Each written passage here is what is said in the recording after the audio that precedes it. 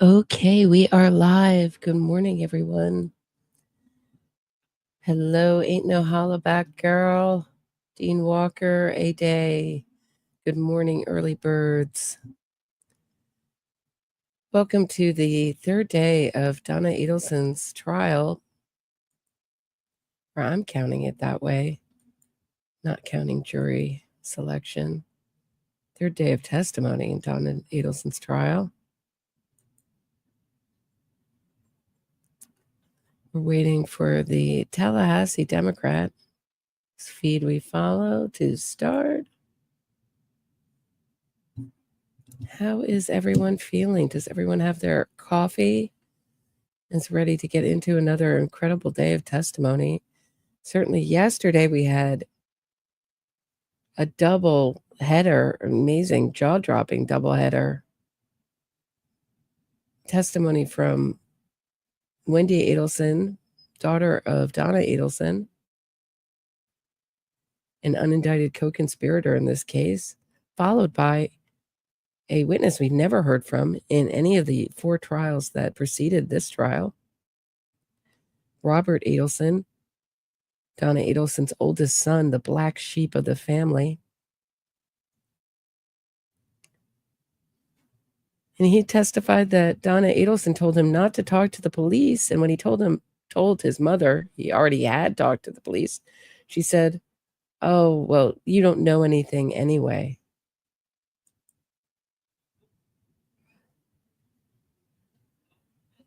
Meaning that there's people who do know things, that would be the people that really shouldn't talk to the police. It's okay for him to talk to the police because he doesn't know anything. But for her or Charlie or Wendi to talk to the police and answer questions, they've never really answered serious, hard questions in this case. They've always lawyered up, would be devastating. That's what she means by that. A jaw dropper. I knew it would be. It was the testimony I was looking forward to. Also talked about how involved Donna Adelson was in Wendi Adelson's divorce, that she had meticulously planned out how to leave him in the most painful way possible.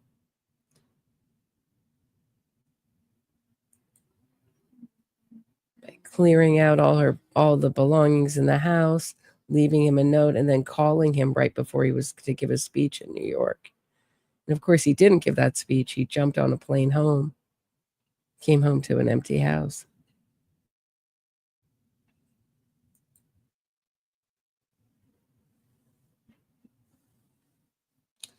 Yeah, I agree with you, Janice. Yesterday was unbelievable.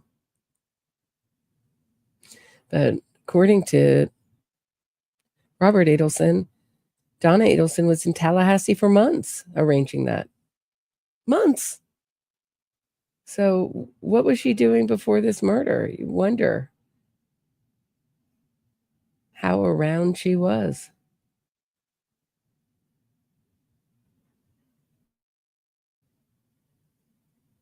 Or maybe she kept a distance. Who knows? But she was using her maiden name, Jacobs, to rent Wendi apartment. Here she is. It's her high school yearbook photo.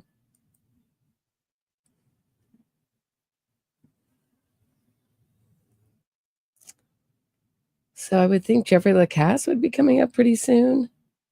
Who else? I mean, who do you predict the testimony is going to be from today? I would think would be coming up pretty soon. Yeah, he sure did bury his mother on the stand. I thought so too. Oh, here we go.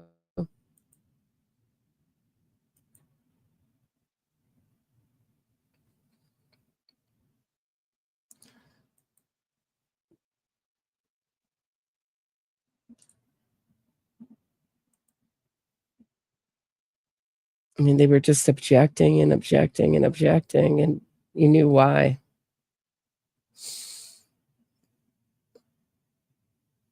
Because what he had to say was so devastating. I mean, he didn't know much, but the little things are very telling. It wasn't like, oh, I saw Charlie meet with Sigfredo or hand over the money to Katie, or I don't know what. I saw my mother watch the money. No, it's much more subtle but devastating. Just the way an outsider son would know. I mean, when he would ask, "Aren't you concerned? Who killed Dan Markel?" She goes, "I don't know and I don't care. Doesn't concern me."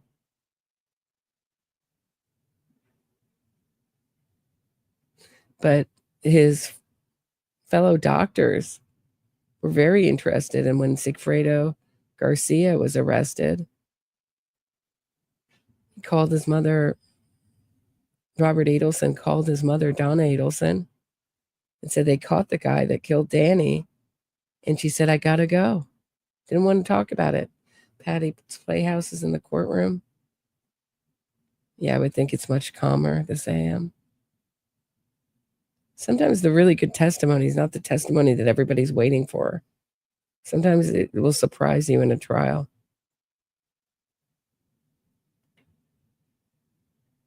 Robert was the one, I mean, I think a lot of us were waiting to hear from Robert, but did not disappoint. Hey, Mia Wallace. Harvey's up front. Markel's not there yet, Patty says.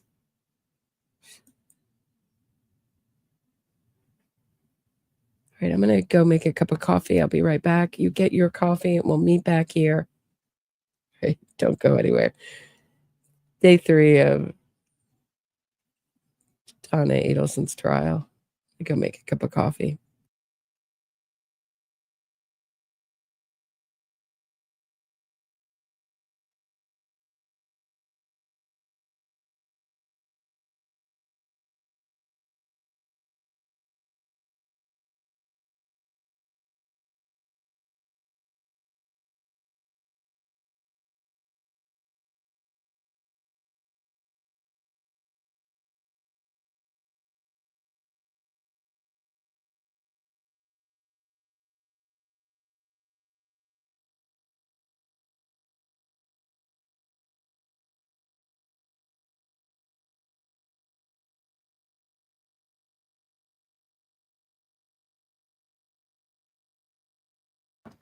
Sailing Nuts is asking me a question. Roberta, do you think when Wendi Adelson texted Rob about Jeff Lacasse, she went rogue? Yeah, I think she was making sure that he knew who her boyfriend was. If she correctly knew that her brother would talk to the police. This would be the brother that would talk to the police. She was setting up Jeffrey Lacasse. I mean, that ended any doubt I had about that theory of the case.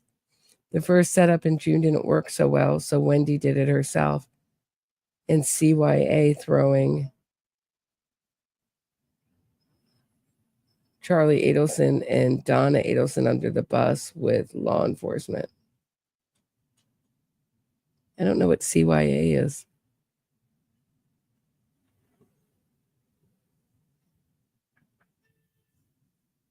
Help me out. I know it's early. I haven't had my coffee. Help me out.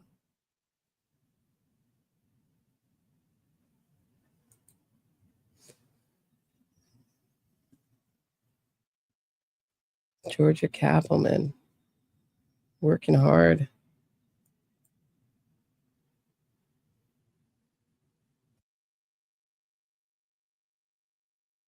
Oh, cover your ass. Thank you. Yeah, she was covering it. She was making sure he got to be the fall guy.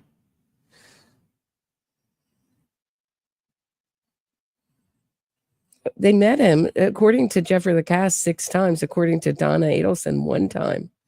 So between 1 and 6 times, you take your pick.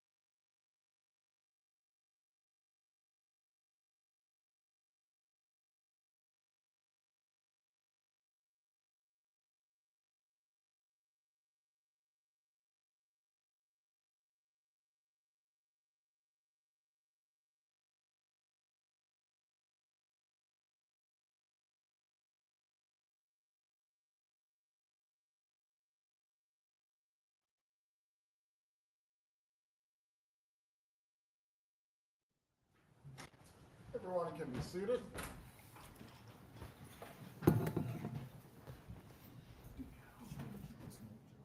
Yeah, that's fine.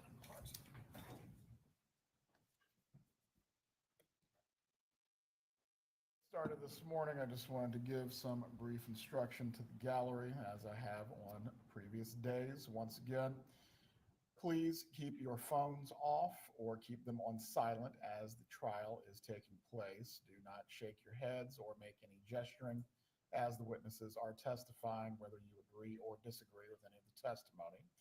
If any of the testimony is going to be distressing or upsetting for you, please remove yourself from the courtroom. Also, if you step outside while a witness is testifying, you are to remain outside until there has been a change in witnesses.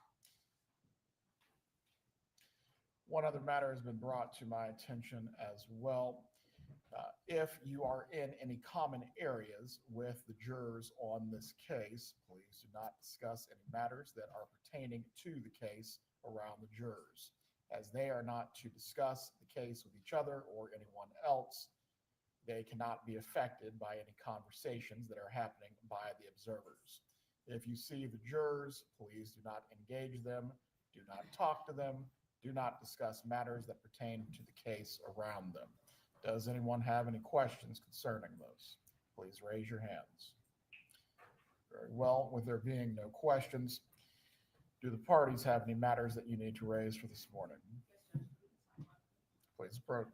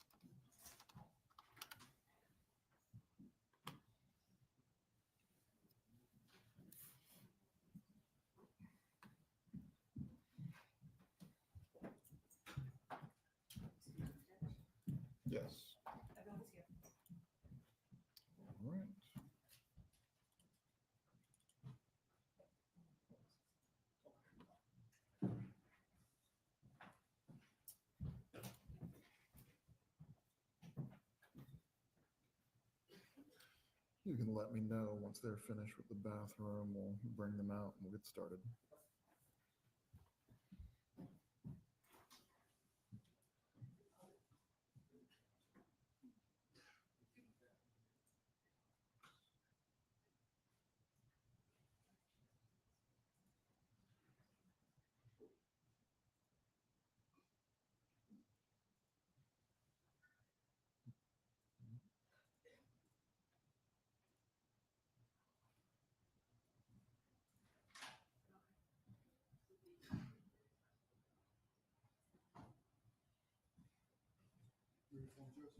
Yep.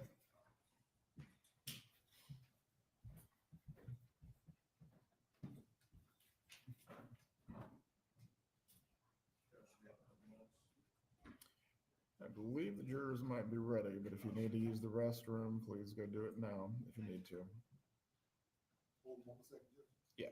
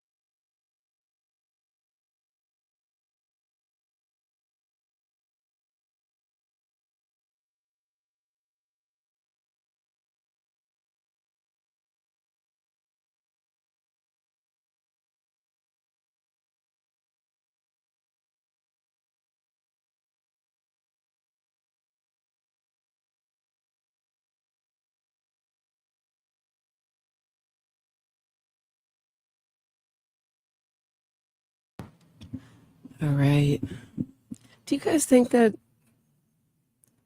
court TV is louder than this? Their feed is louder?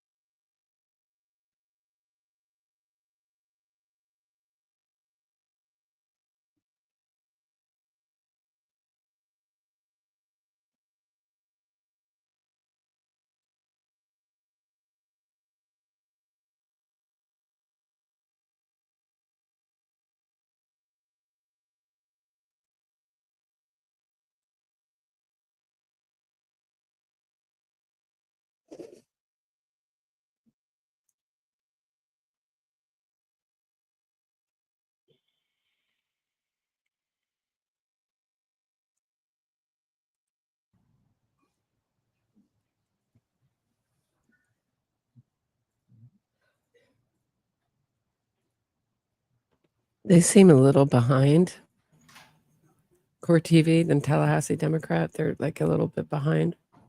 But if the sound is a little bit better, I hate all the, I just hate all the flashing lights on this on this feed. But I'll deal with it for better sound. I believe the jurors might be ready, but if you need to use the restroom, please go do it now if you need to. Yeah.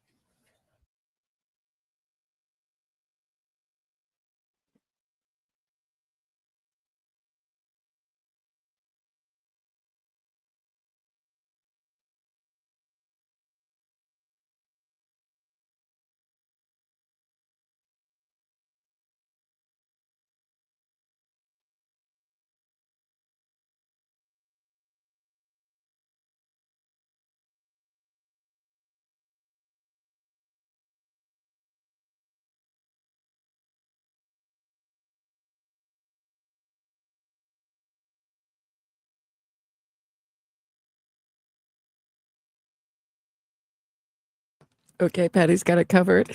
I just got overly excited there.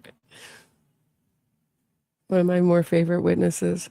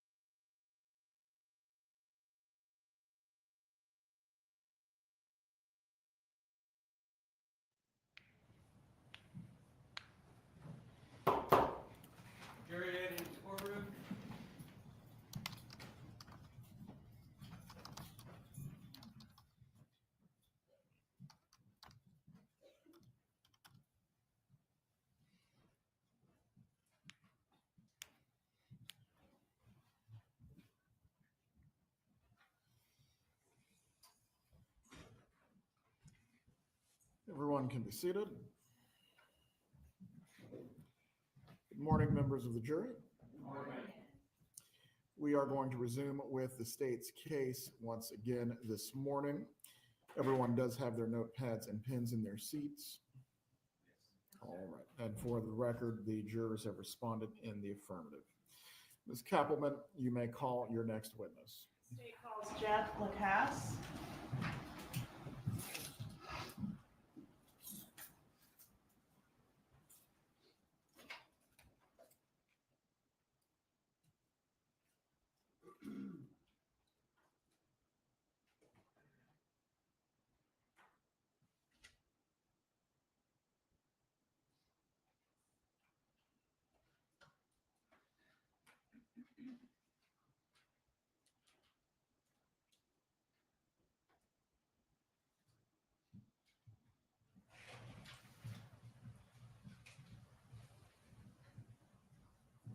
Please raise your right hand, sir.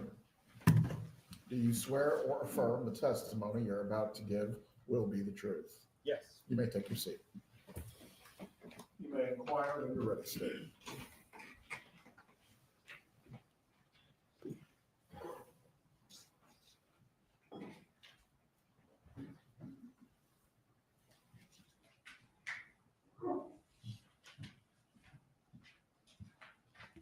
Sir, please introduce yourself and spell your name.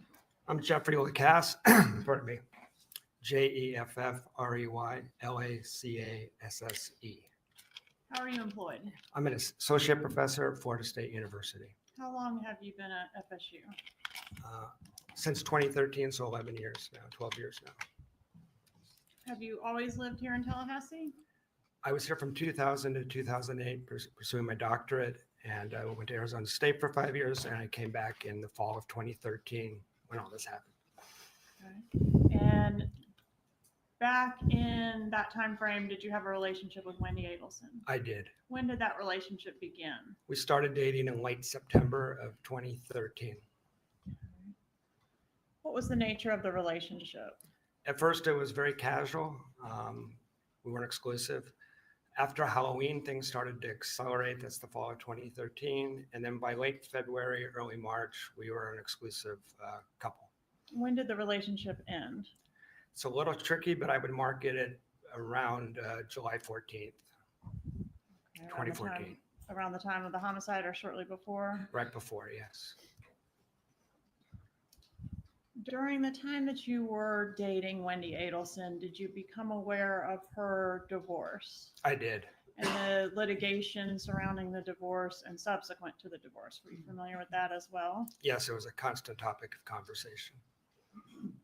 Were you aware that it was an unusually difficult or nasty divorce? I was.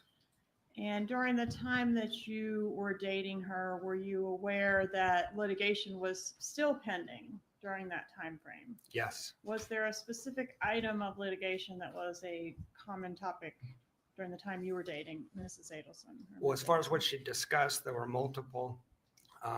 The relocation motion had just been denied a couple months before we started dating. So that was still very much on Wendy's mind. That came up a lot. Then there were the custody issues with the kids, of course. Okay.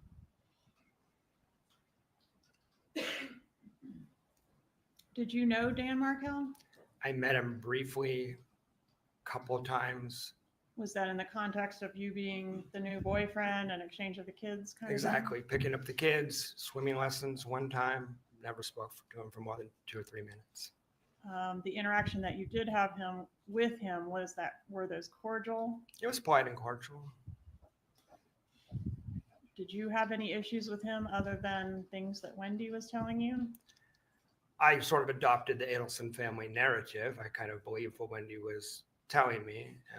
And Wendi and I also had mutual friends from when I was here before, and they had sort of adopted that narrative as well. So I didn't have a personal beef with Dan Markel, but I did believe sort of the Adelson family story about Dan Markel. Which is that he was making it very difficult for Wendi. He was a difficult person. Yes. If you know, did Wendi Adelson want to relocate to South Florida? Yes, she did, very badly. And why did she want to relocate to South Florida? She preferred to be down there with her family. She also hated Tallahassee. That's in my original, police statements. It was almost a daily topic of conversation how much she disliked Tallahassee. So it was both. She really disliked Tallahassee. She preferred to be in Miami. On our second date, she broke into tears talking about relocation and abruptly ended the date. I mean, it was still very visceral, very important to her.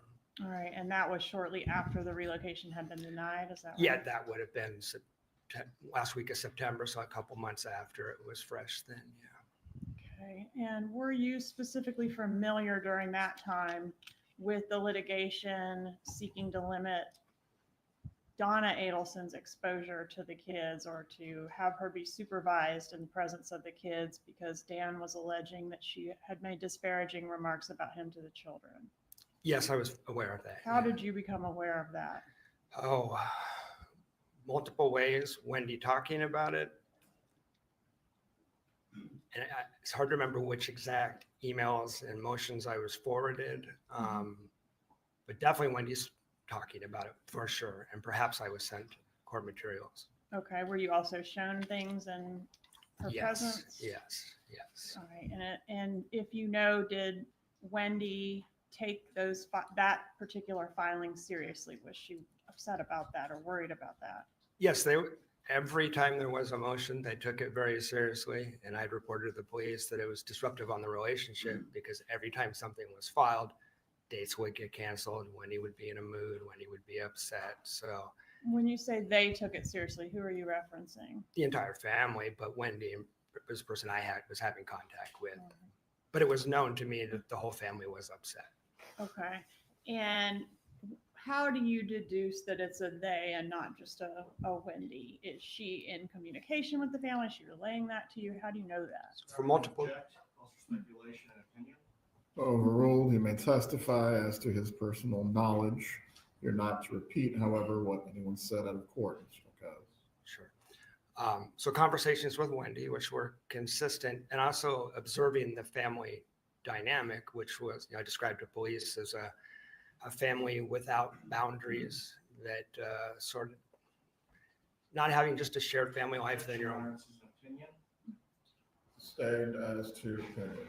All right. So in your observations, let's keep it specific to Donna, if you Yes. don't mind. Was Donna Adelson very involved in her daughter's life?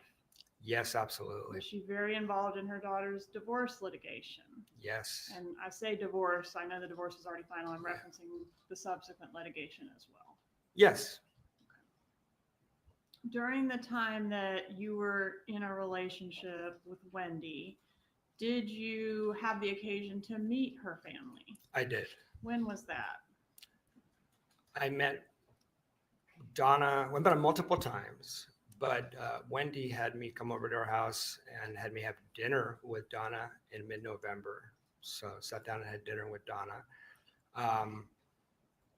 There's about 6 or 7 other occasions that we met and or interacted. Me picking up Wendi to go on a date, and the parents would be in the living room. We went to a Hanukkah party together. We went to the circus together. Wendi's parents would use Wendi's van to transport the kids. So I would come pick Wendi up from the house to bring her to work because the parents needed the car. I met Charlie in March when I stayed with him. So that's some of the interactions. All right. And when you met Donna here in Tallahassee, was Harvey always there as well, or would sometimes? be I don't Donna believe Harvey was alone? there. I don't believe Harvey was there that time, but he was there other times. So did it appear to you that Donna was frequently in Tallahassee? Donna was definitely frequently in Tallahassee between September and early May. After that, I'm not aware of her being in Tallahassee.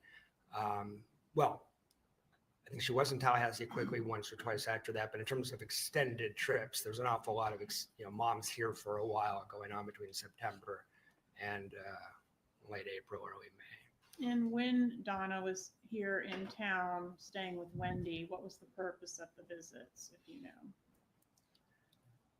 I think multiple purposes. The children was what almost everything revolved around. So spending time with the kids would be the main purpose that I was aware of. All right. And you said you met Charlie. Where did you meet him? Wendi and I went to, sorry. Wendi and I went to alternative spring break in Immokalee, Florida for spring break 2014. After we were done with that field trip of sorts, we went to stay with Charlie at his house for one night. So I spent one evening with Charlie Adelson. All right. And did you interact at all with Donna and or Harvey on that trip? No, they didn't attend. We didn't go there. Did you ever spend time with Donna Adelson in South Florida? No, All right. So the only times you met her were here in Tallahassee. that's correct. What were your interactions with Donna Adelson like? Just a few that I recall. Sometimes they were really quick because I was just picking Wendi up. When we had dinner, we talked for maybe 5, 10, maybe 15 minutes, but it was pretty quick and just getting to know the girl who I'm interested in, her mom. So it's just that kind of thing. She excused herself from the table after like maybe 10, 12 minutes, something like that. And so Was that a conversation where it was just the two of you seated at the table? it was Wendi, myself, and Donna. Okay. Just a getting to know you type thing. Just Okay. ended fairly quickly. What about Katherine Magbanua? Did you ever have an occasion to meet her? I did. She was at the dinner at Yardbird that myself, Wendi Adelson, Wendi Adelson, Katie, and Charlie were at. Yeah. All right. And that was the night that you spent in South Florida where you met Charlie. Correct. Was that the only time you ever met Charlie? Only time I ever met Charlie. Okay. And do you know the date of that visit? I believe that's March 11th, 2014. And how was Katherine Magbanua related to the Adelson family? She was Charlie's new girlfriend at that dinner, is how I knew her. Was it your impression or knowledge that this was the first meeting between Wendi Adelson and Katherine Magbanua? That was my impression. There was a lot of getting to know you talk type stuff. All right. At the dinner table, did the subject of Dan Markel come up? Yeah, I don't remember a lot of specifics, but I think it came up kind of briefly. There was a lot of talk about Wendy's book. I remember that part. And at the dinner table, did Katherine Magbanua's ex come up at all? Yes. Could you tell us about that? Yeah, that stood out because Katie mentioned that she had her children's father was always getting in trouble with the police and had a violent criminal record. I'm paraphrasing, but it was it sounded like not parking tickets. It sounded pretty bad, and it stuck in my memory for that reason. What happened after dinner? We went back to Charlie's house on Well Harbor. All right. And did Katherine Magbanua go back to Charlie's house as well? No. All right. So at that time, it would be just the three of you, Wendi, and Charlie. And Charlie's then roommate, Dr. Jerome Obed. Okay. And can you describe the residence there? Yeah, I thought it was a nice house. Had a hot tub, had a pool. Okay.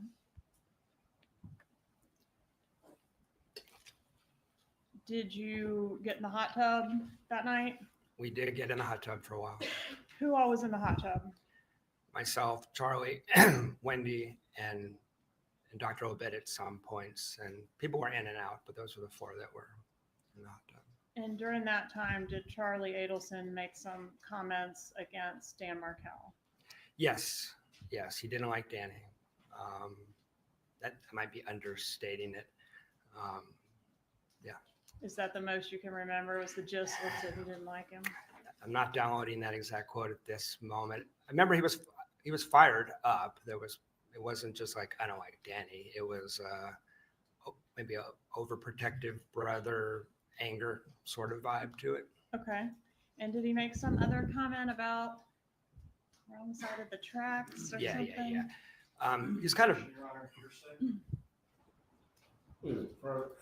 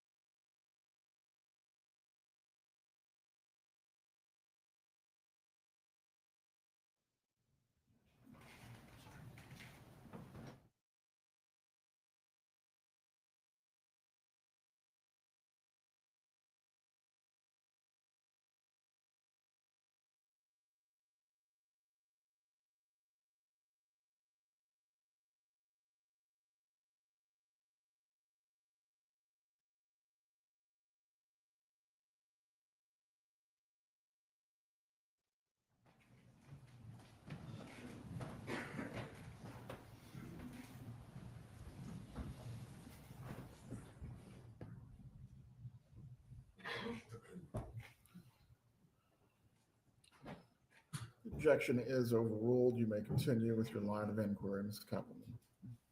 Sir, do you remember the statement that I was referencing? Yes, I do. There was a couple of statements in the hot tub. Okay. One was about the fact that Charlie knew people on both sides of the tracks, that he hung out with professionals, dentists, doctors, et cetera. But he also knew, was familiar, had social contacts that were in the criminal element. And he's kind of bragging, and he kind of specifically mentioned Cuban neighborhoods as a place where you would find that criminal element. I want to ask you about an incident involving, I think the context is assessing Wendy's oldest child for gifted placement. Do you Yes. know where I'm going with that? Yeah, I do. Okay, could you tell the jury, please? Wendy was looking to get her older son tested to see if he was gifted, to get him placed in school. This is spring 2014. And I was trying to put her in touch with some people that could do that. And we were talking about that, and she asked me when children develop autobiographical memory. Is your training or profession such that you have some knowledge that you could offer on that topic? Your Honor, he's not disclosed as an expert. Stand, you'll need to establish a foundation as to why this testimony could be given by this individual, Ms. Kappelman. I'm not offering it for its truth, Judge. It goes to Ms. Adelson's state of mind and motive. Very well. As to that purpose, I will permit it. However, as to that limited issue only, can this be considered by the jury? So, I mean, you're not an expert on children's autobiographical memories, are you? Not really. That's in some of the textbooks I teach out of, but I think I can keep it out of the scientific realm and explain it commonsensically, which is how I responded to Wendy. Children at age 2 have amnesia, which most parents probably realize. Between 3 and 4, kids start to develop the ability to retain memories. Jeff, this is expert testimony. As to a specific thing that goes to the state of mind of the individual you are testifying about, Mr. Lacoste, you may speak. As to your knowledge of any literature or research on this matter, I do not need you to testify on that matter.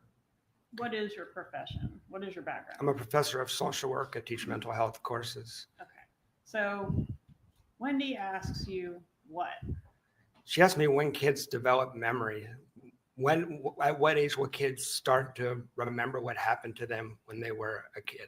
And what was your answer?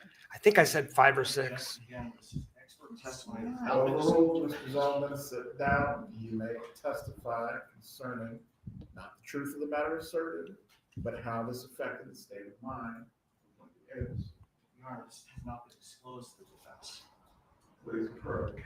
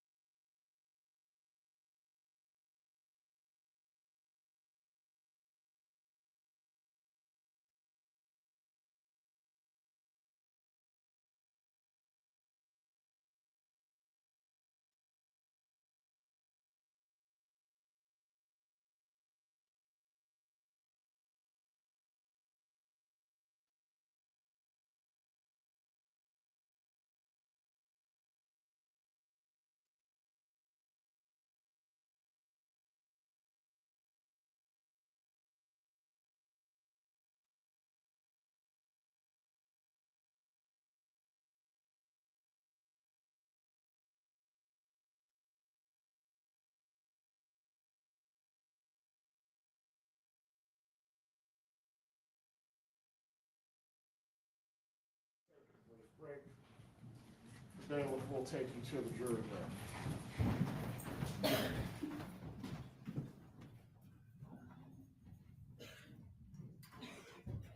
Koss, if you can step down, please. Step outside the courtroom doors. Don't discuss your testimony with anyone else.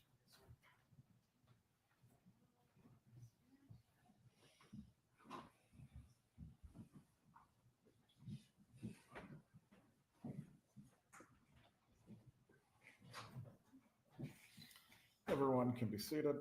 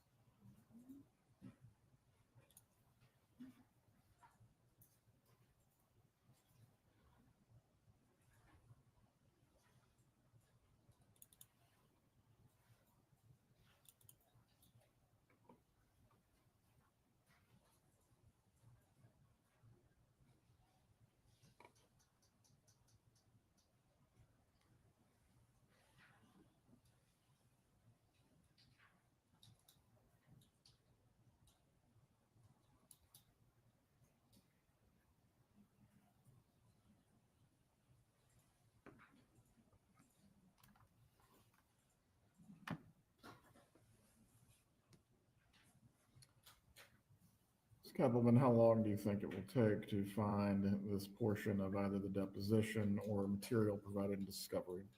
Maybe another 10 minutes, Judge. Very well. We'll take a recess then until 9:40.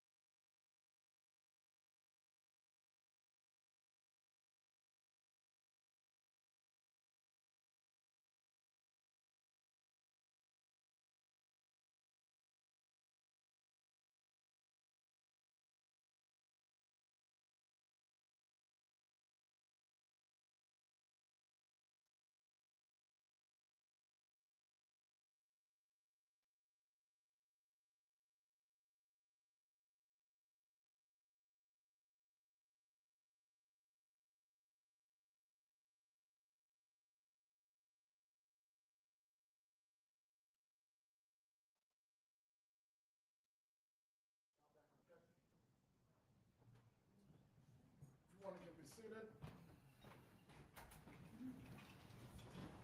Ms. Kappelman, did you find the information that you were seeking to Yes, elicit? sir. I'm sorry I didn't have an answer for you. The cases had so many incarnations, hard for me to remember who knows what, but I am conceding the violation, certainly not intentional. I did not find it. Mr. Rashbaum did not depose this witness, so I'll move on. Well, the defense requesting for the court to conduct a Richardson hearing. It's not intentional. I would concede that. There are a lot of materials in here. I would just, if the state's going to move on, I don't think we need to inquire further. Should I get the witness, Judge? One moment, briefly, so the record is clean on this topic. I will find there has been a discovery violation with regard to the testimony of Jeffrey Lacasse on the subject matter of what was discussed with Wendi Adelson concerning any issues as to the children's memories. I will find this was inadvertent, as there have been, I believe this Kappelman is the 5th or 6th trial in this, Only the 4th, Judge. excuse me, the 4th trial that has occurred under this set of facts, and there has been a multitude of discovery or interviews or depositions of this witness, but specifically as to this defendant being able to depose this witness on this topic, that did not take place by prior counsel or current counsel. I will find it is trivial, and it has not had a prejudicial effect on the ability of the defense to prepare, since the state is conceding the matter and no further examination on this topic will take place. The court will give a curative instruction to the jury for them to disregard and not consider as evidence in this matter any testimony that has taken place concerning a conversation between Wendi Adelson and Jeffrey Lacasse as to the children's memories. You may bring in the witness.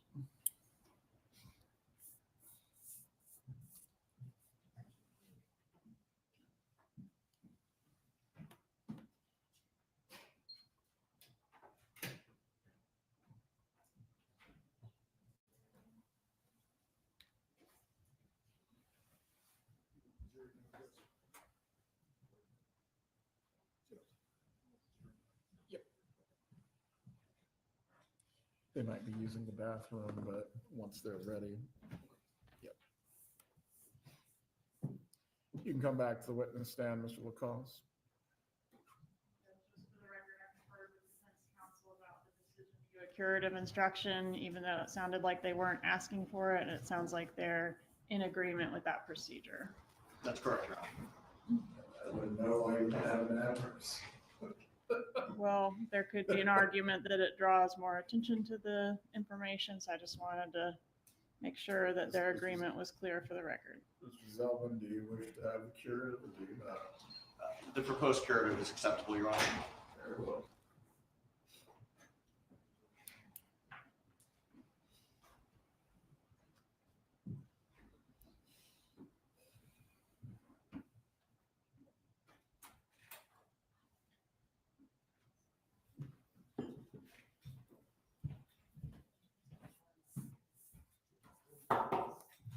Carrying forward.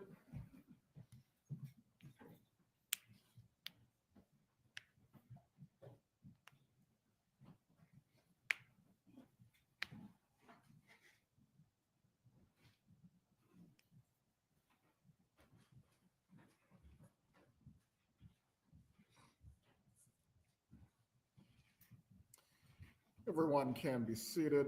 Members of the jury, before the examination of this witness continues, I am going to give you a brief instruction.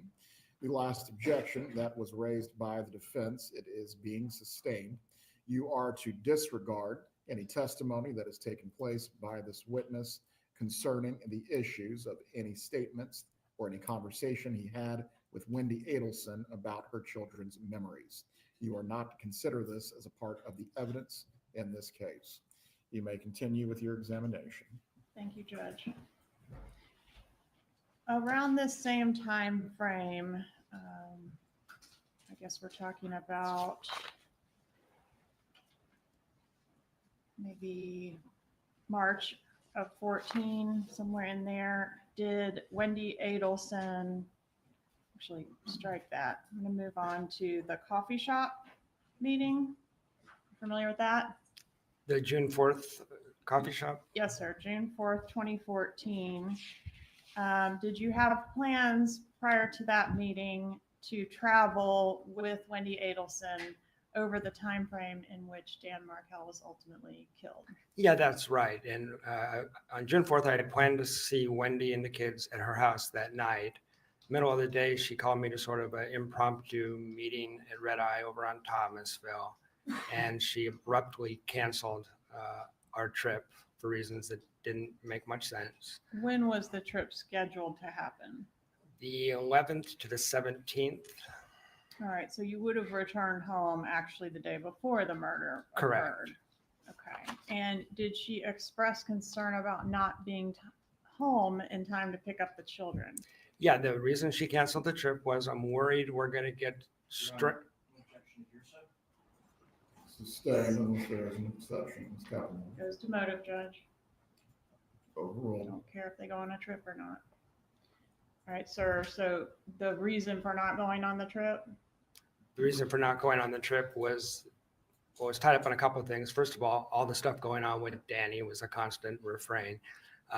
But given the stuff going on with Danny, she was concerned that she might not be back in time, even though our flight was to land the day before. And it wasn't so odd to me. It wasn't winter. We're going through it. It's like LA to Atlanta to Tallahassee, leaving in the morning. I didn't see any real reason why that would be a problem. She would have needed to pick up the kids on July 18th, right? Yes. She knew that then. Their schedules were planned out for like months. Okay, so you would have returned on the 17th and she would have been picking up her children from preschool on the 18th. Yeah, I think 5 p.m. on the 18th, which is why, I mean, I didn't object. I just said, okay, I didn't make a thing out of it, but it didn't make any sense. And that, just for clarification, that conversation occurred on June 4th. It did. Okay, when was the next time you saw her after that coffee shop meeting? Yeah, so that was mid-afternoon, and in the evening, I had plans to go see her and spend time with her and the kids. And then she had contacted me that she wasn't feeling well and I should like rush over there essentially. She had a stomach problem. So I got there as quickly as I could.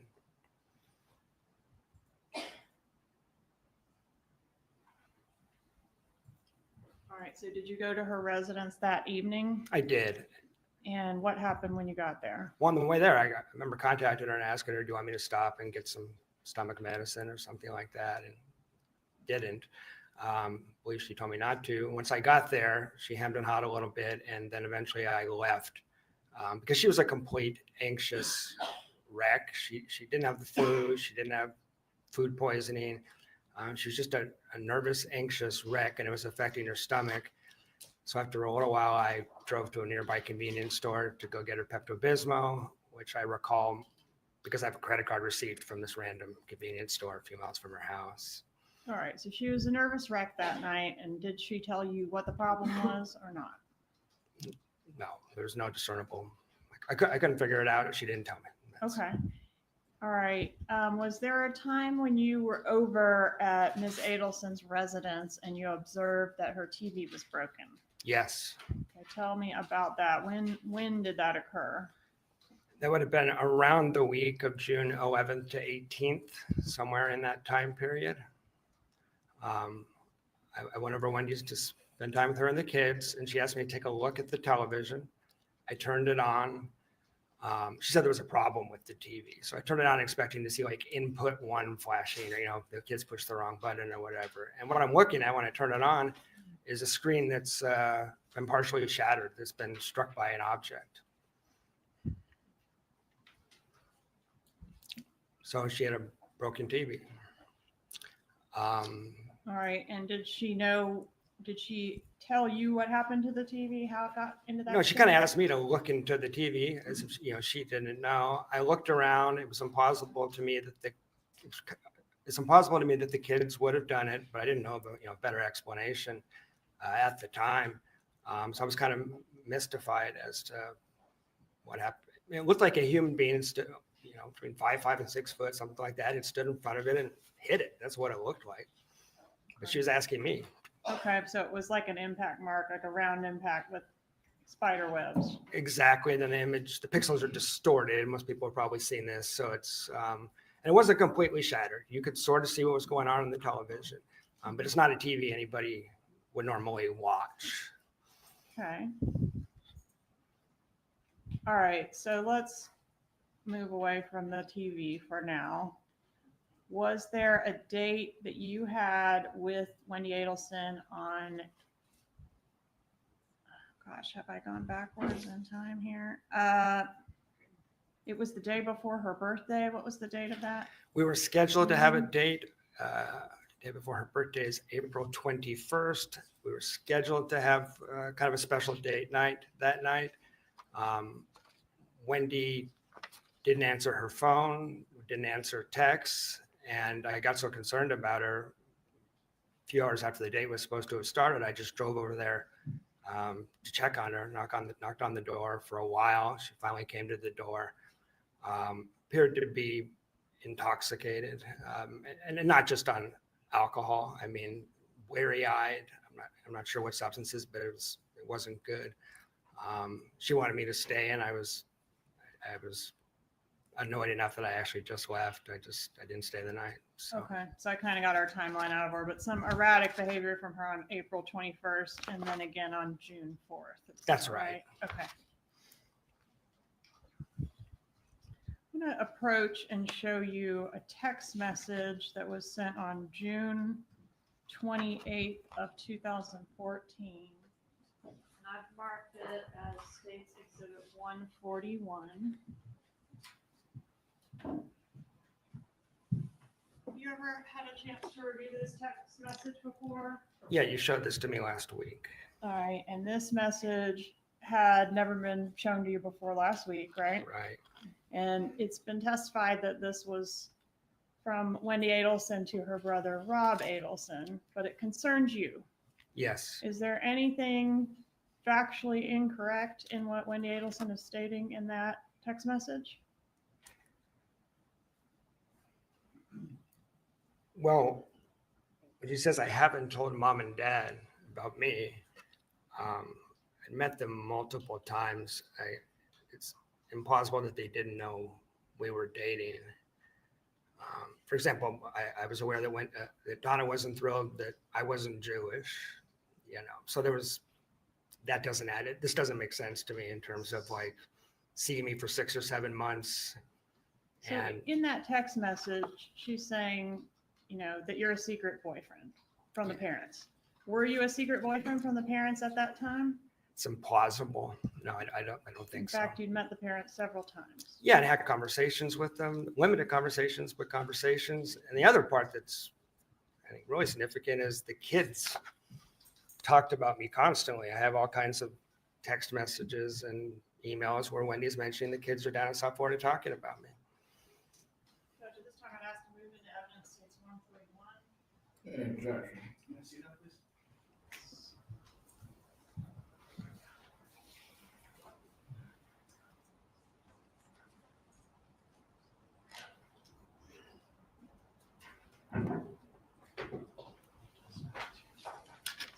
No objection. States 141 is admitted at this time.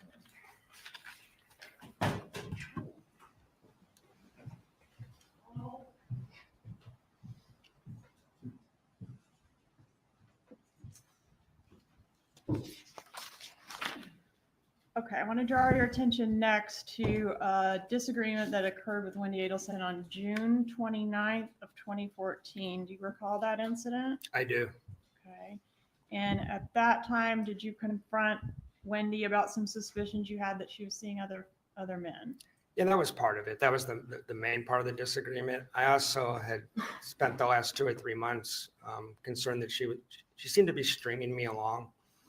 Where did the fight occur? The fight occurred in Gainesville. Okay, and I say fight, it was a verbal disagreement. Verbal disagreement, and argument's not even the right word. We just exchanged words. Yeah. Okay, and did that exchange of words lead to an awkward drive together back to Tallahassee? It did, a very awkward drive back to All right, Tallahassee. and that was, It's the morning of 29th or 30th. It's the 30th, the morning of the 30th. morning of June 30th. Yes. Okay. And after you parted ways, once you returned back to Tallahassee on the 30th, what was the status of your relationship over the next couple weeks? Yeah. Well, we left that, when I left on the 30th, when he was clear that it wasn't over, but it wasn't great that we'd had this exchange either. So over the next couple weeks, we had phone calls, text messages, video chats with the kids. My take was, seems like it's probably going to be okay, but I didn't know for sure. It did string the relationship out another couple weeks when it easily could have ended. When was the next time you saw her in person? July 13th. All right, so about, I guess that's the Sunday before the murder, is that right? That's correct. And where did you see her? We went to dinner and a movie. I picked her up at her house at Aqua Ridge. We went to dinner and a movie and then returned there. Okay, while we're on the topic of Aqua Ridge, I'm going to approach and show you what's been introduced in evidence.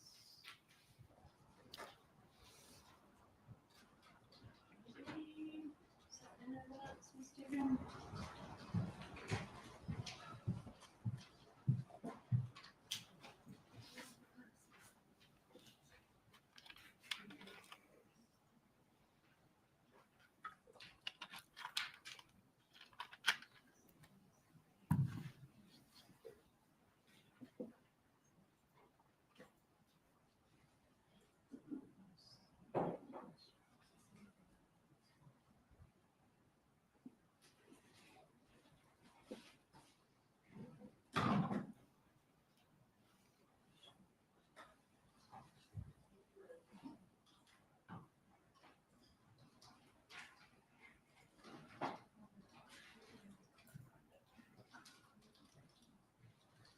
That was in the PowerPoint, so you might not find it. All right, we'll circle back to Aqua Ridge. So we're on the disagreement, didn't see her for a while, saw her on July 13th. And you were at her residence. What was the plan for that evening? I didn't know. It was just to spend time together and maybe talk about the relationship some, but we were conversing. We had conversations. Were the kids there that night? They were not. Okay, so it was just the two of you at the residence? Just the two of us. All right, and did the subject of relocation come up? Yes. In what context? It came up in the context of whenever Wendi got back from Miami, she was always very upset about the fact that the relocation had previously been denied. I mean, it had been legally denied, but she wasn't over it. It was a constant refrain about how much she hated Tallahassee. So we're talking about the future relationship. And I'm asking, are you going to be here? Because with the constant complaining about how hard it was on her parents to transport the kids and just the constant complaining, just thinking, is she even going to be here? Is it worth trying to push forward in the relationship? And she said the only way that I'd ever relocate is if something would have to happen to Danny. Subject to the same ruling at sidebar, the objection is overruled pending the other matters that do have to be addressed. You may continue, Ms. Kappelman. Please repeat your answer. Yeah, the only way she'd ever be able to relocate is if something happened to Danny, was the first statement. Okay, and did she mention anything further about something Well, happening to Danny? Can I give the context before the next? Yes. Yeah, so I was getting a little tired of this whole drama around the relocation. And so I pushed back on Wendi a little bit and said, like, you're going to have to kind of make your peace with this. You're going to have to take some responsibility for this. You're linked to Dan Markel for life.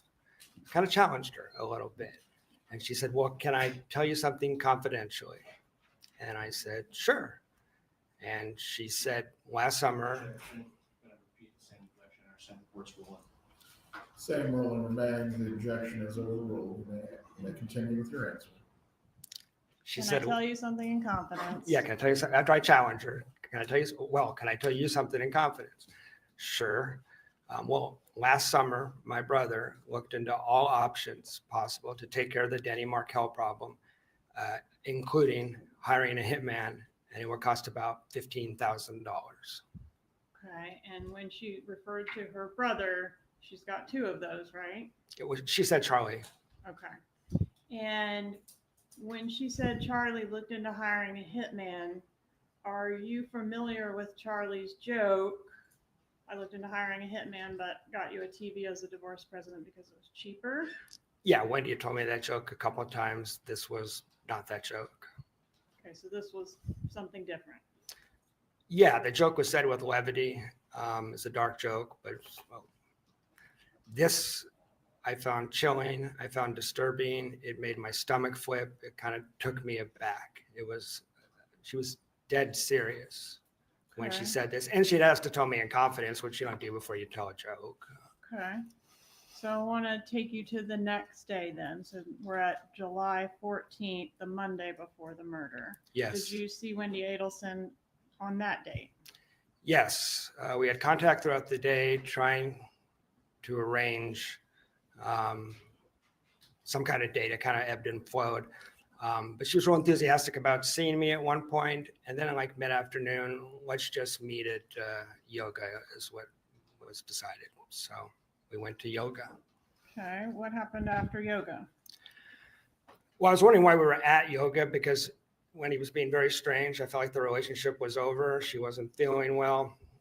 I'm not a big yoga guy, so I didn't understand why we were at yoga for like 80 minutes, stretching. But then when we left yoga, we barely spoke, and I was just getting a vibe that this is over. Tried to talk about the relationship, didn't go very well. It was pretty clear to me. My internal thoughts were like, well, this is over. So she didn't want to spend time with me the rest of the week. So I just put my hands up like this. I remember this vividly, and just turned around and walked away. Where were you when that was happening? We're in the parking lot of Journey's Yoga over by Winn-Dixie. Okay, so you have your two respective vehicles there and Yes. you're parting ways. Yes. Okay, what happens as you walk away? Get about 10, 15 feet away from her, and she calls after me. I turn around, and she had a series of detailed questions about what I would be doing on Friday. I had a trip to Tennessee planned, and she wanted to know if I was going on that trip, and she wanted to know what route I would be taking. And if I didn't go on the trip, why wouldn't I go on the trip? And I answered the questions as best I could, but I was confused why at that moment she wanted to know the details of what I was doing on Friday when she expressly didn't want to spend time with me on Friday. Okay, and we now know that Dan Markel was murdered on Friday. Yes. Right? If you had taken the trip as planned, which is as you reported to Wendi that day, what would your route have been? I would have left my house at about 11 a.m., which Wendi knew. I'd related my plan to her earlier in the relationship. Needed to get to Atlanta for dinner and was worried about traffic and stuff like that. So I would have left at 11, and I would have driven down. I would have got to Capitol Circle in Thomasville, which is close enough to Danny's house that it kind of gave me the creeps. It was kind of weird. Yeah. Okay, so physically, you're saying you might have been sort of consistent with how the killers fled town. Yeah. Okay.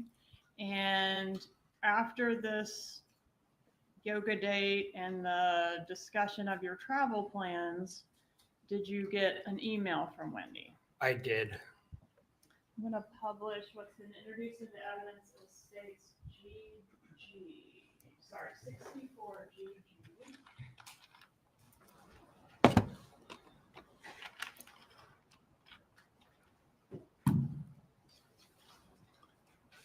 Is this the email she sent you after the yoga date?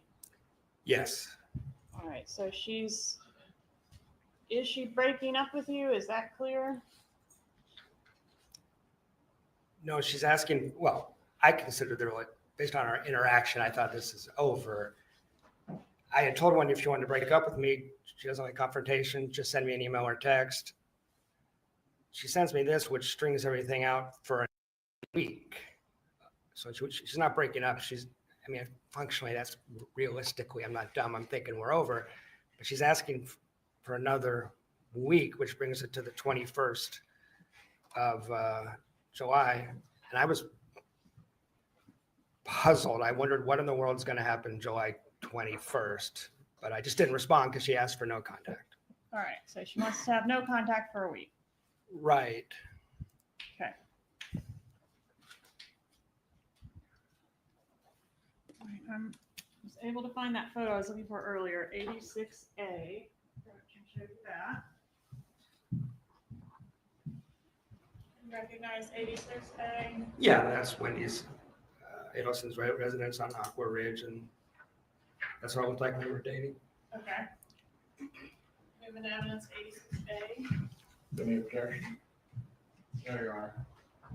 86A is admitted at this time. May I publish? You may.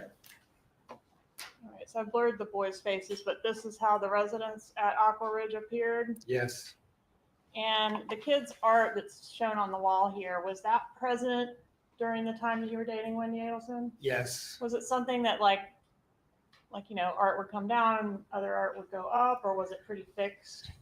It was, maybe some art would get added, but I never saw any come down until July 14th. All right. 13th, sorry, July 13th. July 13th, you noticed that the art had been taken down? We walked into the kitchen, and then Wendi was pulling art off the wall. The only time I'd ever seen her do that. Okay. And I want to ask you about, I've nicknamed it the celebration dinner. Are you familiar with that? Yes. topic? Okay. Could you tell the jury about that, please? Yeah. Objection, Your Honor. Calls for hearsay. I understand the court's prior rule. Objection is overruled. Wendi and I reestablished phone contact about 10 days after the murder. She called me, and we had a couple, 3 or 4 phone calls. In one of them, she related that her and Charlie had gone to what Charlie called a celebration dinner. And at that dinner, Charlie said something to her. She didn't specify what it was, and she spontaneously vomited all over the table. Are you aware, sir, that you were suggested as a potential suspect? in this Yes. murder? Where were you when Dan Markel was murdered? I was in Tennessee because I had left on my trip the night before. So Rather you than this- changed your plan. I changed my plans at the last minute. All right, and you provided law enforcement with some receipts and things to prove that you were in Tennessee at the time? All that, and I got a flat tire, so I ended up getting videotaped at a Kmart. And I know the TPD used that to exclude me with the timestamp on the surveillance footage. May I have one moment, Your Honor?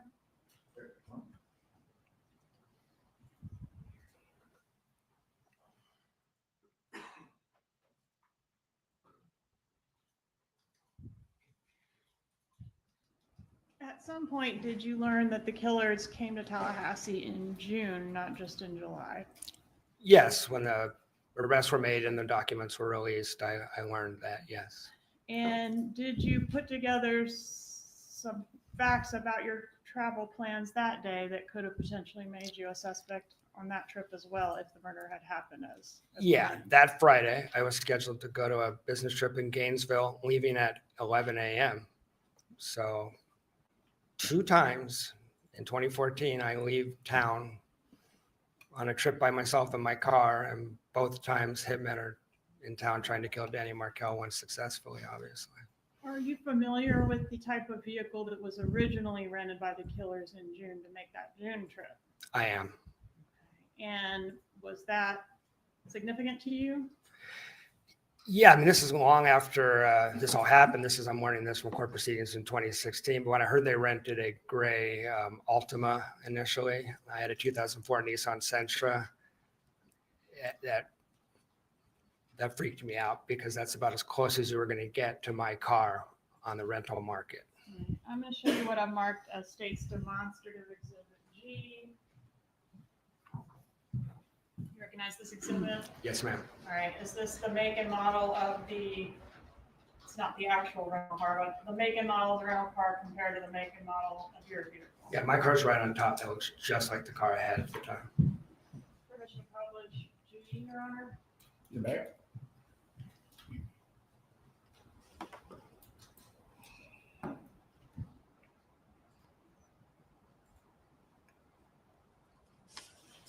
I have one more moment to confer, please.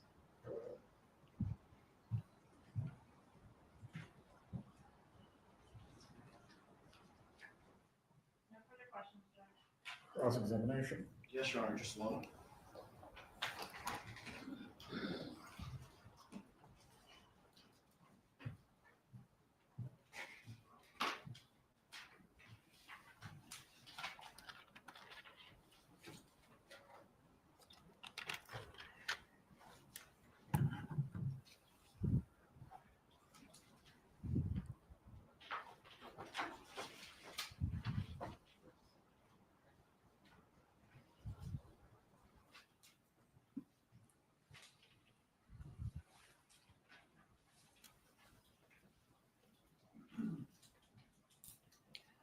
Morning. Good morning. And it's Dr. Lacoste, correct? Jeff is fine. Mr. Lacasse is fine.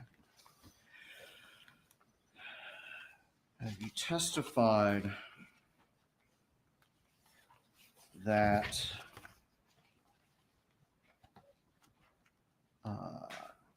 it was your understanding that my client, Donna Adelson, was aware of the motion that the state has called the grandmother motion.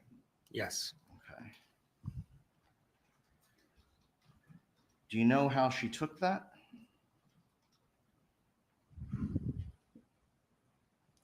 It was, I'm hearing this stuff from Wendi. Okay. Um, Well, do you know how she took it? I mean, I wasn't there to observe her reaction. The whole family was upset about every one of these motions, was my impression. Information coming from Wendi. Okay. And so the only person that you spoke with about how the family took things was from Wendi. Putting Charlie's, Aside from Charlie in the hospital, aside from Charlie in the hot tub, it was all through Wendi. That's correct, sir. isn't it true that you found Wendi? Let me find the exact quote.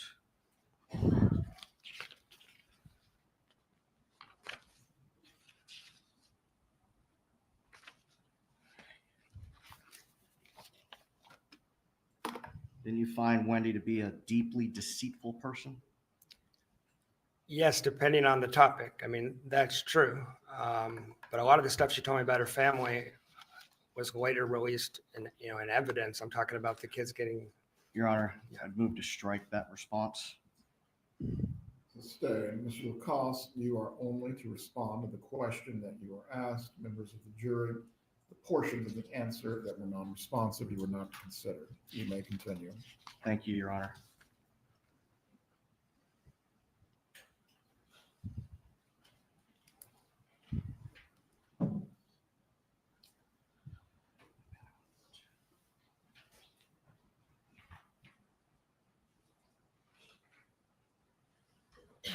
You yourself do not have any personal knowledge as to how my client, Donna Adelson, took the grandmother motion, do you?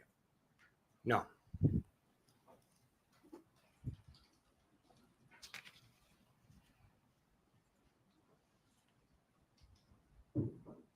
Isn't it true that you only had limited small talk with my client, Donna Adelson? That's correct.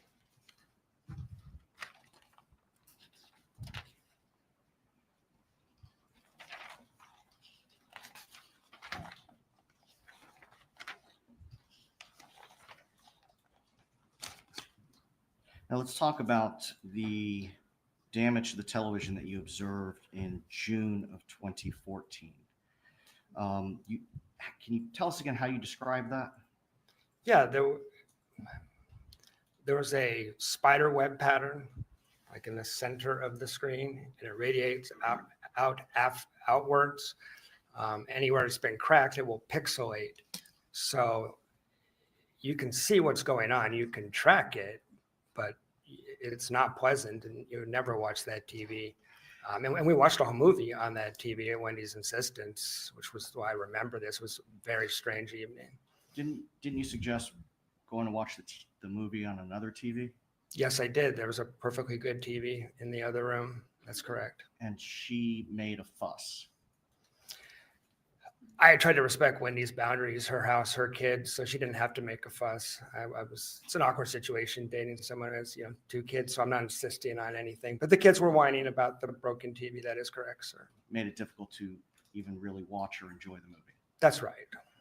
Could you tell us about how big that impact was? Fist sized. Adult or child? I don't remember with that precision.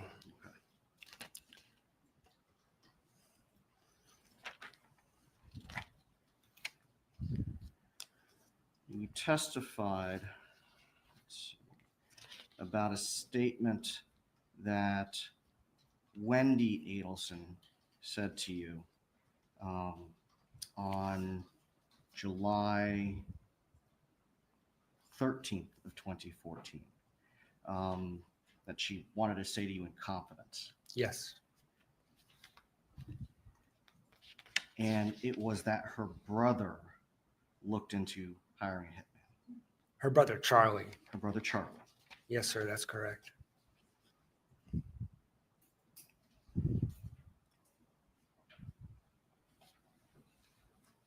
Just a moment, Your Honor.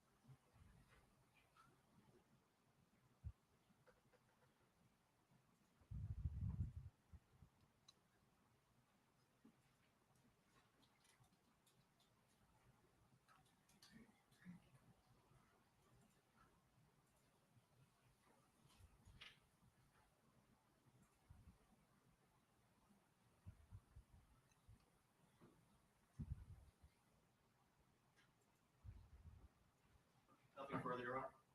Redirect examination. You may step down, Mr. Lacoste. Please call your next witness.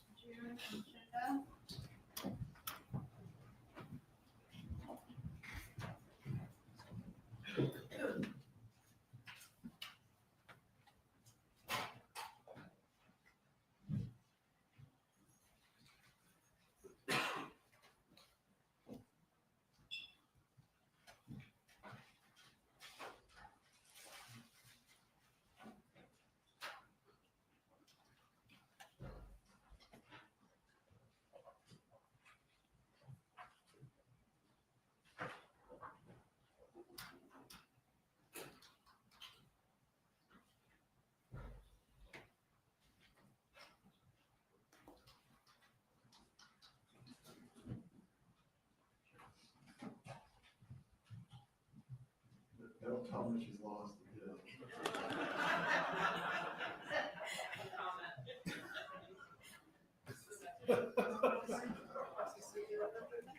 to all bailiffs, United States Marshals, the FBI, please track down our next witness.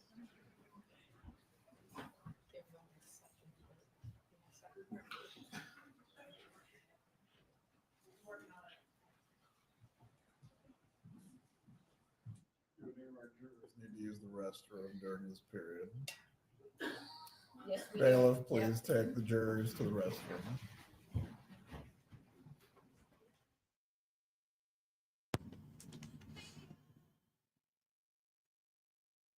So, for those that don't know, June Mchada got lost in the courthouse last time, and they had to put out a SOS call for her. I assume it's June again. And then her phone alarm went off. 25. Mrs. Adelson, if you need to use the restroom, the bailiffs will assist you at this time.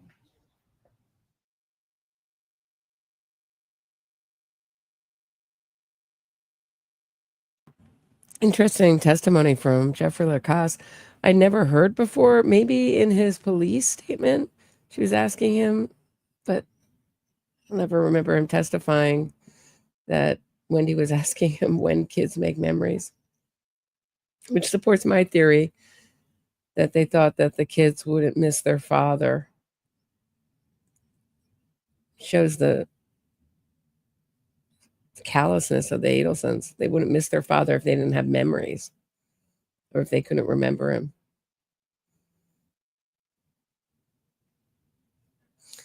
Thought that was pretty incredible. And then I don't remember him testifying that she was taking down the pictures, but did he testify to that before? So probably she was packing everything up. She didn't have to hire movers. Everything was packed up, just keeping people out of her home before the murder so she could move out easily. I mean, she certainly moved out in a weekend.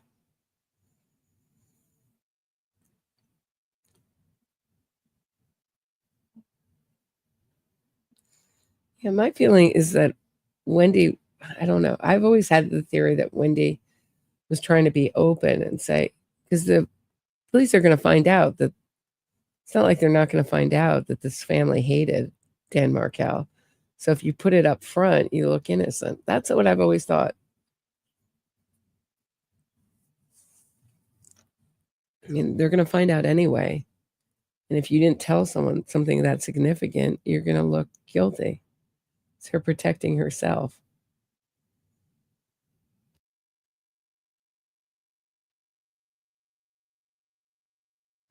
Yeah, I don't know.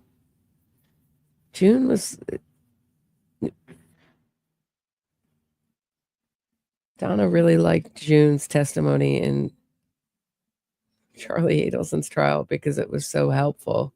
Seemed to forget every significant memory. It was almost like Georgia Cappleman testifying. So she protects the Adelsons. Donna found her adorable. And she hated Jeffrey Lacasse. She called him red and twitchy, I believe, something like that. But what a good witness he is. I mean, he makes good logical leaps. You know, why are you asking me where I'm going on my trip if we just broke up? Why do you care? I mean, the 2 trips he takes, that's when so clear now. I mean, couldn't be more clear that they set him up as a patsy. With Robert Adelson's testimony, I mean, I'm sure it's solidified in his mind. This is something that was a theory, but you know, you couldn't prove 100%. Maybe the car color and it's just all coincidence. I mean, it was awfully weird with her questioning him at yoga where exactly he was going on his trip and what route he was taking. But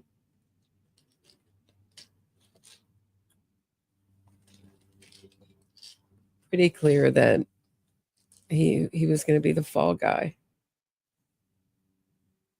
They would have been perfectly happy having him go down for this. I don't think he could have been convicted, but I mean, could have made his life uncomfortable for a little bit. But in the end, what we found out yesterday, one of the more chilling pieces of yesterday's testimony from Robert Adelson was that Wendi was going to get this $1 million job. And then after Dan Markel was murdered, it was clear he was going to testify. I don't know, he was stopped, but to my mind, it was pretty clear that once Wendi Adelson's ex-husband was murdered, until the murder was solved, they weren't gonna hire her. Like, no murderers on our legal team, thanks. Not that I think they have such a terrible time, these lawyers working next to a murderer. Just it's not great PR for your law firm to have a murderer on salary.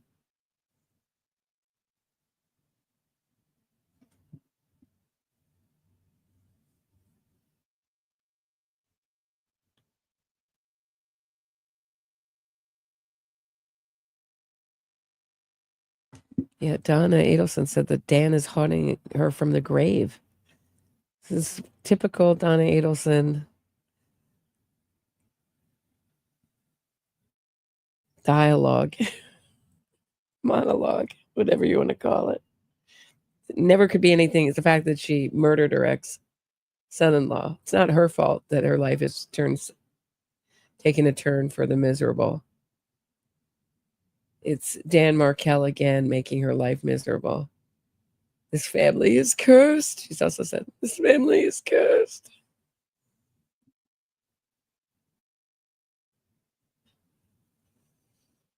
Yeah, we still have Charlie Adelson's testimony, but that may be for Donna. I can't imagine him testifying for the prosecution, but maybe.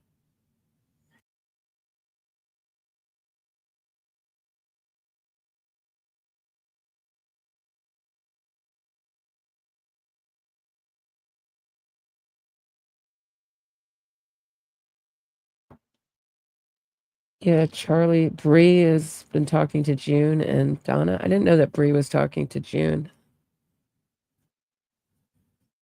I know Donna, certainly.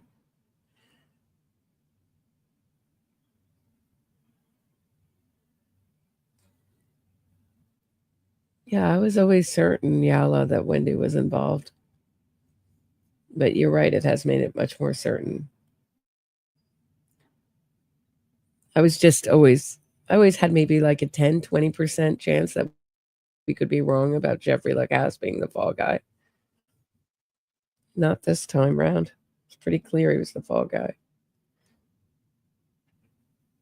Maybe less. Maybe 10% is closer to it. But it's 90% sure. Oh, Robert Adelson's testimony yesterday. Woo.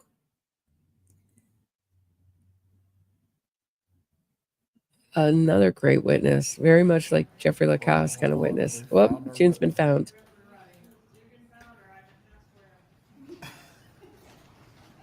Like the runaway bride, the runaway witness. Jack of all trades, bring him up.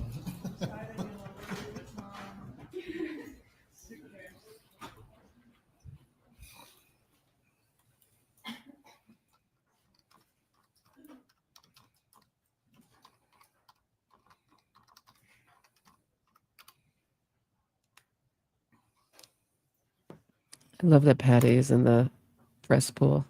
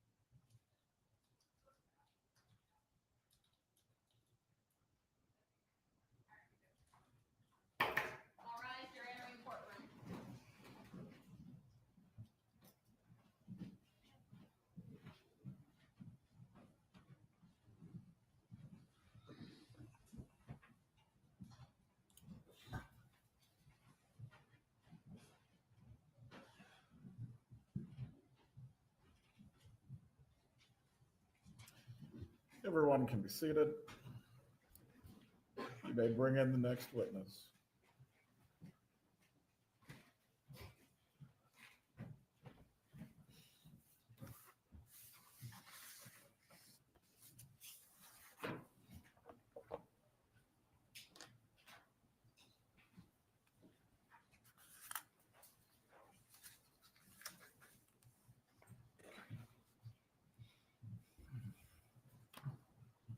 Here. Please raise your right hand to be sworn. Do you swear or affirm the testimony you're about to give will be the truth? Yes. You may take your seat. Please speak loudly and clearly so you can be heard.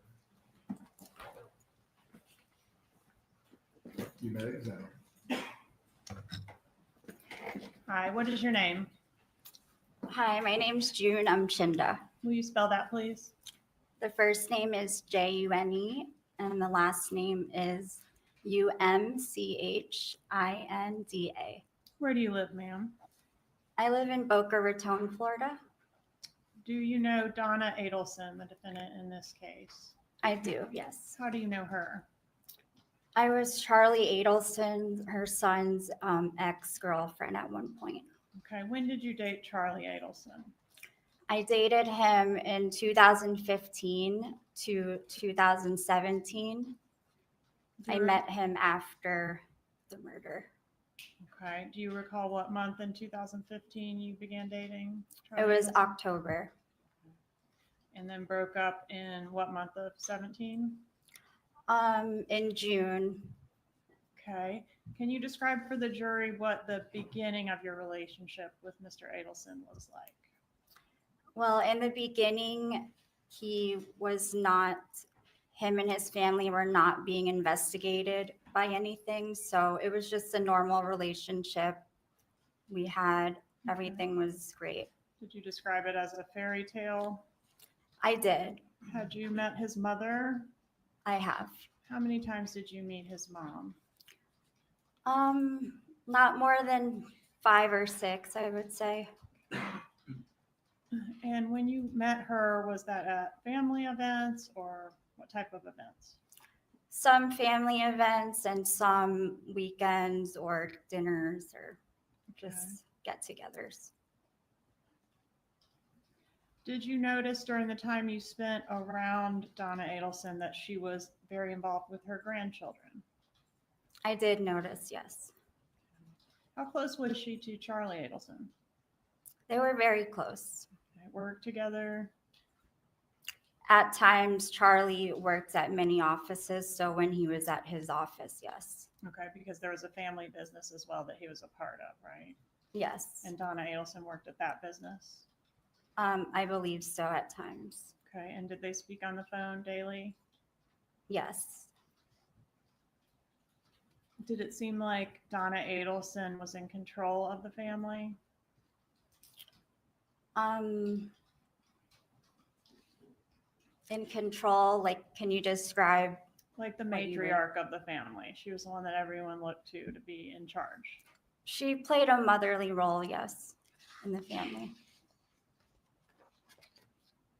Did you meet Wendi Adelson? I have. And what about her children? Did you meet them? I have, yes. Were you and Charlie Adelson living together during the time that you were dating? Not officially. I had my own place, but I had a key to his place, and we were together 24/7 since we met. So, basically living together. yes. During what you've described or previously described as the fairy tale phase of your relationship with Mr. Adelson, was he suffering from any anxiety issues? In the beginning, Yes. just stress from work, the normal day-to-day. Okay. Did he come across as angry during that time, the fairy tale phase? No. Okay. During that portion of your relationship, what did you know, if anything, about the murder of Dan Markel? I had no idea who Dan Markel was. I've never seen the case in the media. I just know that when I asked Charlie about his family, he advised me that his brother-in-law was murdered and shot in the head in the garage, and they don't know who did it. So that's all I knew. It was pretty short. Was that a topic that came up one time or more than one time? It was one time when I asked him about his family in the beginning when we were dating, getting to know each other. And then obviously throughout our relationship, it became a bigger topic. Okay, but during the fairy tale phase, was it a topic that would come up regularly, like what's going on with the investigation and wonder who did it, that sort of thing? So the fairy tale phase, that was before the investigation, before they suspected him or his family. So no, it did not come up, just that one time. Okay, and did you previously say, did you have a law enforcement interview in this case? I did. I did not know I was being recorded, but yes. It was recorded. I okay. was, yes. You've had a chance to review it? Many times, yes. And in that interview, did you say for court and counsel, page 50, lines 19 through 23, quote, like they weren't ever curious, like who really killed him. They weren't upset about it, it seemed like. Did you say that? If it's there, yes, I said that. All right. And then there was a time, which, are you familiar with the bump in which law enforcement approached Donna Adelson posing as a gang member or a criminal? Yes, ma'am. Okay. And in that, after that bump, did everything sort of change in your relationship with Charlie Adelson? During and after, absolutely. Okay.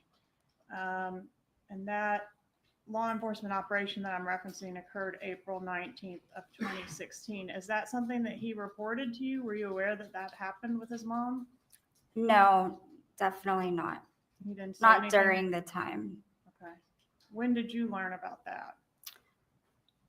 I might have even learned about it from 2020 or something when we watched it, or he told me later on Okay. after the fact. So although you were inseparable at the time it happened, he didn't mention it to you? No.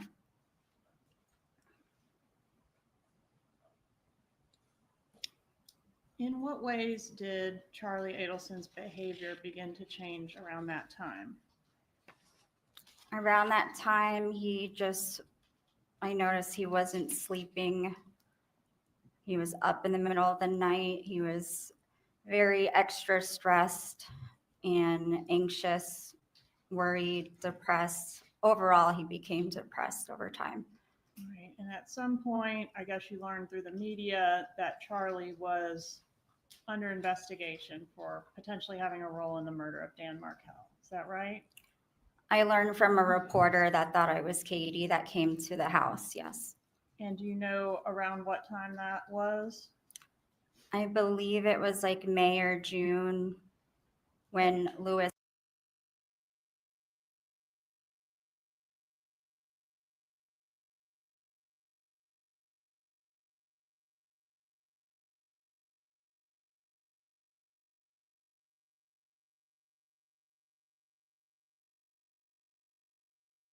and Katie going back and forth on the calls.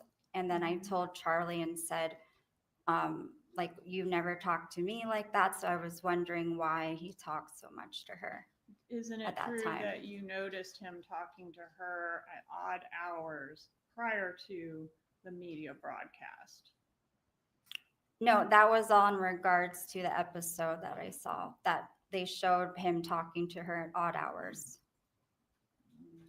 You don't remember telling law enforcement that it was weird because he didn't wake up early, and you saw that there were on the phone the times that they were talking and it was like 7 or 8 and you thought, oh, that's odd.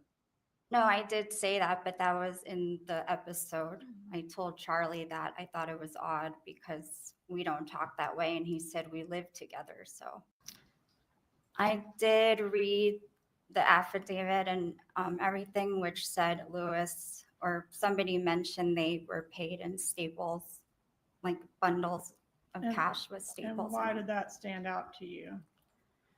Because I noticed that Charlie stapled his money, or he had money that was stapled. Okay, so you had seen that in his residence before? Right after I read that, so after I After you- found out that the money was stapled. After you found out the money was stapled, you saw the stapled money? Or no, sorry, let me think.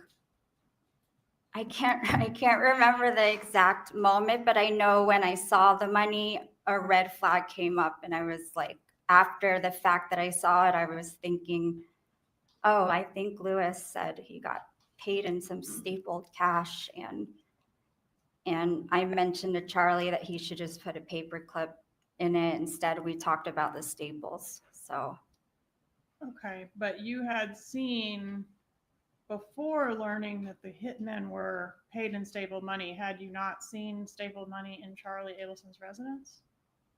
before the hitmen were paid, Yeah, I didn't know Charlie back then when the hitmen were I'm paid. sorry, I'm sorry. Yes, before you learned that the hitmen were paid in stapled money, which you learned from the media, you had seen stapled money in Charlie Adelson's residence. It was after, because when I saw it, I was thinking to myself, that's strange, the staples, and then it clicked. So it was after I saw. After you saw the article or the TV broadcast, you then observed it. in his After I residence, found out. and that's when it Yes. clicked. Yes. Okay. And the stapled money that you saw was $100 bills stapled into $1,000 bundles. Is that right? Yes. And there was quite a few of them that you saw, right? Right. Okay.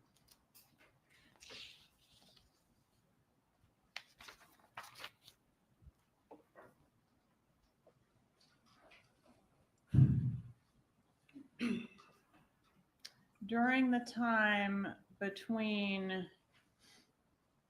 I guess, the few weeks before that article was published, so between what we now know was the bump and when all of this came to light, did you notice Charlie beginning to communicate more with Katherine Magbanua?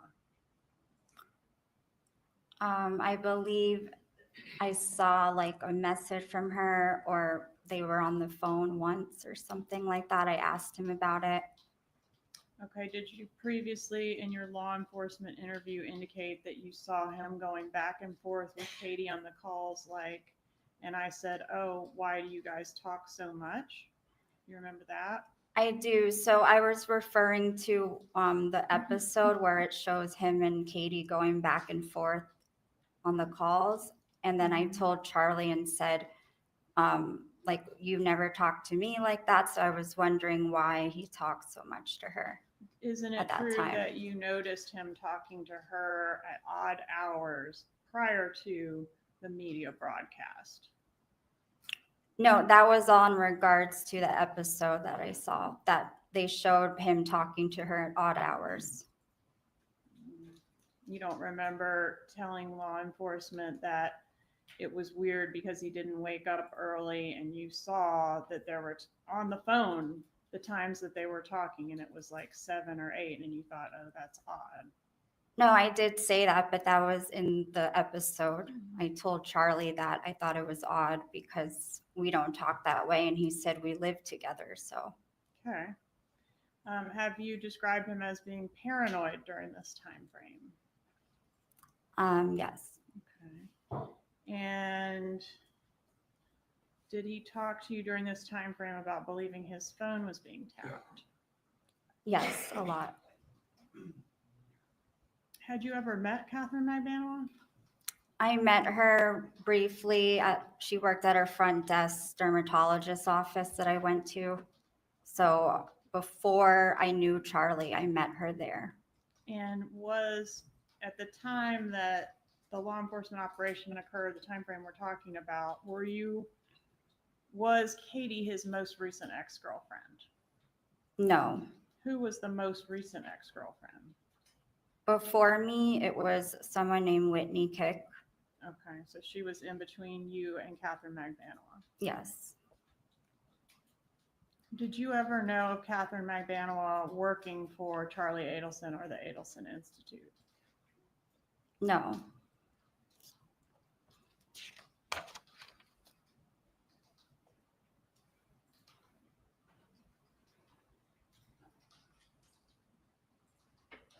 All right. And then when you mentioned you were still with him at the time that Magbanua was arrested, did his erratic behaviors get better or worse at the time of her arrest? It was worse. Okay. And can you describe those behaviors for the jury? Well, it was a lot mixed with what I said earlier, the no sleeping, depression, and our whole relationship just took a big turn, and I wasn't sure why. In the beginning, he was just acting strange and would go to his friend's house, and our routine kind of got disrupted, and I wasn't sure why. So it was just like I knew something was going on, but I didn't know exactly what the problem was. So Did he become angry, short fused? at certain times, he would. Okay, and I'm particularly talking about this time frame around Katie's arrest and just after that. Uh-oh, trip chair. Around the time right after Katie's arrest, is that the time frame where these behaviors escalated? Right, yes. Okay. And did, particularly when the case or the investigation came up, is that something that would make him angry? Not really angry. He had different emotions every time it would come up. So And was one of those emotions anger? at some point, sometimes, yes. And did you say he would get really red and screaming and take random walks, just acting like a crazy person? He would at times, yes. Did he get a second phone and maybe a third phone during that time? I saw one more phone that he got and then it disappeared. So it was just a short period of time. He had another phone. At some point during this time frame, did Charlie Adelson begin communicating with you via WhatsApp? He did actually when he went to Asia because it's like, I guess you can talk to anyone in the country on WhatsApp. So he thought it was easier that we spoke there. Was he only communicating with you via WhatsApp when he was in Asia, or did he do it when he We came just back? developed the habit after he got back. We just spoke on there all the time. Do you know if he was communicating with Magbanua via WhatsApp? I don't know. Did he start keeping a bag of clothes by his bed around this time? I saw him keep a change of clothes one time or a few times, yes. Did he sleep with a gun around this time? He always has guns around because he has his license to carry. So he didn't physically sleep with the gun, but he has one in his nightstand and all over the place. So What about Wendi Adelson? Did you notice an issue between Charlie Adelson and Wendi Adelson during this time frame? I wasn't too involved with them, but I did notice one time they got into an argument. All right, and did he tell you it was a fight about this case? He just said that it was something about the case. Yes. Okay, do you remember exactly when that was? Not exactly. I don't know if I should guess or not. No, please don't. Okay. So what was there a time frame where Wendi and Charlie were not speaking because of some type of a disagreement about this case? Yes. What about Donna Adelson? Did her behavior change at all around this time frame that we're talking about? So I wasn't around her a lot, but when I did see her, yes, she was upset. Okay, and did you describe her as a mess? Yes, if it's there, yes. What does a mess mean? Just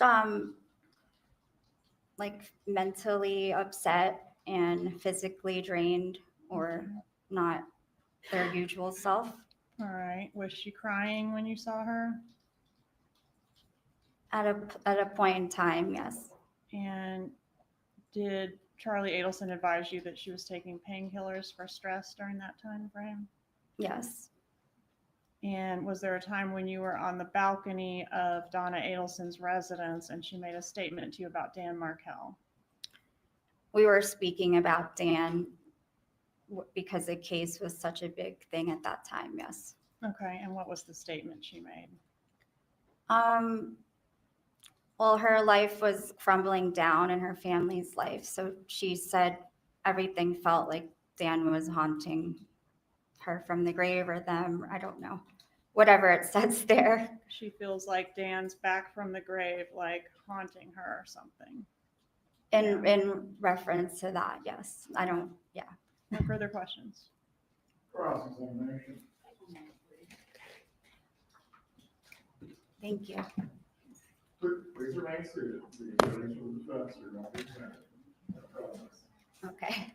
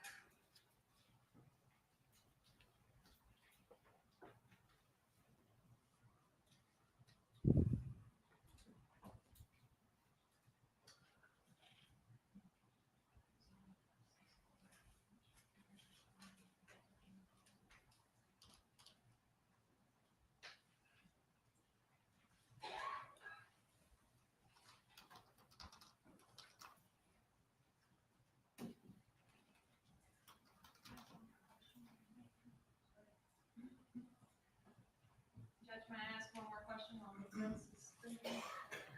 Go ahead. Did Charlie Adelson make a statement to you about Katherine Magbanua's breast augmentation? After the 2020 episode, he made a statement and joked about it. Yes. What did he say? He was saying they were thinking that he paid for the whole thing. And then he said, he said he paid for one or something and laughed. Only paid for one of the breasts, half of the work. Right. But he was laughing. So it was just a joke.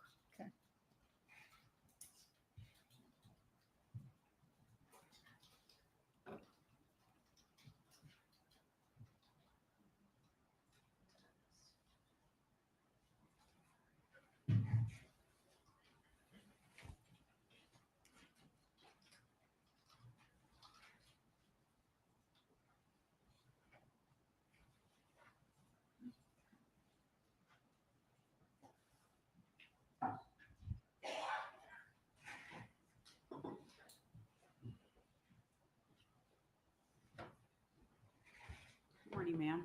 Morning. My name's Jackie Fulford, and I, along with Josh Zellman, we represent Donna Adelson. I've never met you before, correct? No, never.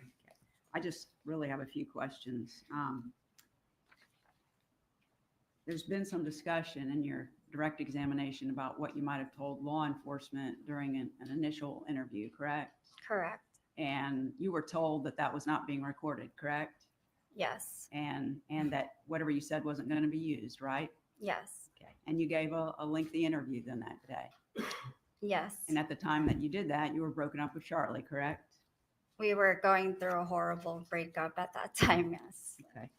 You've previously said that Charlie's really good at persuading people. He lies and he makes it believable. You recall that? I do. I want to talk about the cash for a minute. He had a lot of cash, right?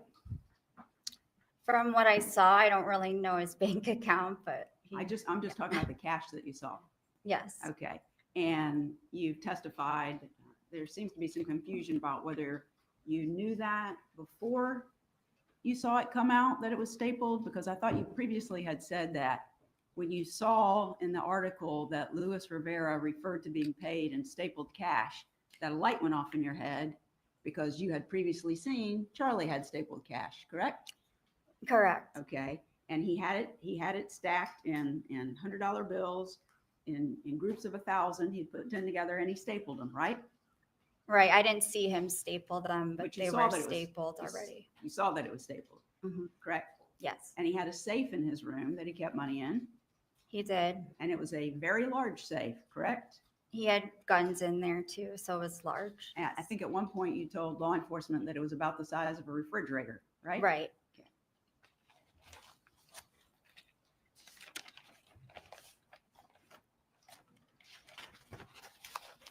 So you did an initial interview, you've been deposed, you testified in Katherine Magbanua's trial and in Charlie's trial, right?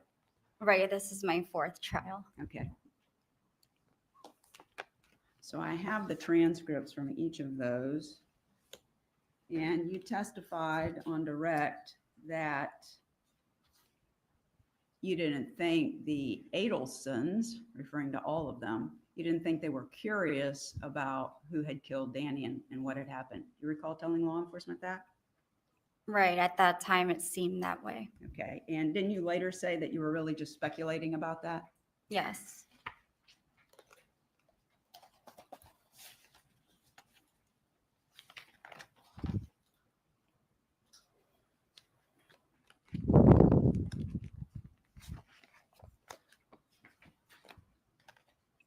When you testified, let's see, when you testified in Katie Magbanua's 2nd trial, referring to this statement about attributing to Donna that she said those words about Danny coming back from the grave and haunting her, in Katie's 2nd trial, you actually kind of came off of that, didn't you?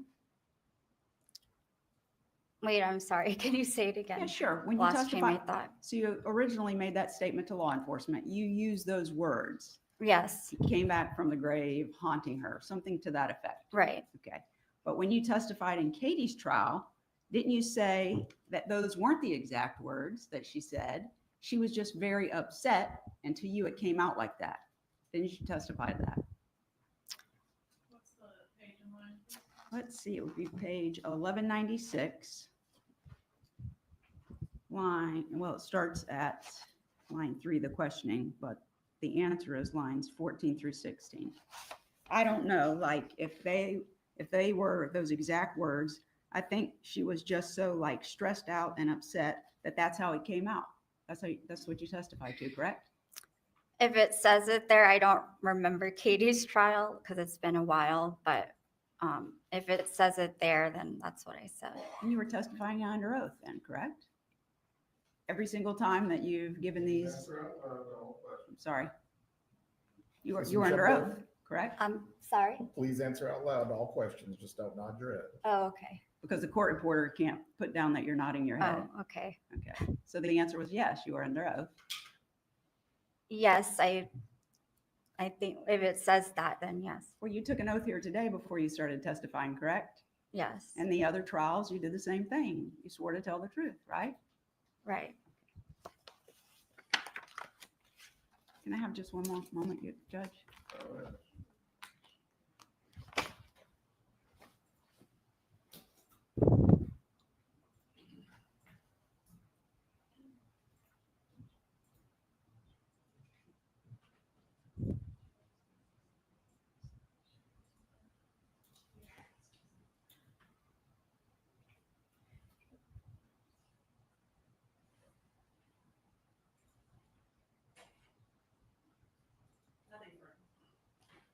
Any redirect examination? No, Your Honor. Is the witness released? Yes. You may step down at this point. Thank you. Have a good day.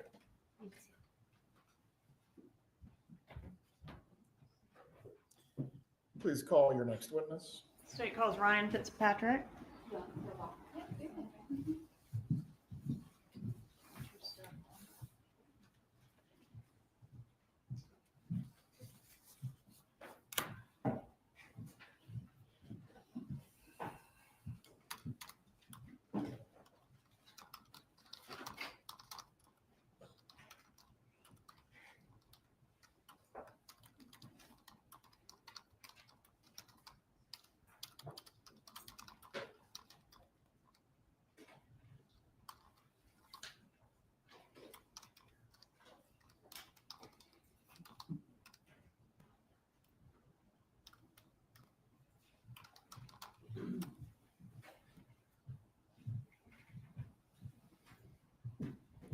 Please raise your right hand, sir. Do you swear or affirm the testimony you're about to give will be the truth? Yes, Your Honor. You may take your seat. Please speak loudly and clearly. Sir, please introduce yourself and spell your name. Ryan Fitzpatrick, RyanFitzpatrick. Sir, do you know the defendant in this case, Donna Adelson? Yes, ma'am. How do you know her? She was Charlie's mother. Okay, were you friends with Charlie? Yes, ma'am. What was the time frame that you all were friends? Probably 2013, 2014 to 2019, 2020. I can't really. Okay. And during the time y'all were friends, were you like best friends? We're very close Acquaintances? friends. Yes, ma'am. Close friends. And based on your knowledge of Charlie Adelson, was he really close with his mother, Donna Adelson? Yes, ma'am. And also with his sister, Wendi? Yes, ma'am. Okay. How did they feel about Dan Markel, if you know? I'm gonna check, so they haven't laid a foundation as to which person. They doesn't describe anything related to my client. objections, please sit down. I'll re-ask the Sustained. question. How did Donna Adelson feel about Dan Markel? Didn't like Dan. Okay. And Charlie, did he have a lot of girlfriends? Yes, ma'am. And was Katherine Magbanua one of those girlfriends? Yes, ma'am, she was. Is that somebody that you ever met or hung out with? I believe once or twice in passing, but didn't, like I've testified before, didn't pay any attention to Charlie's girlfriends. Okay, so she didn't stand out to you as anything special among the crowd? May have looked like the others, but no, didn't stand out to me at all. Are you familiar with Charlie Adelson's practice of how he keeps his cash? Yes, ma'am, I am. And how is that? Stapled money, 10-100 equals 1,000. I've been paid by stapled money by Charlie Adelson before. That's how I know. Okay. And when the murder of Dan Markel occurred, was that during the time frame that you were really close with Charlie Adelson? No, ma'am, it was prior to us growing closer as friends. Okay. When you did grow closer as friends, did Mr. Adelson mention the murder to you? It wasn't discussed. Dan wasn't a topic of discussion. There was no, nobody, it was odd because it wasn't. Okay. So you were aware of it, that it happened? Yes, ma'am. It was, Okay. But nobody talked about it? no, ma'am. Okay. And are you familiar with the law enforcement operation that's been referenced as the bump where Donna Adelson was approached on the street? Yes, ma'am, I am. Okay. And did Charlie Adelson talk to you about the bump? His mom being Yes, approached? ma'am. Okay. And prior to that, had Charlie Adelson ever mentioned being harassed or extorted or anything like that? No, ma'am. Okay. So when this happened with his mother, did his demeanor change? How was he acting about this incident? Charlie became agitated, nervous, anxiety. I guess looking back now, guilty, just abnormal. Okay. Did he ever make a statement to you about murder? He made the statement at one time that you could get away with anything if you keep your mouth shut, and implied murder. All right. After the arrests that occurred in this case, and I'm referencing the 3 suspects that were arrested prior to him, did that impact his behavior, demeanor around you? When the others were arrested? When the other arrests occurred? Yes, yeah. ma'am. That behavior continued to increase. Okay. So he was anxious, would you say? More needy. Charlie talked a lot, and In he talked a lot general? about it. Yes, ma'am. And he talked a lot about what? Those arrests? Charlie would talk about something repeatedly, almost to help himself believe something, or to talk to you till he was blue in the face, until you were almost so tired of hearing it that you're like, oh, okay, and you believed it. But Okay. it was nauseating. It's was a- tiring. He was a talker. Yes, ma'am. All right. Is it fair to say that Charlie was not stressed out at all about the murder or anything related to this case prior to that law enforcement operation. From my understanding, yes, ma'am.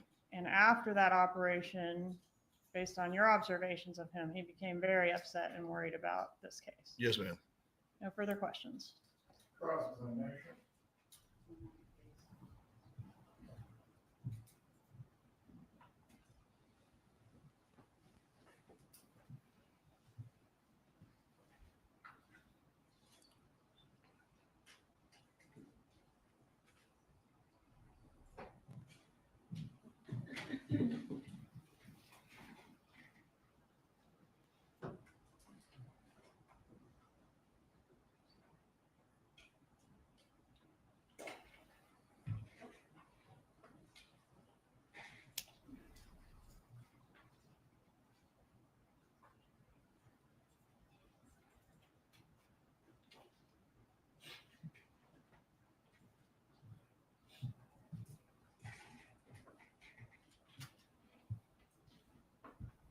Morning, sir. Morning. I've never met you, but we spoke on the phone once and then you did a deposition. You recall that? Yes, ma'am, I do. The deposition was recently, I think August the 14th. You recall that? Yes, ma'am. I think you appeared by video. Yes, Right. ma'am. Okay. When you gave your deposition, you indicated that you barely know Donna Adelson, correct? I didn't know her like I knew Charlie. No, ma'am. And you've been around her many times. Yes, ma'am. And she was always nice to you. Very nice. She and Harvey were pleasant to be around. Very pleasant. You knew Charlie very well, as you've testified, Yes, ma'am. and you were friends, Yes, correct? ma'am. But that ended, didn't it? Yes, ma'am. And it was an ugly ending. Yes, ma'am. Okay.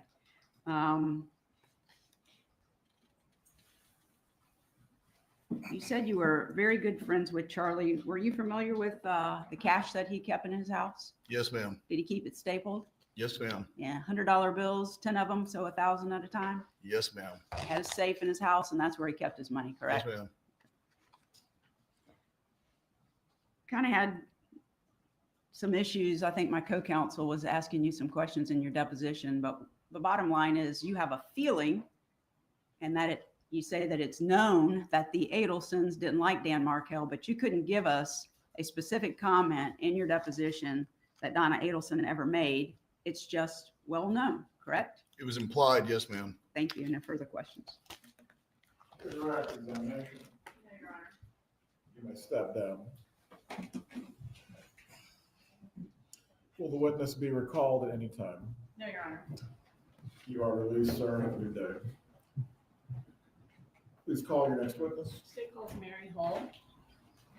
Yeah, we're going to need to speak to her first. We were provided with some information before today or to report. Speaking objection. Your Honor. It's not a speaking. Hold on, stop talking. Please take the jurors to the jury room.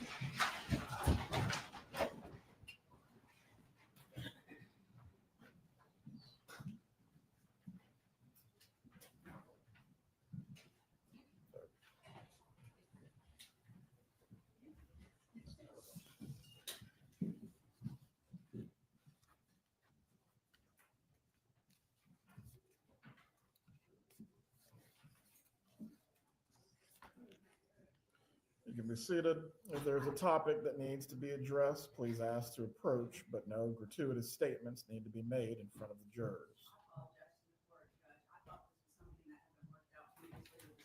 And I should not have made those comments. I apologize. You need to speak with Ms. Hull before she testifies. We do, Judge. State you need to be heard concerning this. Yes, sir. Very well. How long will it take to speak with Ms. Hull about this matter? It should not take long, but maybe 15 minutes, Judge.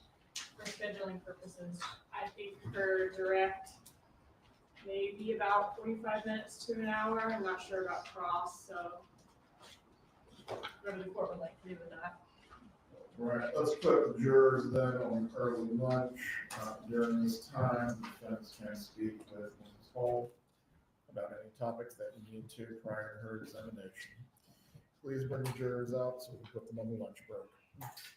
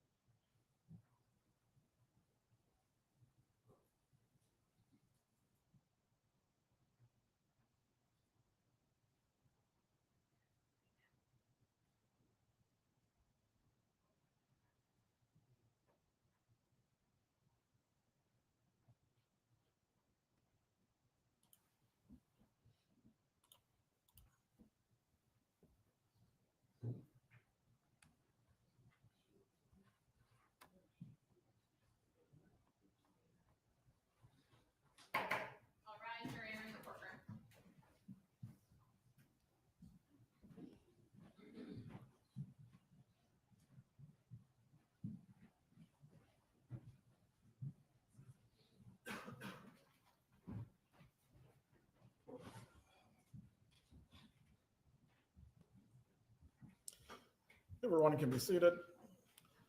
Members of the jury, we're going to take an early lunch break today. Once again, I'm going to remind you of the instructions that you have received before, not to discuss this case with each other or anyone else. If anyone attempts in any way to speak to you about this case or talk to you, please make sure you report that matter to the bailiff so I can deal with it appropriately. Also, during the lunch break, do not look at any information about this case or any of the news reporting. Again, you may eat together if you choose to do so, but the only prohibition is discussing this case. We will get started again at 12:35. Please make sure you have reported by 12:30. Enjoy your break. We'll resume at that point.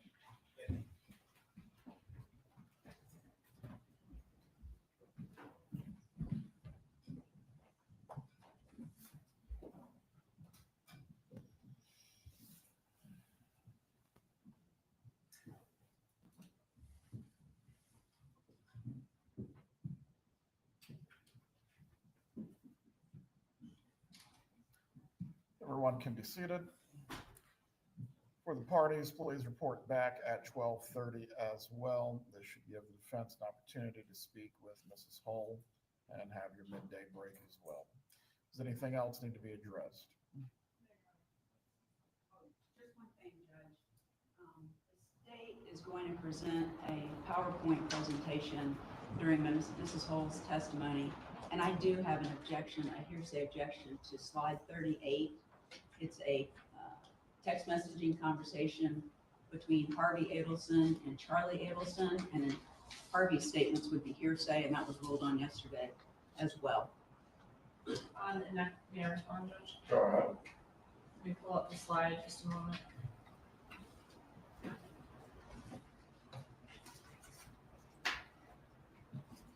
And it was also a statement before the conspiracy judges, December 14th of 2012. So Judge, I believe the court has seen this before, but I can also provide the court with a copy. Slide 38 is a text message exchange between Harvey Adelson and Charlie Adelson from 2012, where they are discussing having a large amount of cash.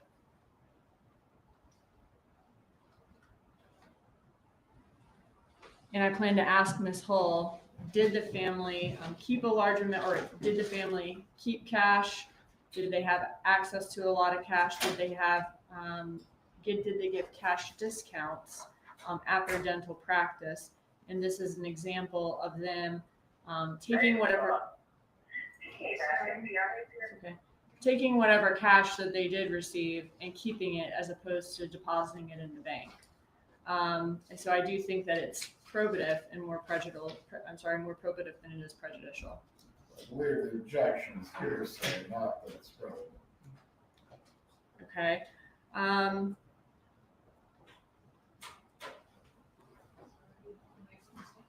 Yeah, let me see. Harvey is the one making the statement.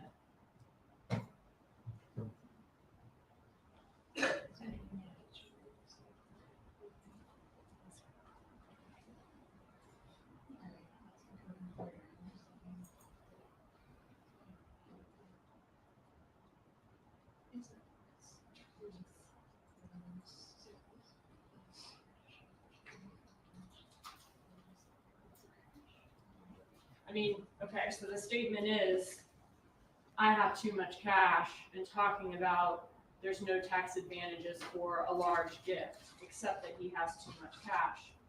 But we're not proving it to prove he has too much cash at that time. We're using it to prove this family keeps a large amount of cash outside of, banking institutions. They have a lot of cash. And that would be relevant to them having a large amount of cash at the time that these payments were made.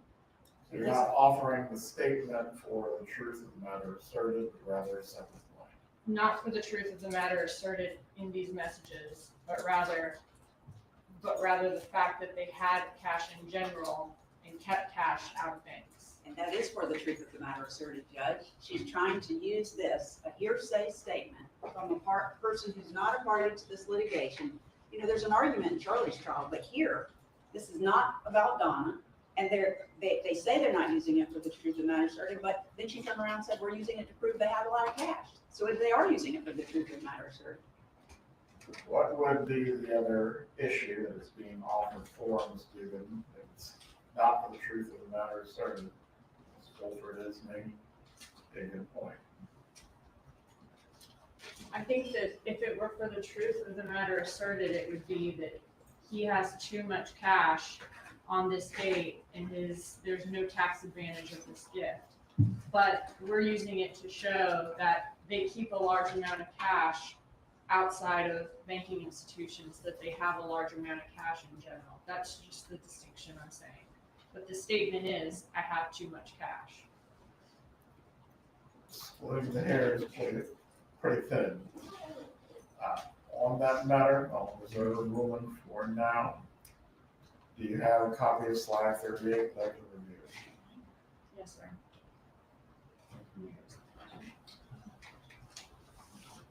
I'll be right back with it.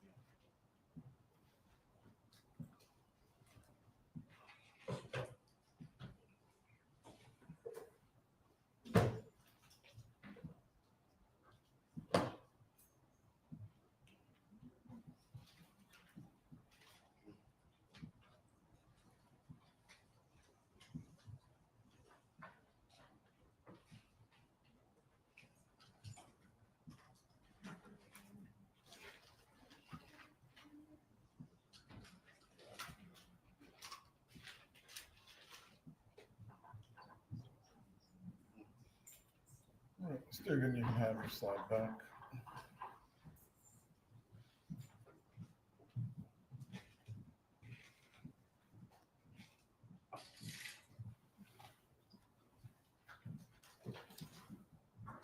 All right, as to slide 38, I will find that this does predate the conspiracy, at least as it's been alleged during this trial. Additionally, as to the discussion of cash and it flowing from one party to the next between the two Adelsons, as to that, it cannot be offered for the truth of the matter asserted. It is hearsay. The non-hearsay basis that it's being offered for, again, Ms. Dugan, is what exactly? That's unrelated to the money specifically. Can you say the last part is unrelated to what? What is the unrelated aspect of this exhibit that's unrelated to the money that you're offering it for? Right, I mean, it is related to the money. We're trying to establish that they keep a large amount of cash, they don't put it in banks, and they transfer it from one family member to another. All right, that Transfer it via just giving it to them, as opposed to putting it in a bank,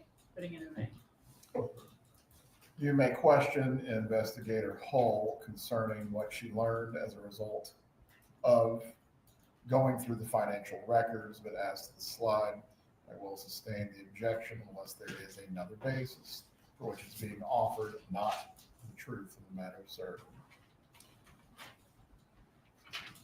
Well, that is our break at this point. Please return at 12:30.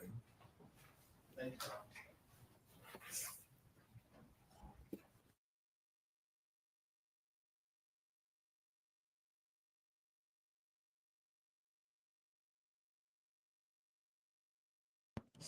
That is the Adelson crime family acting like criminals. Too bad they can't bring it in, but I have to agree with the defense there. They're doing a lot of hearsay objections and getting a lot of them sustained. I have to review hearsay. Exactly. My understanding is obviously wrong of it. I know it's very complicated. All right, I'm going to we're on lunch break. I'm going to take a break here. I'll see you guys back at 12:30. Wow, they're taking a very early lunch today. All right. Maybe we'll have a little music before the break. All right. This is a request from yesterday. Just didn't get to it. I don't know. You just put it in and just kind of go to town and talk about yourself. Stop the murder trial with a shake of my head. Watch the public's jaw drop. You would have thought they were made of lead. Underestimate me and you'll see what you get. Charlie's never wrong because Charlie's always right. I'm not Fredo, I'm Charlie. I'm not dumb, I'm right. I'm the maestro. It's spelled out on the back of my Ferrari. I'm the maestro. I ordered the paella. Don't forget the calamari. A phone call with might be the longest hour you've ever spent. Call me maestro.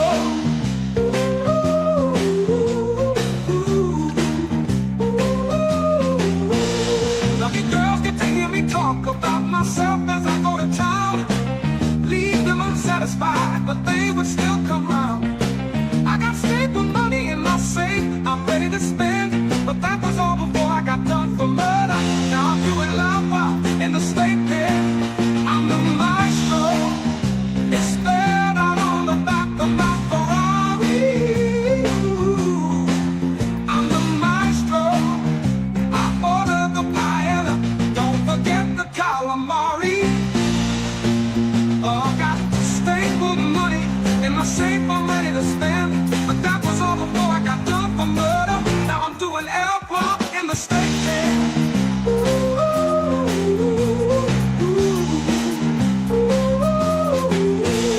I'm mad at the jury for not seeing reasonable doubt. Who hasn't been? It started on the Latin King's payment plan for a set amount. Asked the gang members why they were so sensitive to my feelings. Georgia mesmerized the jury. You would have thought she was Houdini. I'm the maestro. It's spelled out on the back of my Ferrari. I'm the maestro. I ordered the paella. Don't forget the calamari. I'm the maestro. It's spelled out on the back of my Ferrari. I'm the maestro. I ordered the paella. Don't forget the calamari. I'm all down with maestro. I'm the maestro. I'm the maestro. I'm the maestro.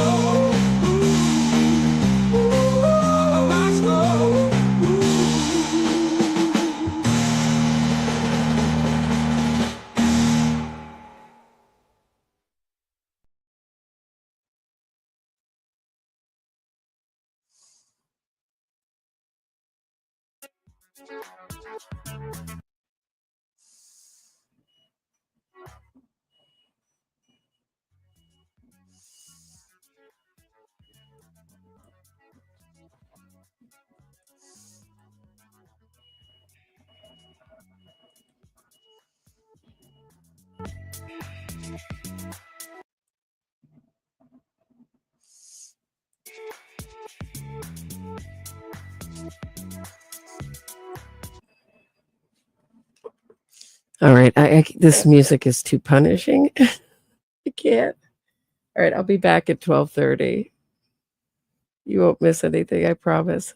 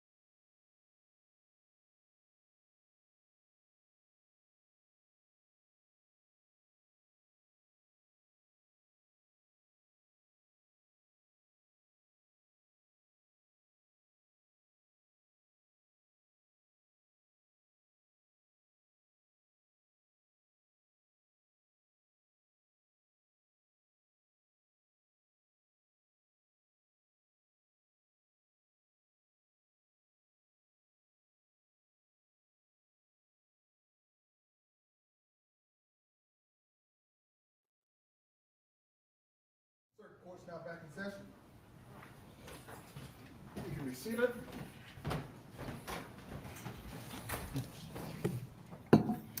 Do we have our jurors, or are we still collecting them?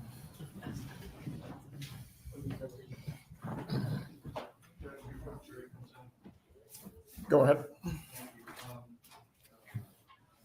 Shortly after we began the lunch break, I received a new PowerPoint from Sergeant Corbett. I forwarded it to my experts for them to review to see what the changes are. Ms. Dugan just advised me what some of them are. I need to email the expert to see if it changes anything. I don't yet know what my expert's going to say. They're trying to review it right now. Ms. Dugan, concerning this change in the PowerPoint, this is the demonstrative or what the state is seeking to admit? This is both. And I advised defense that my understanding is the only change being that Sergeant Corbett, there was one slide that changed, and I think it changed in defense favor, but I need to double check that. And then the rest is just some slides we took out that I didn't feel like we needed. But he has a copy of the presentation we sent in May and this one. And it's also my understanding the defense has several objections to some of the communication in the PowerPoint that they've had since May. And so we may need to speak to the court before Sergeant Corbett testifies. All right, concerning this exhibit, and at this point, I'm going to refer the parties back to the scheduling order, specifically the portion of the order that dealt with if things are not timely raised, they can be deemed as waived. Are these matters going to any constitutional issue of evidence that were obtained in violation of the defendant's rights? I don't believe so, Your Honor. As the violation, or as these matters would not be constitutional in nature, why should they be heard now if they were not previously raised, the deadline that was given in the prior scheduling orders?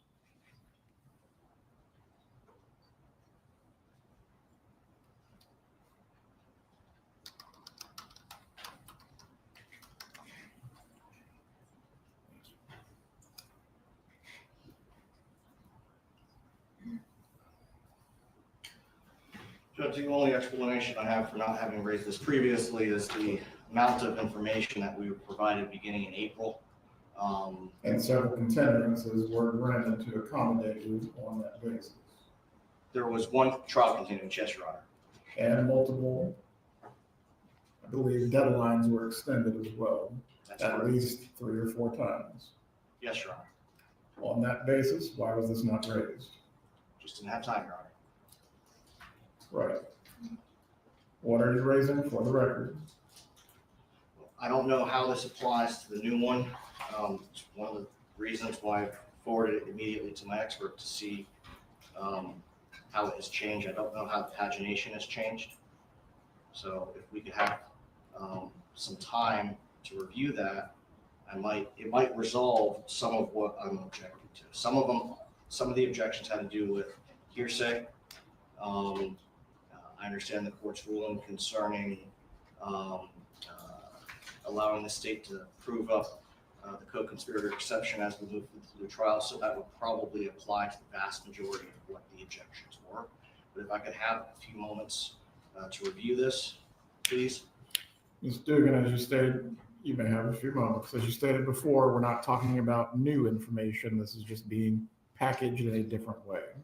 Correct, and all the communication that defense let me know that he is objecting to, which is essentially all the text message communication, all of that remains the same and has remained the same not only in what we sent him in May before the deadline, but I believe it was all the same as well in the presentation that was provided to Ms. Adelson's previous attorneys before that trial. Very well. Deputy Phillips, if you can inform the jurors that we'll get started in about 10 minutes. I'll give you this opportunity, Mr. Zellman, to look at the document. But again, on these issues of exhibits specifically, there was the pretrial scheduling order. Also last Friday, I provided each party the opportunity to go through these items if they were still disputed. Neither side took me up on it.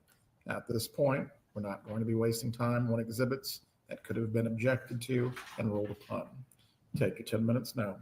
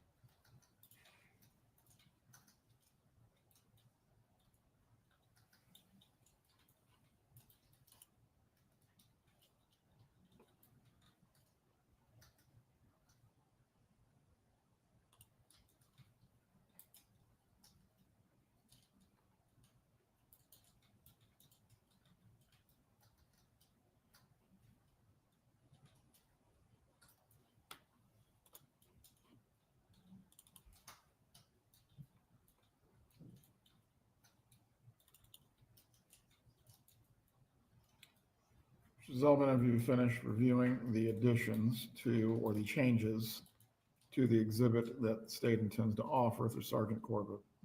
Still trying to locate some of them, Your Honor. I've not yet heard back from my expert as to their review.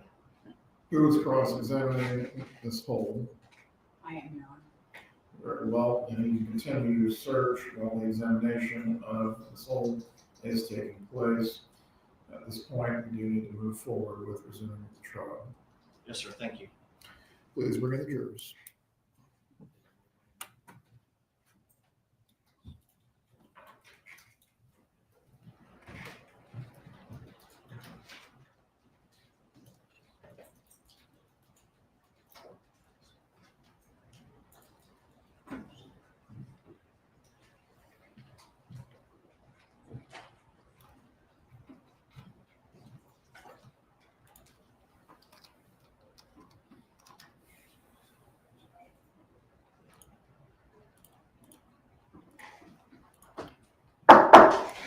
Jury entering courtroom.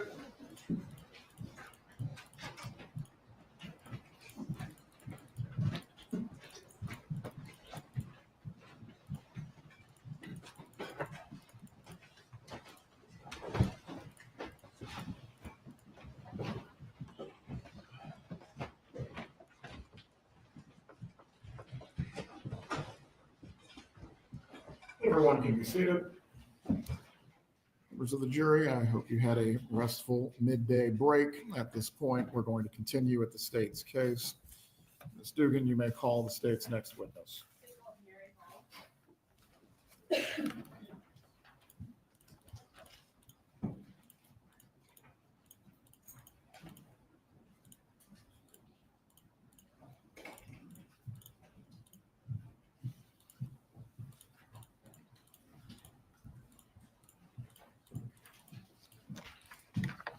Please raise your right hand.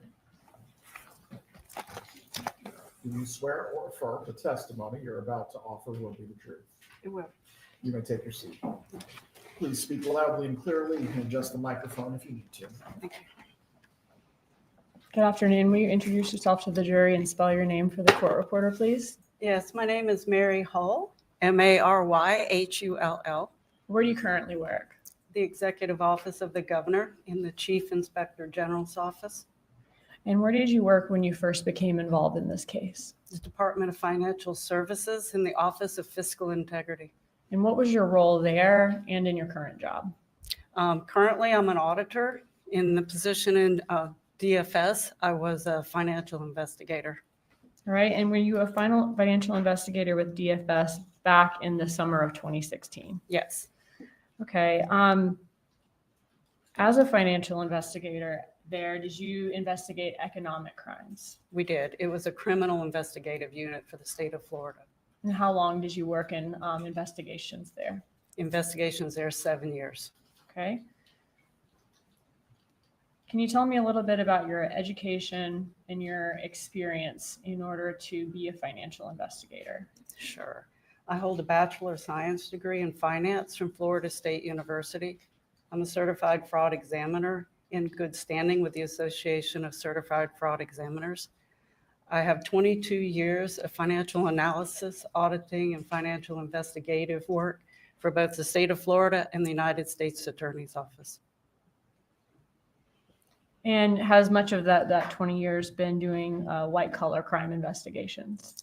10 years I did white collar crime investigations to include money laundering, contract fraud, identity theft, and embezzlement. Okay, and were these like multi-agency financial investigations for both state courts and federal? There were several that were multi-agency investigations. I did both state and federal at the same time. But I also worked at the United States Attorney's Office for 3 years, and we did all criminal economic crime there. And what's your specific area of expertise? Is it forensic accounting? Yes, I do forensic accounting, which is a very detailed analysis of financial records to be used in court. You mentioned that you're a certified fraud examiner. What does that mean? You have to take special training to actually be certified to do financial crime. And are you in good standing with the Association of Certified Fraud Examiners? I am. While a financial investigator, did you also receive in-service training? I did. As a criminal investigator, additional training in search and seizure requirements, the handling of evidence, the chain of custody protocol, as well as witness interviewing techniques. And have you ever testified in court about your analysis of financial records? I have. About how many times? 21 times in court. Okay, those are all my questions as to this witness's qualifications, Judge. The defense wishes to retire the witness. Is there any objection to her ability to provide an opinion in the field of, I believe this is for Forensic accounting. forensic accounting? No objection. Members of the jury, the witness will be permitted to testify today in the area or provide an opinion in the field of forensic accounting while she testifies today. You may continue. So you mentioned that you first became involved in this case when you were working for DFS back in 2016. What was your role? What was your responsibility? So I looked at all of the bank records, specifically was my first look at the records to analyze in detail everything that happened in those accounts. Could you speak up in this hall and we're having problems hearing you? Right. I did all the financial analysis for the bank records, as well as I did some iCloud records and emails and other documents that would come through DHSMV records. Okay, so did you look at a lot of different records in this case to see to see what the banking habits were, whether there was any spike in cash, and whether there was any link between the parties? Yes. I want to ask you about first, kind of go through several of the things you reviewed in this case, and then ask you questions about your review. Did you review States Exhibit 68, which is going to be the Adelson Institute's subpoena response? Yes. Okay. And that was in reference to Katherine Magbanua's employment? It was. And were those records from September of 2014 to 2016? That sounds correct. May of 2016, in fact. Yes. Okay. Did you also review States Exhibit 75, which is Dr. Rudner's records for a breast augmentation for Katherine Magbanua? I did. Did you also review 76, State 76, which is Broward dermatology records for possible Magbanua employment from there? Yes. Okay, and are those records from July of 2015 to March of 2016? Yes. Moving on to Department of Highway Safety and Motor Vehicles. Did you review State 69, which is going to be the records for the Lexus acquired by Katherine Magbanua, and 77, 78, 79, and 80, which are vehicle and motorcycle records for Sigfredo Garcia and Luis Rivera? I did. Did you review bank accounts for the Adelson family? I did. Does that include accounts for Harvey Adelson, Donna Adelson, Wendi Adelson, and Charlie Adelson? Yes. And I won't go through all of those accounts, but did you review checking and savings accounts for them, personal and professional accounts for them, as well as investment accounts? That's correct. And how many total investment accounts did you review? I believe there was 24 total investment accounts. Okay, so a lot of different accounts you reviewed for each person in the family. Yes. Okay. And were several of those accounts that more than one family member was on at the time? Yes. Did you also review credit cards for the Adelson family, specifically States 111 and a portion of those records, 111A, which are Capital One and Amex records for Charlie Adelson? I did. Did you also review States 110, which is Adelson Institute bank records from Regions Bank? I did. Did you also review States Exhibit 106, which is going to be a checking and savings account for Luis Rivera from Chase Bank from 2014 to 2015? Yes. Did you also review States 107, a Bank of America records from Garcia's account from 2015 to 2016? Yes. Did you also review State 74, which is employment records from Coastal Masonry for Sigfredo Garcia from 2009 to 2014? Yes. Did you also review states 108 A and B and 109 A and B, which are Bank of America accounts and JP Morgan Chase accounts, respectively, for Katherine Magbanua from 2013 to 2017? Yes. Did you also review states 82, which are copies of 44 checks from Adelson Institute deposited into Magbanua's bank account? Yes. Did you have an opportunity before court today, so you didn't have to do it now, to review all of those records that we just talked about, just to assure yourself that they were the same as the one you reviewed? Yes. Okay, and did all of those records that you reviewed come with a certification attached to them, certifying them to be official records from each respective company or business? Yes.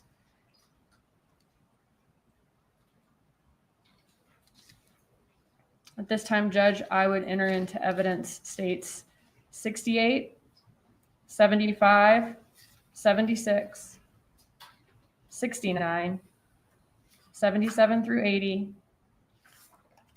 106, 107, 108 A and B, 109 A and B, 110, 74, and 82. Any objection to the items being offered? Real quick, Judge. Go ahead.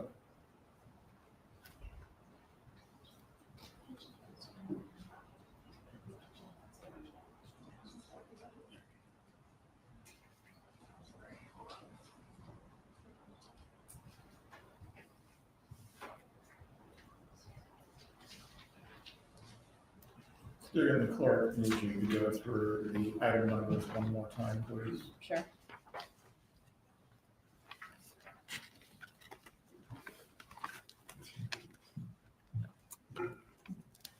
So we're going to have 69. One moment. What does that sound?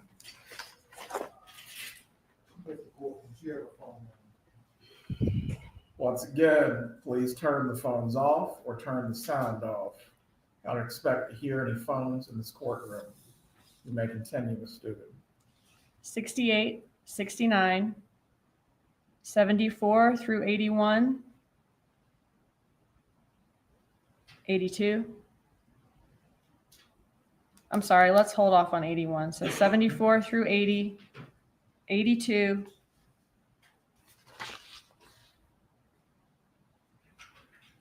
106 through 111A.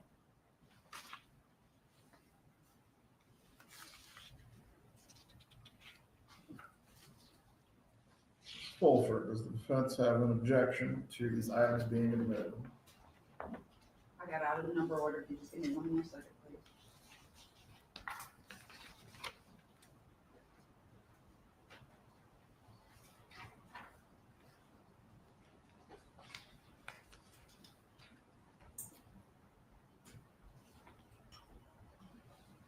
No objection, Judge. The item numbers are admitted as previously stated with the exception of states 81. You may continue. Thank you. Did you also review, you mentioned iClouds as far as written communications, whether that be emails or text messages between the parties to determine the financial relationship between them or whether there are any money or gift transfers between them? I did. Okay, and did you also review those items to determine how the Adelson family received or kept their cash? Yes. All of the records that we talked about today so far is the amount of data in all of those records pretty voluminous? Yes. Are you going to be relying on a summary of all of the records that you've reviewed today for your testimony? I am. Okay, and did you review before court today this notebook states 81, which is a summary of your findings from all the records that you reviewed? Yes. And is it a true and accurate copy of a true and accurate copy of the results from your findings? Yes, it is. Okay. At this time, Judge, I would move State's Exhibit 81 into evidence as a summary. Any objection? If I can just look over it, Judge. Go ahead.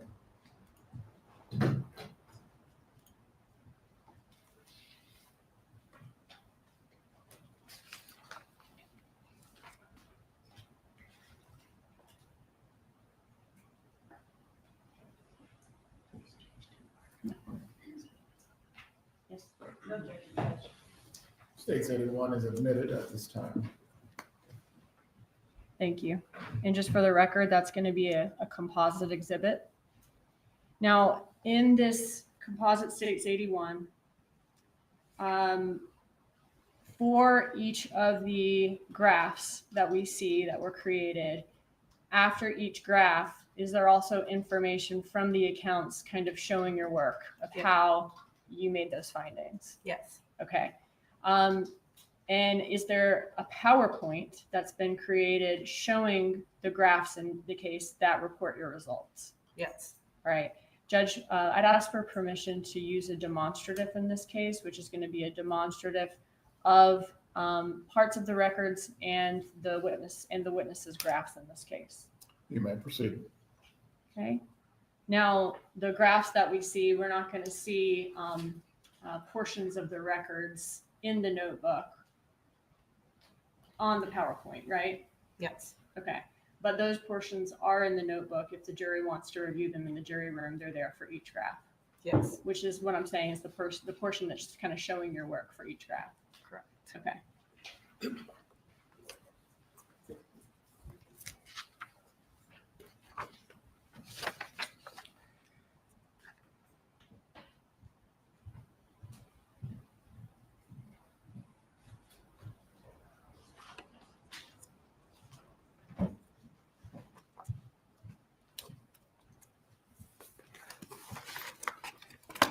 All right, so you mentioned that one of the set of records that you looked at was Department of Highway Safety and Motor Vehicle records for some of these subjects.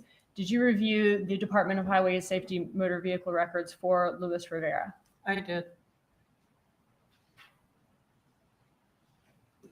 And what, if any, vehicles did Rivera acquire after the murder of Dan Markel on July 18th of 2014? He purchased a 2003 Suzuki motorcycle on July 28th, 2014, and a 1996 Toyota Camry on July 31st, 2014. And here are these pictures from the social media records in this case of Luis Rivera and Garcia on motorcycles. Yes, it is. And the one that Rivera's on is on a yellow motorcycle. Yes. Looking at Luis Rivera's bank accounts in this case, the Chase bank account from May 2014 to November of 2015, were his checks from his workplace direct deposited into that account? They were. About how much was direct deposited every week? Every week was about $500 or $600. And where were his paychecks coming from? Coastal Masonry. So he had a steady job at Coastal Masonry throughout the time that you reviewed his bank records for in 2014 and 2015? Yes. What did you learn about how his banking patterns or banking habits changed following the murder of Dan Markel? Yeah, he had a very interesting banking pattern. All his bank checks were deposited into his account, but then he would go by and withdraw virtually all of it.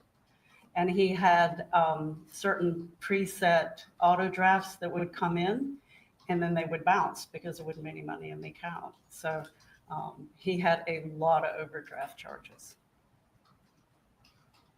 And how did that change after the murder of Dan Markel? Right after the murder, he all of a sudden left the money in the account, and then nothing overdrafted for about 4 months. When was his last large cash withdrawal before the murder of Dan Markel? It was 7/15/2014.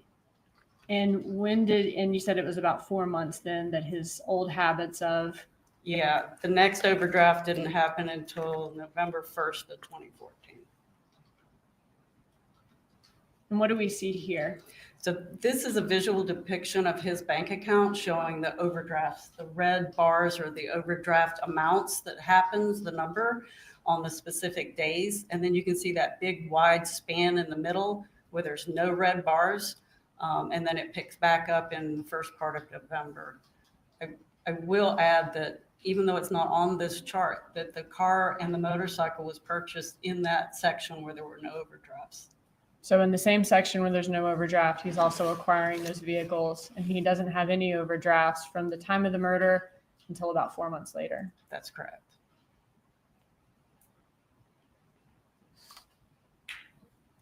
And could that be indicative of him having another source of cash during that time? Yes. All right, moving on to Sigfredo Garcia. Tell us what you saw when you looked at the DHS-MV records for Garcia.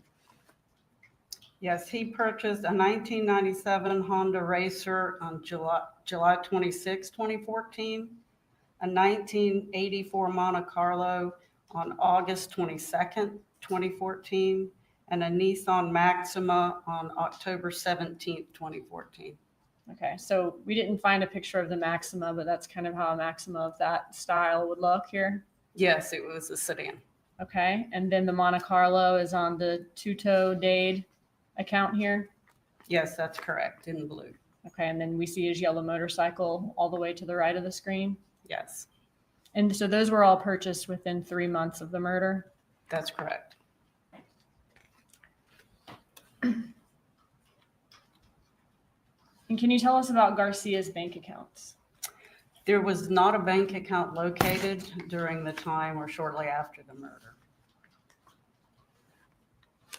He did have one. Let's see.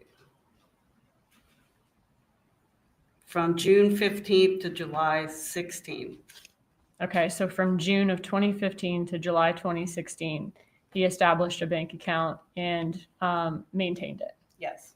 All right, and during that time, was he having paychecks being direct deposited into that account? Yes. From what company? He was employed at Rapid Capital Funding at that time. Okay. But before of June 2015, there were no bank records that we could find to review for Garcia. There was no account located for him. All right. And did he work regularly in 2014 around the time of the murder? Actually, his employment record, at least with Coastal Masonry, was very sporadic.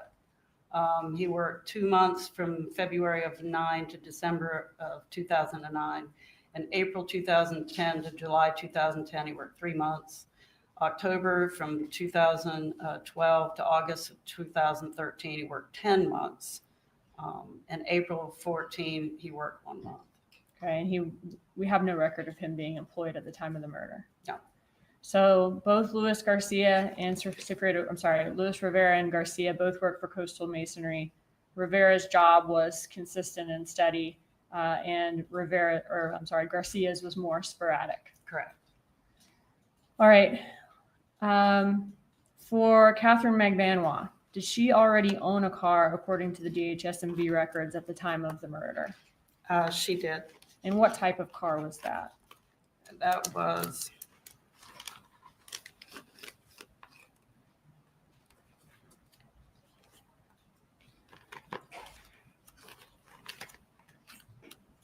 one second.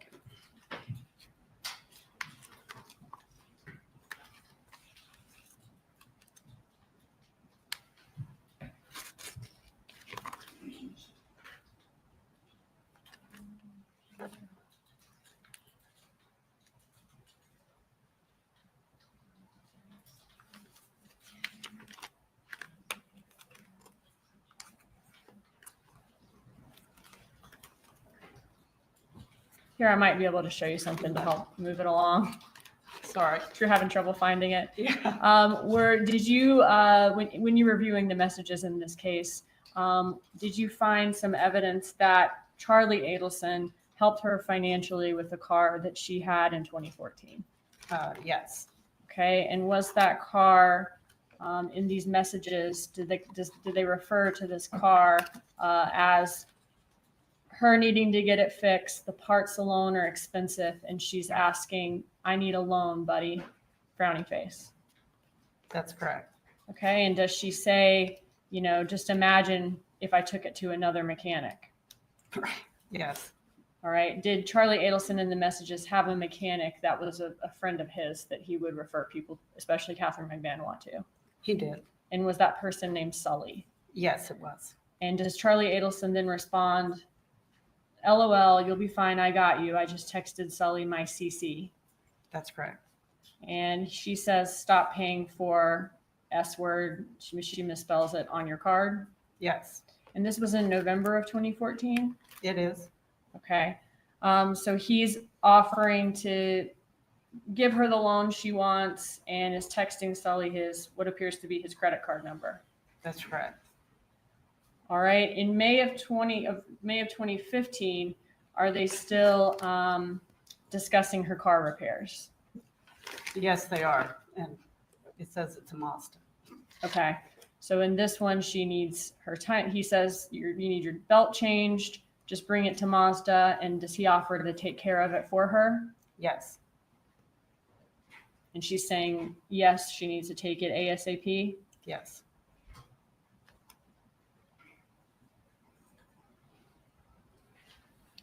And what do we see here in November of 2015? This is a text message exchange about him paying for the repairs for that car. Okay. And in this exchange, Charlie Adelson is continuing to offer to put these repairs on his credit card. Yes. And this is Charlie Adelson words in blue and Katherine Magbanua's words in green. That's correct.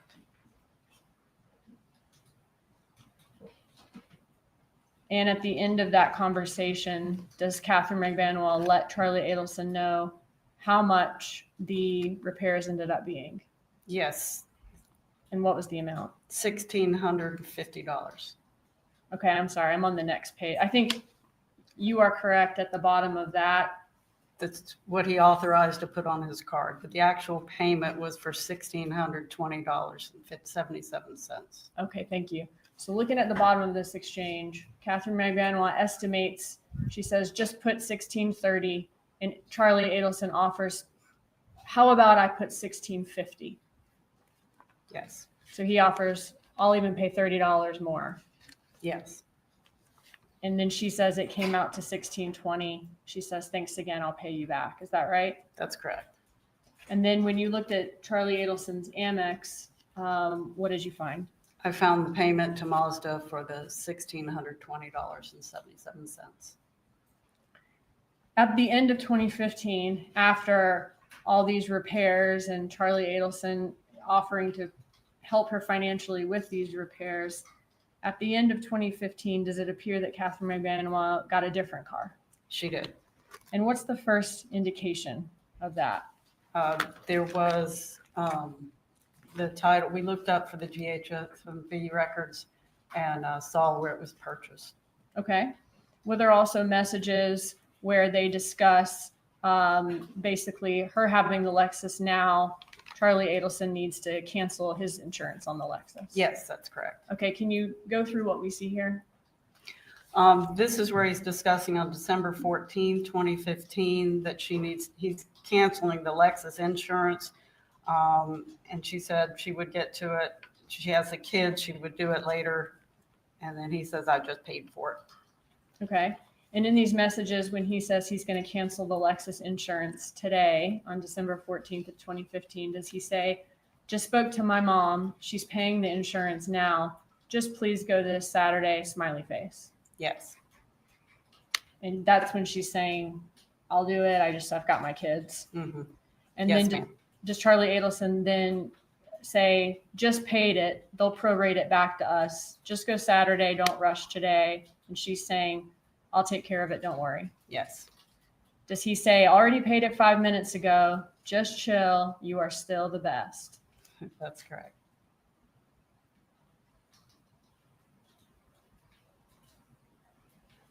You mentioned the DHSMV records in this case. What do we see here? This is showing that the title transfer between Harvey and Katherine. And what date did this take place? This says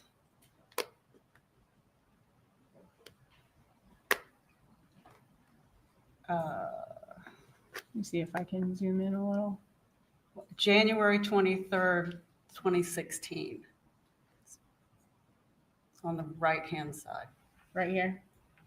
Yes, January 23rd, 2016. Okay.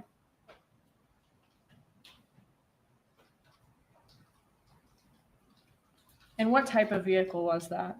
That was a Lexus. 2001 Lexus? Black four-door, that's correct.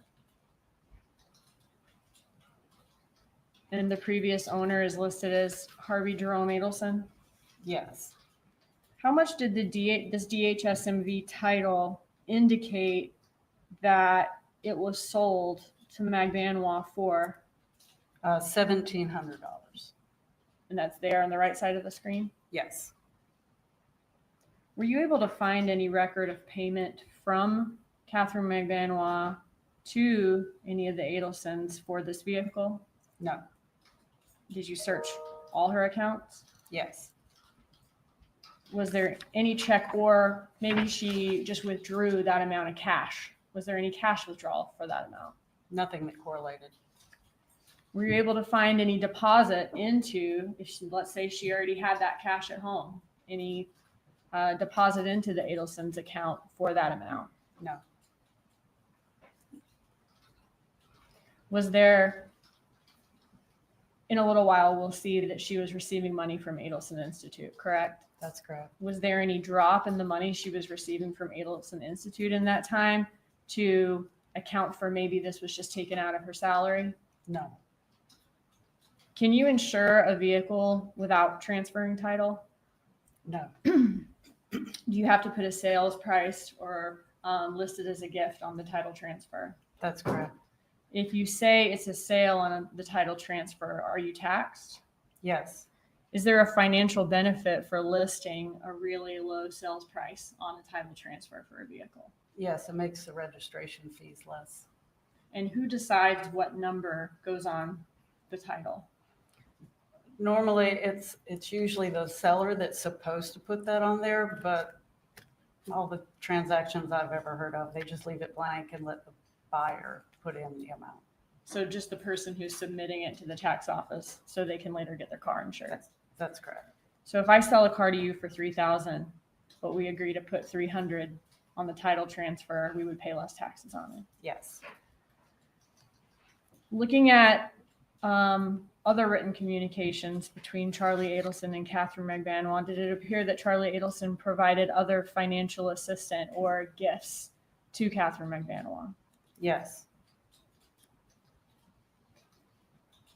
I was trying to go to the next slide, but I think I got to zoom out first.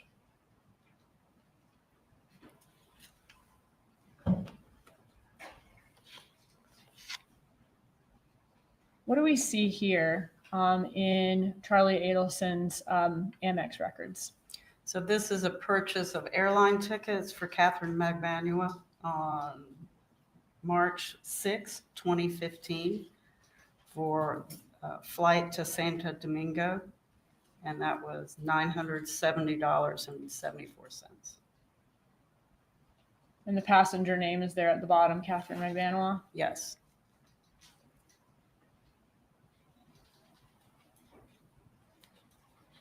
Okay, other than these $970 worth of airline tickets to Santo Domingo, were there other evidence of financial assistance or gifts? Yes, there was.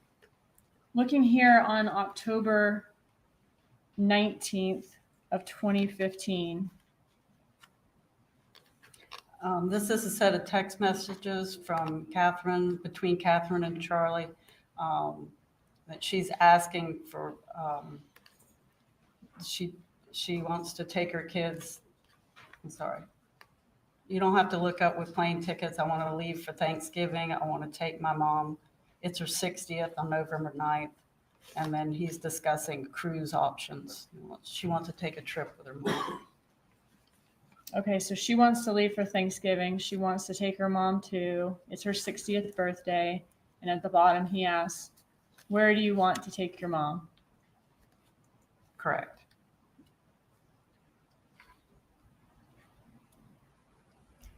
This is a continuation of the text messages where she says she wants to do something nice for her mom, and she may have days off on Thanksgiving. Does she offer the fact that maybe I'll rent an RV and drive cross country? She does. And then what does Charlie Adelson offer to do about halfway down this page? To get her a cruise for her and her mom. And she agrees. I was thinking about a cruise too. Yes. And then he discusses, perfect, they have really nice ones. Y'all can leave on a Friday, go to 2 ports, come back on a Monday morning, and you won't miss work. That's correct. Okay, and this is in October of 2015? Yes. And then does he continue to offer in that text messages, I think it would be super cool for you to go with just you and your mom from Friday to Monday on a Norwegian cruise. It leaves Friday at 4, comes back Monday at 7. Does that work for you? Let's look at dates. Is that right? Yes, that's correct.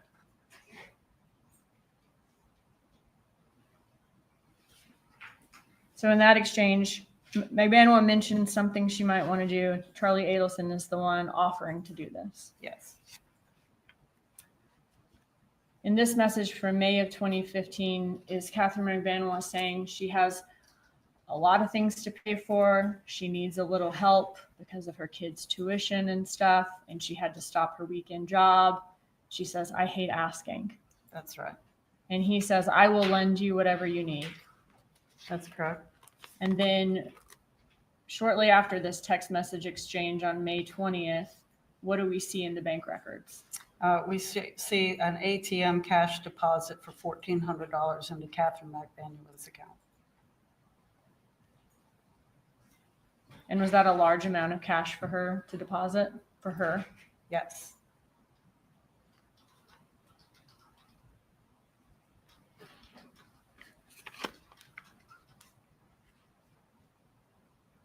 These are some of the bigger items, but was there also, he would give her teeth whitening, he would give her, pay for meal plans for her, offer her rides in fancy cars, or her ability to lend or borrow fancy cars from him throughout these years? Yes, he had a lot of supportive activity of her.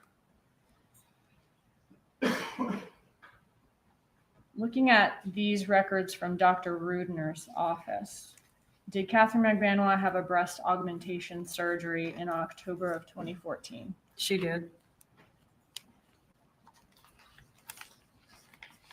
And looking at this record here, how much was that breast augmentation surgery? The total credit was $4,608.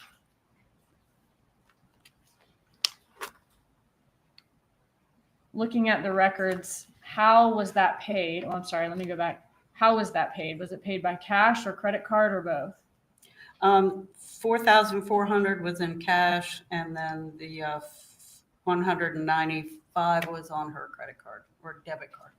So what was the portion of that breast augmentation surgery that was paid in cash? 96%.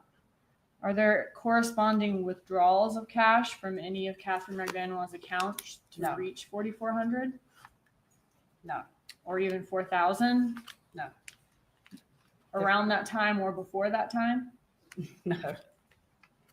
Did you actually add up all her cash withdrawals from January 2014 to October of 2014, and they only totaled a little over $2,000? That's correct.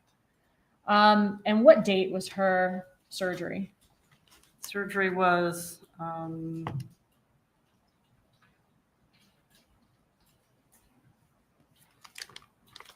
looks like it was July. It was October of 2014. 2014. October 18th, 2014.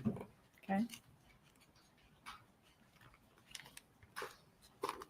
All right, now I want to focus on Magbanua's bank records. Based on the bank records and employment records that you reviewed, were you able to ascertain where Katherine Magbanua may have worked or what business she received income from her bank records. I did. And what do we see here? Can you walk us through this? So from the summary of the bank records, I was able to show through her deposits, her checks or employment that she had. So this is a schedule of the bank records from 2013 to 2016, showing her employment deposits. And at the bottom here, do we see the name of each business that she received income from and the dates that she received income from those businesses? Yes. All right. Quintana Lopez, we see her at the bottom. Was she a realtor? She was. And we see another name, Jerome R. Obed. Was he a dermatologist who was a friend and former roommate of Charlie Adelson? He is or was. Okay.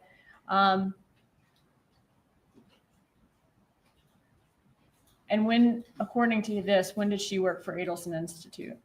The first deposit that hit her account was October 7th, 2014, and the last one was May of 17 of 2016.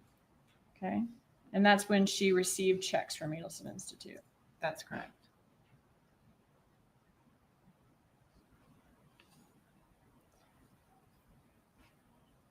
What do we have here?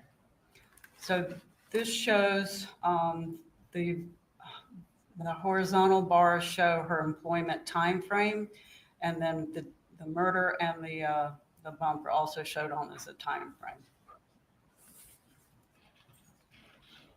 When was her last check from Sophie Dental Care, the dental company she was working at before the murder? The first part of July 2014. Okay, and then she didn't have any more checks or didn't receive any more checks from them after that point? That's correct. Is there any record of her being employed anywhere at the time of the murder? No. And you said she began receiving checks from Adelson Institute about a little less than 3 months after the murder? That's correct. And she received checks from them until the last check was dated in May of 2016? That's correct.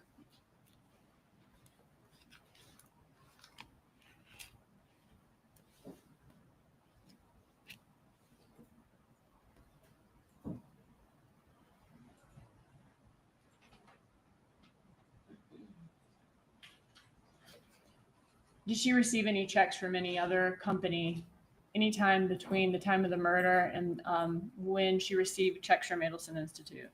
No. And is Adelson Institute the Adelson family's dental practice? It is. Was it a financially successful dental practice? Yes. In 2012, did Charlie Adelson become the listed manager of Adelson Institute? Yes. And then in 2015, did the articles of organization change from both Charlie and Harvey being listed managers? Yes. And what date was that in 2015? October 2nd, 2015. Okay. Now, even though Charlie was the manager beginning in 2012 to October of 2015, was Harvey Adelson still employed as a dentist at Adelson Institute? He was. And received checks from there? Yes. In 2016, in July of 2016, did it change to only Harvey being the listed manager and Charlie being a registered agent? That's correct. Okay. Now, throughout all those years, 2012 to 2016, did Donna Adelson have signing authority for the Adelson Institute? She did. And what does that mean? She had the ability to move money without having someone else approve it.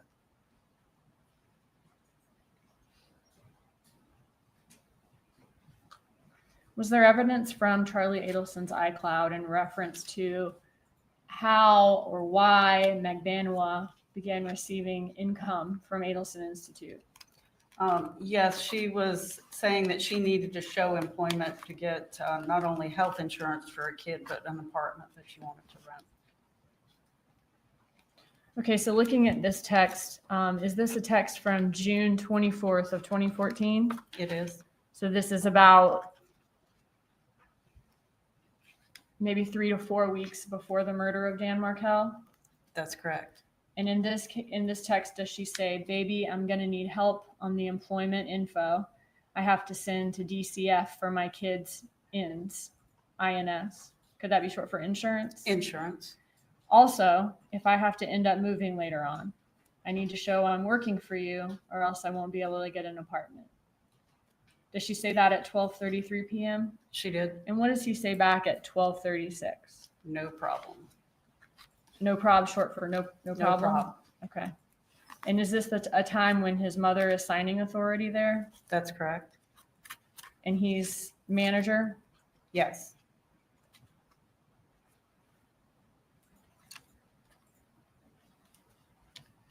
And his dad is a dentist there? Yes. Now, during this time, was that Charlie Adelson's only form of income? Did he also have income from his other work as a periodontist? Yes. Okay. Would he receive income from other dental practices where he would travel around and do specialized work for them? Yes. And was that a successful periodontist practice? Very successful. I want to ask you about this text message. She says she needs employment to send to DCF for her kids' insurance, or if she moves later on. In order to rent an apartment, do people sometimes have to show proof of employment? Yes. In order to get public assistance, health insurance, do people need to show they're employed, but they don't make above a certain amount of money? That's correct. Did you review checks from Adelson Institute to Katherine Magbanua? I did. And in what accounts did you find those checks? They were deposited into Katherine Magbanua's, sometimes in her checking, but a couple of times they went into her savings. Okay, and they were coming out of Adelson Institute's business account with Regions? Yes. How many total checks were there from Adelson Institute to Katherine Magbanua? There was 44 checks.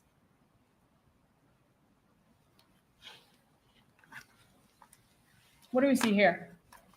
This is a list of the checks that she received from the Adelson Institute. Okay, so this is a summary of the checks. It is. Okay, but in evidence, as we kind of went through earlier, all of this will be back there in case the jury wants to see specific things. But 682 is a copy back in front of every check. Here it is, that Katherine Magbanua received from Adelson Institute. That's correct. Okay. All right, so in the summary here, what's included? So it's the first row, just a number. The second column is a date, the date that it was posted to her bank account. The second column is a date of the check was written, and the check number, the payment amount, and what was in the memo column. Were all of these checks deposited by Katherine Magbanua into her account? They were. And who were each and every one of these checks signed Donna on? Adelson was signing the checks. Okay, are these examples of 3 of the checks in the exhibit? It is. Okay, but she signs all 44? She does. And you did say that she did have signing authority for the business during those years? Yes.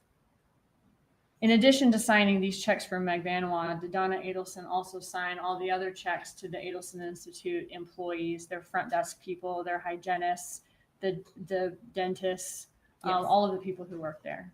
Yes. Was she the person who did payroll every month? That's correct. And looking back at this summary, you mentioned that Harvey Adelson was listed as manager again in October 2nd of 2015. Looking at this chart here, would that be just between number 26 and 27 there? At that point, he would become manager again? Yes. Okay, but all throughout the rest of the time he worked there? Yes. Okay, so about 3/4 of the second chart we see, Harvey Adelson was manager during that time. That's right. For all those checks that were written. That's correct. And for both of those charts, Donna Adelson had signing authority. Yes. Who else had signing authority at Adelson Institute when these 44 checks were written?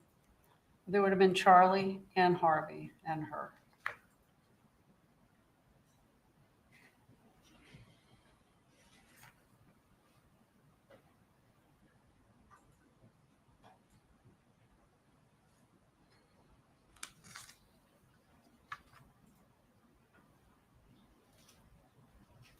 When you reviewed the phone records in this case, did Donna Adelson manage more than just the money at Adelson Institute? Did she also manage a lot of personal details of Charlie Adelson's life? Yes. Would she often book his travel as far as his plane trips, his hotels, whenever he wanted to take a trip? Yes. Would she remind him regularly to pay this bill on time, pay that bill on time, transfer this amount of money to this account? She helped him with all of his money. Yes. Did she kind of run his life, so to speak, as far as helping him keep up with the details of all of his day-to-day needs? Yes. When was the first check issued to Katherine Magbanua here, looking at the summary? The first check that shows up in her account is October 8th, 2014. Okay, and what was the date on the check? Meaning the date that you're assuming that that's the check, that's the date that it's written. Right. So the date that was on the check was September 17th, 2014. Okay, and was that almost 2 months to the day from the murder of Dan Markel? It was. Was that, I guess, about 3 months after she asked to be employed by Adelson Institute? Yes. And how often did Magbanua receive checks from the Adelson Institute after that? 2 times a month for almost 2 years. Looking at these checks, can you show us? Do you have your clicker with you? I'll just ask you. On the bottom right of each check where it says Donna Sue Adelson on these checks, is that the signature line? It is. Thank you. Checks are kind of becoming an ancient art form, so just in case we have any jurors who haven't written one. The amount is here. Yes, that's the amount that's written the check for. All right. And then the amount's written out here. And then you mentioned a signature line. I'm sorry, a memo line. Is this the memo line? Yes, that's the memo line. Okay. And what does this memo line say on these checks? On, I believe, all of them. Let me just look for a second. Almost all of them have a date range. There's a few that don't. And would that date range be the pay period? Yes. Okay. All right. Looking at these Adelson Institute checks to Katherine Magbanua, I have a couple of questions. When we're looking at the memo line for each, do the time ranges for the pay periods vary? Yes. They're not all for the same amount of days. In other words, they're roughly around a 2-week period. Are all of the checks for the same amount? All except for the first one, which appears to be a 1-week pay period instead of 2. Okay. It was $203.79, which is half of the $407.58. And so for these red check marks, the red checks denote all of the checks that were for the same amount. Yes. Were some of the checks advanced pay? They were. And what does that mean? That means that she actually would have received the check or deposited the check before the end of the pay period. So the check is posted before the pay period on the memo line is complete. Yes. And were any of these checks sequential? They were. And what does that mean? It means they were all the next in line check numbers, 25, 26, 27. So going back to our picture of the checks, excuse me. So Are these 3 checks sequential here? They are. Okay, so 24, 25, 26. Yes. Let me go back to where we were.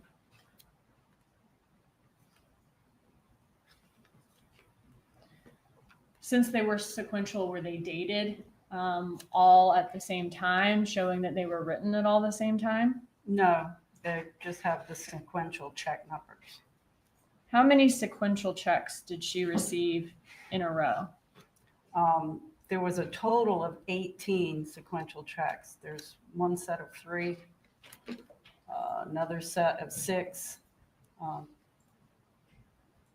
another long set there. 1, 2. Okay, so are these 3 checks 10. sequential here that I'm pointing to? Yes, Okay, and then are these 6 checks sequential? that's correct. And then these first 6 check marks, were these sequential? They were. And then the final 3 here, checks that she received, are they sequential? They are. So this isn't 9 sequential checks. It's a set of 6 sequential checks and then another set of 3 sequential. That's correct. Okay.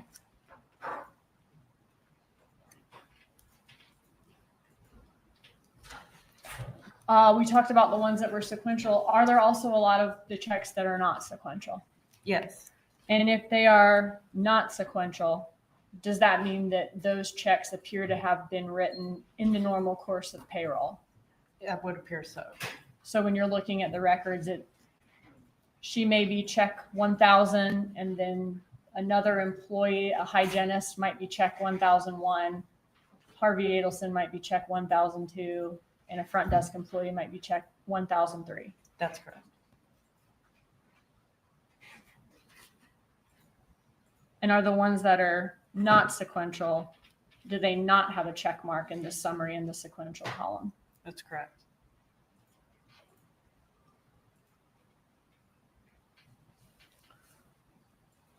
For this last column, Katherine Magbanua, known schedule. You said earlier that except for the first check, they were all the same amount, all 44.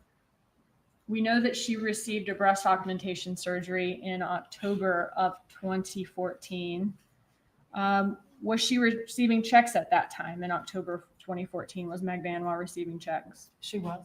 Was there any disruption in her paychecks from Adelson Institute during that time to reflect needing time off from a major surgery? No, there was not. After her surgery, was there any decrease in the amount she received from Adelson Institute that might reflect her being off or having a reduction in pay? No.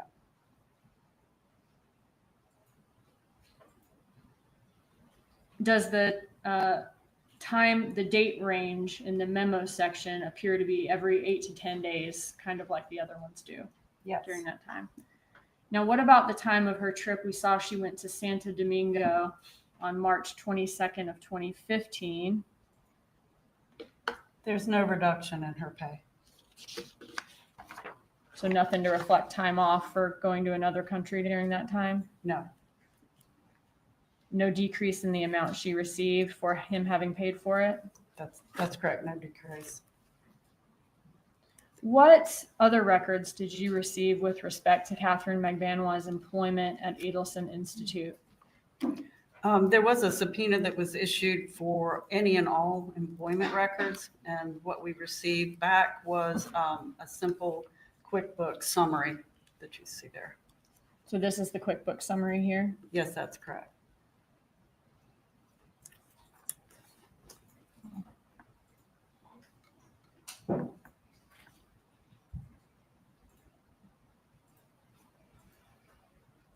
Did the subpoena ask for any and all records of her employment from Adelson Institute? It did. Did the records, did they come with an employment application or timesheets or W-2s or tax filing records, performance evaluations, anything like that? No. A job description? No. Just this QuickBooks sheet? That's correct. What time period does this sheet cover?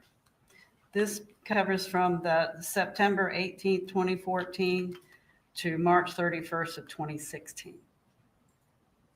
In your time doing forensic accounting, have you seen subpoenas for any and all employment records? I have. When a person has been employed with a business for 2 years, do you usually see some of those things I just listed out? Yes. Okay. So was it a surprise to you to just receive this QuickBooks printout? Yes. What was the date of the last check according to Adelson Institute's QuickBooks records that they handed over to law enforcement when they received the subpoena? It's at the top, March Okay. 31st, 2016. Okay, so according to their records, the last payment they made to her was on 3/31 of 2016. That's correct. When you looked at Katherine Magbanua's account, were there any additional checks after March 31st of 2016 that were paid to her by Adelson Institute? Yes, there was 3 additional checks that did not show up on the QuickBook records. Looking at this graph, is this the 3/31/16 check that was dated and posted the same day? Yes, And so these would be the 3 checks that were deposited after March 31st? yes, Does the date, do these 3 dates reflect the dates on those checks? Written? The dates Yes. written. And these would be the dates that Magbanua posted them to her account? that's correct.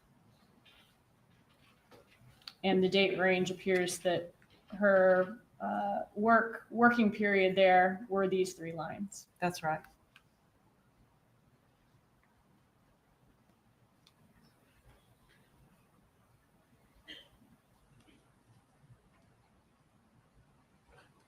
Was the last check deposited into her bank account dated on May 12th, 2016 and posted on May 17th of 2016? Yes, If Garcia was arrested on May 25th of 2016 and the last check to Magbanua was May 12th, did it appear that she did not receive any checks according to her records after he was arrested on May 25th?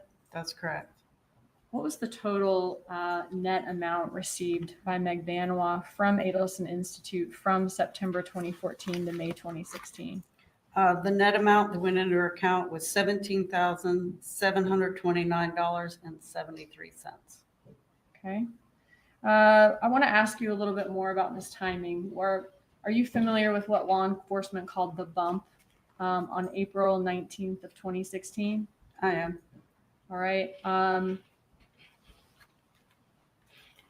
Looking at these last 3 checks that were deposited into her account, was there evidence of a check later than those in sequence that was actually posted to the bank account before the bump on April 19th of 2016? Yes, Okay. Is that the check here to Harvey Adelson on April 4th? that's correct. And that would have been before the bump, It would. but after in sequence of Magbanua's checks? Yes, So is it possible, given the sequence, that Donna Adelson stopped writing Magbanua checks after she was approached by the agent during the bump? it appears that way.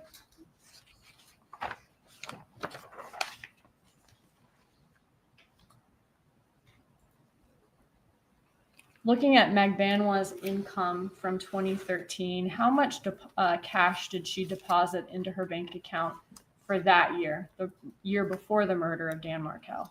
$13,035.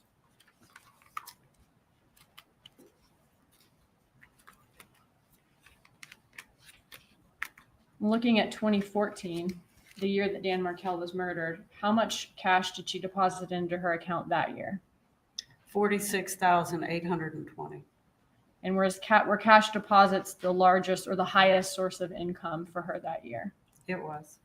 And is that depicted here by the red part of the pie graph? It is. How much income or how much percentage of her income did she receive from Adelson Institute that year? 4%. Okay. And that's depicted by the yellow portion of the pie chart? It is. And that was the year that she started receiving paychecks. The first one posted to her account was in the beginning of October. Correct. Okay. And then she received them every 2 weeks after that for the rest of the year. Is that right? That's right. Combined with Adelson Institute was 68% of her income from either Adelson Institute or cash deposits that year? Yes. Moving on to 2015, the year after Dan Markel's murder, what was the total amount of cash deposits for that year? $26,523.77. Was that about 51% of her income? It is. Was about 20% of her total income from Adelson Institute that year at a little over $10,000. Yes. and a little over 5,000 at 10% of her income was her income from Dr. Obed's dermatology practice. It was. Okay, and he was Charlie Adelson's roommate. That's right. They were good friends. Okay, so about 81% of her total income was from Adelson Institute cash or an Adelson friend, Dr. Obed, that year. Yes. Looking at 2016, how does the amount of cash she deposited that year? This is now 2 years after the murder of Dan Markel and the year that the bump took place in April, the first part of that year. Mm-hmm. How does her cash deposits compare that year to the two previous years? It's $11,921.33. So significantly less? Yes.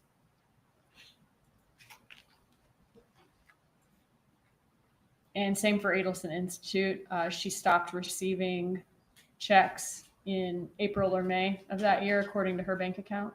That's right. What do we see here? So this is a visual depiction of the cash that went into her accounts by year. And did you track every single one of her cash deposits from 2013 to 2016? I did. Which year, looking at 2013 to 2016, had the most cash deposits? The year of the murder, 2014. Was 2014 about 3 times as much as the prior year? Yes. And about twice as much as the next year? Yes. What do the graphs at the bottom represent? It's just another visual depiction, a circular graph of the cash. How much the cash was a percentage of her total income? Yes. How much of a percentage of her total income the Yes. cash was? Thank you. And it was the highest source of her income in 2014 and 2015? Yes. What do we see here? This is adding on the other, the Adelson Institute checks that are in the yellow highlights, and then Dr. Obed, his roommate, was in the purple. Showing the total amounts from all those sources, and then the percentage of her income all of those sources were. Yes.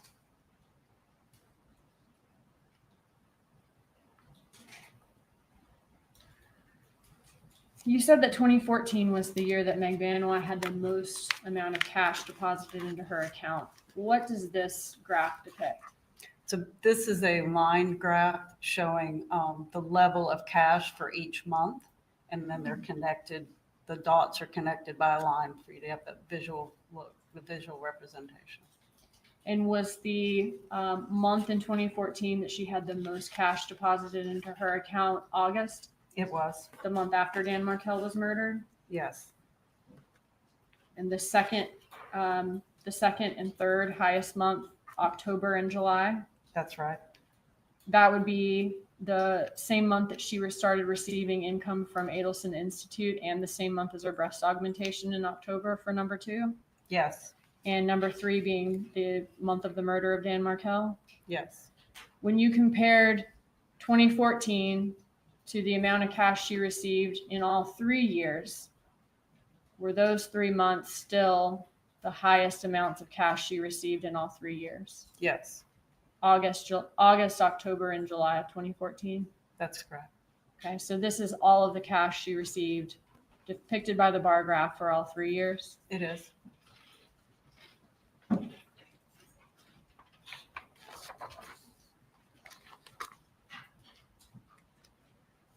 What do we see here?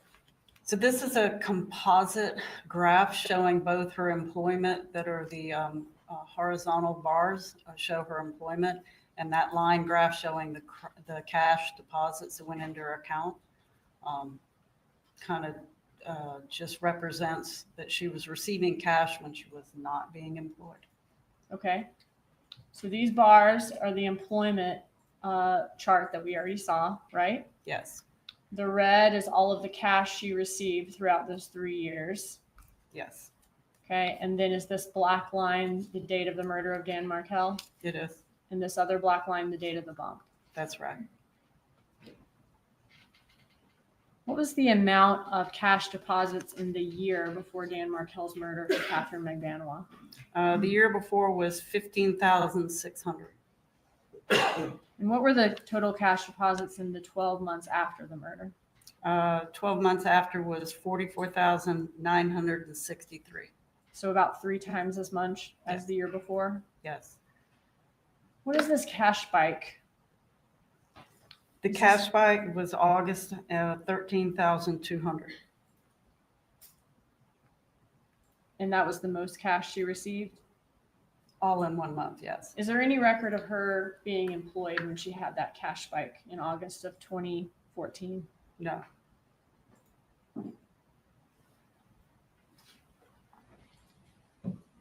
And how much did she deposit in the 6 weeks after Markel's murder? She deposited 17,300. And that was during a time when there's no record of employment and there's a break in these bar graphs? That's correct. And the next bar graph is her income from Adelson Institute? It is. And then the month after that is the breast augmentation in October? Yes. Okay. You told us earlier that you analyzed Adelson Institute along with the bank account records of Donna, Harvey, Charlie, and Wendi Adelson. Well, first I want to show you a contract that's been shown to defense for the purchase by Wendi Adelson of a home, I won't say the whole address, but on Whittendale Drive in Tallahassee. Mm-hmm. Okay. And what date did she sign this to purchase this home? October 24th, 2013. Okay, so she signed the contract about a week before Halloween of 2013. Yes. Okay, and how much was the purchase price of this home? It's listed as 371,000.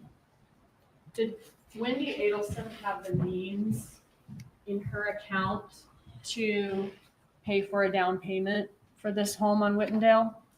Yes.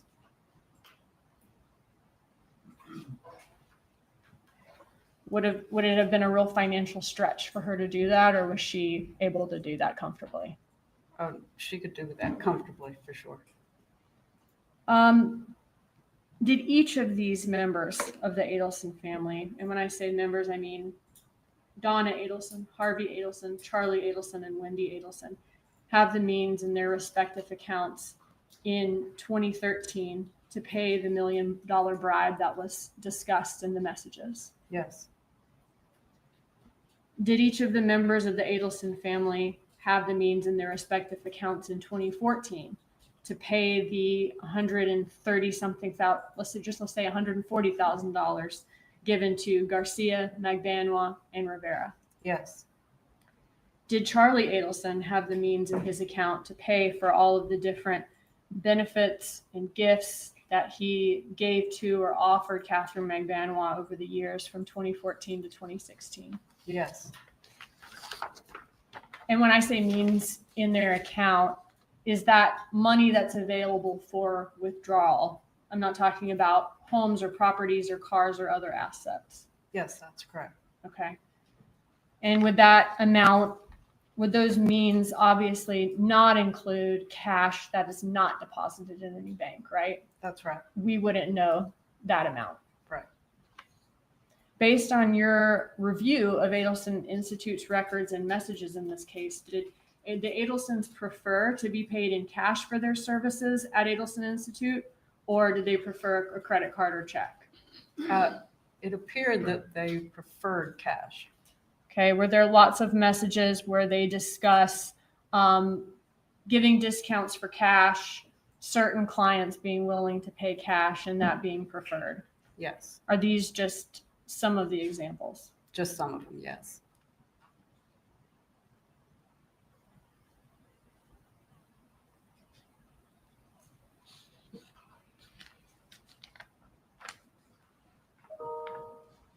Were there messages in the Adelson family's records where they discuss having cash and how they store their cash? Yes. I want to turn your attention to this text message we see here on the screen. Can you read these messages to us? And these are from 2011, but what I'm looking for here is dimensions of cash and how the cash is kept. If you could read those for us. Okay. So the first block is from Donna. It says, "Good morning, Charlie. I need to take $25,000 from your office checkbook and put it in Dad's office checkbook in order to break even this month. Can we do that? Do you have enough money in your office account for us to write that check? If you do, then Dad will move $25,000 in cash in the safe into your pile. Please let me know as soon as possible so Dad can take care of it today. You can call, I am home, or text me, whatever is best for you. I love you, honey, Mom." And he says, no problem. He says, "No problem." Okay. So here, do they discuss having large amounts of cash and keeping it in piles in a safe? Yes. Were there other messages besides this one in the records where they discuss things, cash being in the safe or piles in the safe? Yes. Is this just one example? Yes. And as we talked about earlier, is it common for Donna Adelson to move money around between the Adelson family accounts? Yes. And does this safe appear to be at a place where Donna Adelson would have access to it or control of it? The role you may answer based on your review of the records if you are capable, Ms. Cullen. Could you restate the question? From the messages here, does the safe appear to be in a place where Donna Adelson would have access to it or control of it? Yes. Just a second.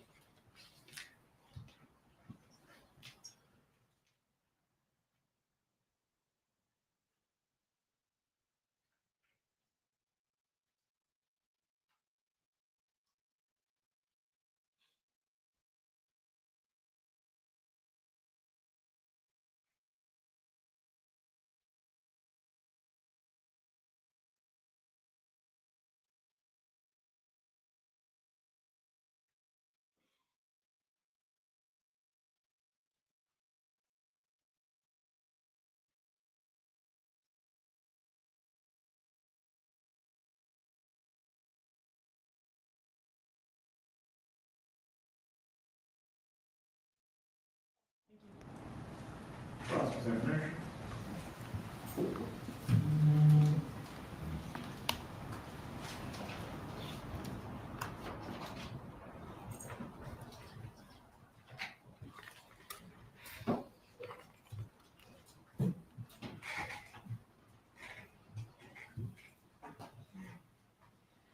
Good afternoon, ma'am. Good afternoon.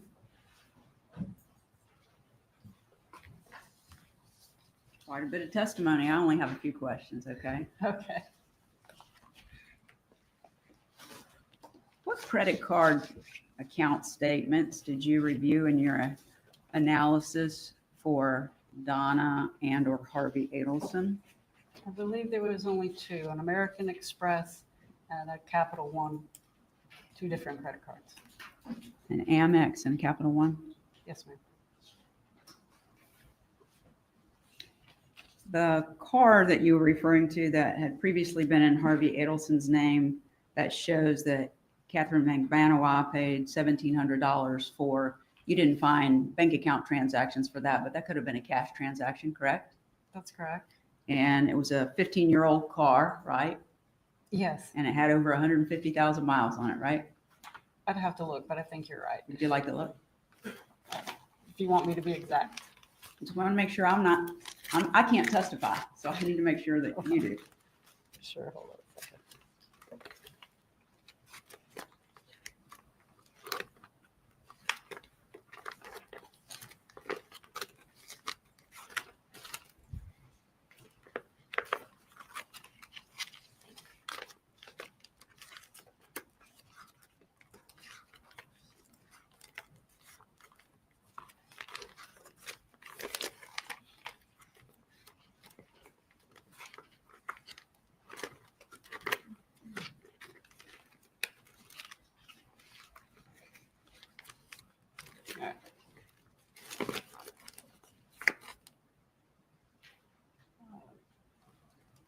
says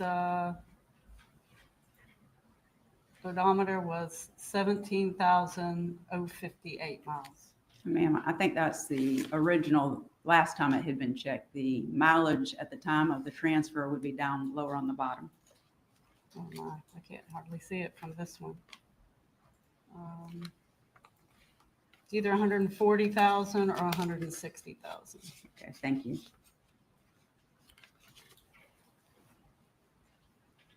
Now, we saw the slide where Charlie Adelson was talking about cash discounts for his travel periodontist work that he was doing for different dentists, correct?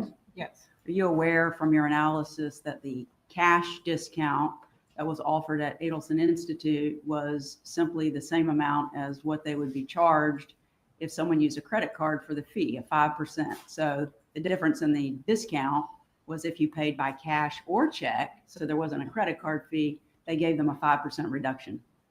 There was no explanation in the text messages to say why there was a discount for cash. Okay. And you can't say what their deposits were in cash at Adelson Institute, correct? I don't recall. Okay. And you mentioned that sometime in 2016, Harvey for Adelson Institute, the business that we're discussing, became a manager in 2016, correct? I believe you are correct, but I'll look at the date.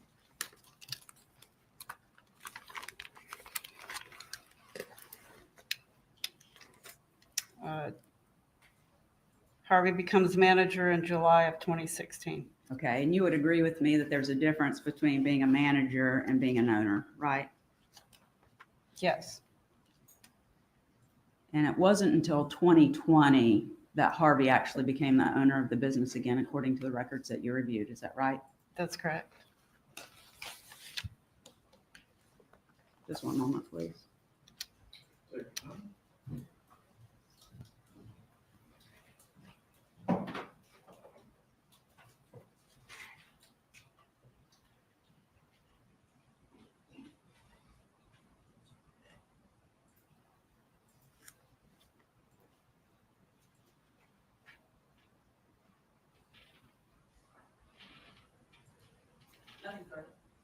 Any redirect examination? Yes, sir. You may proceed.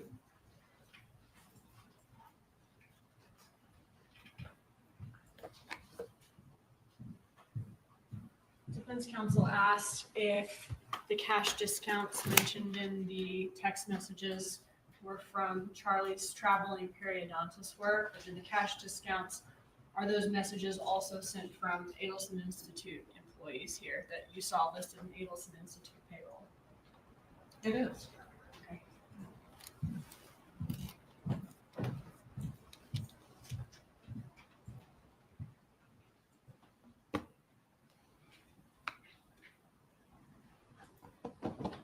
The only other thing I had was on direct, you mentioned that Harvey Adelson was taken off as manager in 2012. He continued working there as a dentist, but then on October 2nd of 2015, he became manager again. Is that correct? Yes, that's correct. Okay. And then in 2015, were Harvey and Charlie both managers? That's correct. Okay. In October of 2015. Yes. But then in 2016, July of 2016, only Harvey's a manager then at that point. Charlie has now dropped off to a registered agent. That's right. And these are on their articles of incorporation. Yes. Okay. They could still be both working there as dentists and have their own understanding of their role in the practice. But we're talking about what's listed on the articles of incorporation. Right. Okay. So it went from Harvey and Charlie both being managers in October of 2015. Magbanua still getting checks through the spring of 2016. That's right. And then after the arrest in 2016, Harvey Adelson becomes manager in July. Charlie is now a registered agent. That's right. Okay, thank you. You may step down. Will this witness be recalled? I don't plan to, Judge, but if she could just remain under the rule just in case, she can go about her business stuff. Very well. Please do not discuss with anyone else the substance of your testimony. You may step down. Thank you.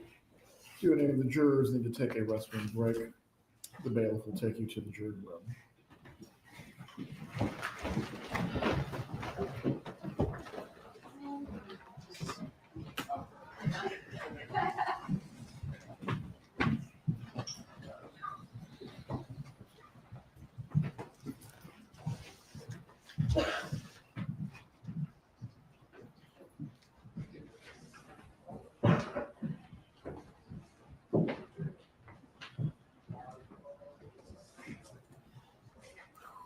Everyone can be seated.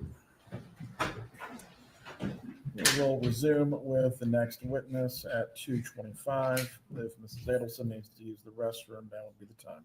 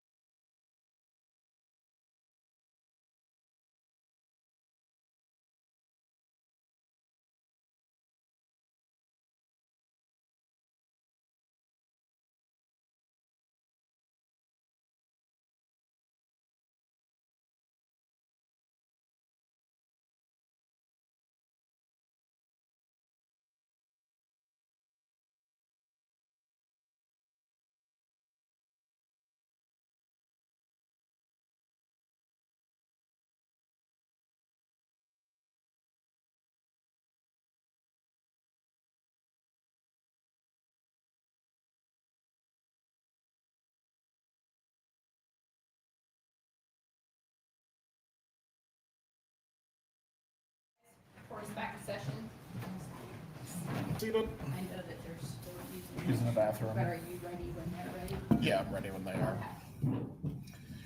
Ms. Kappelman, who will be the next witness?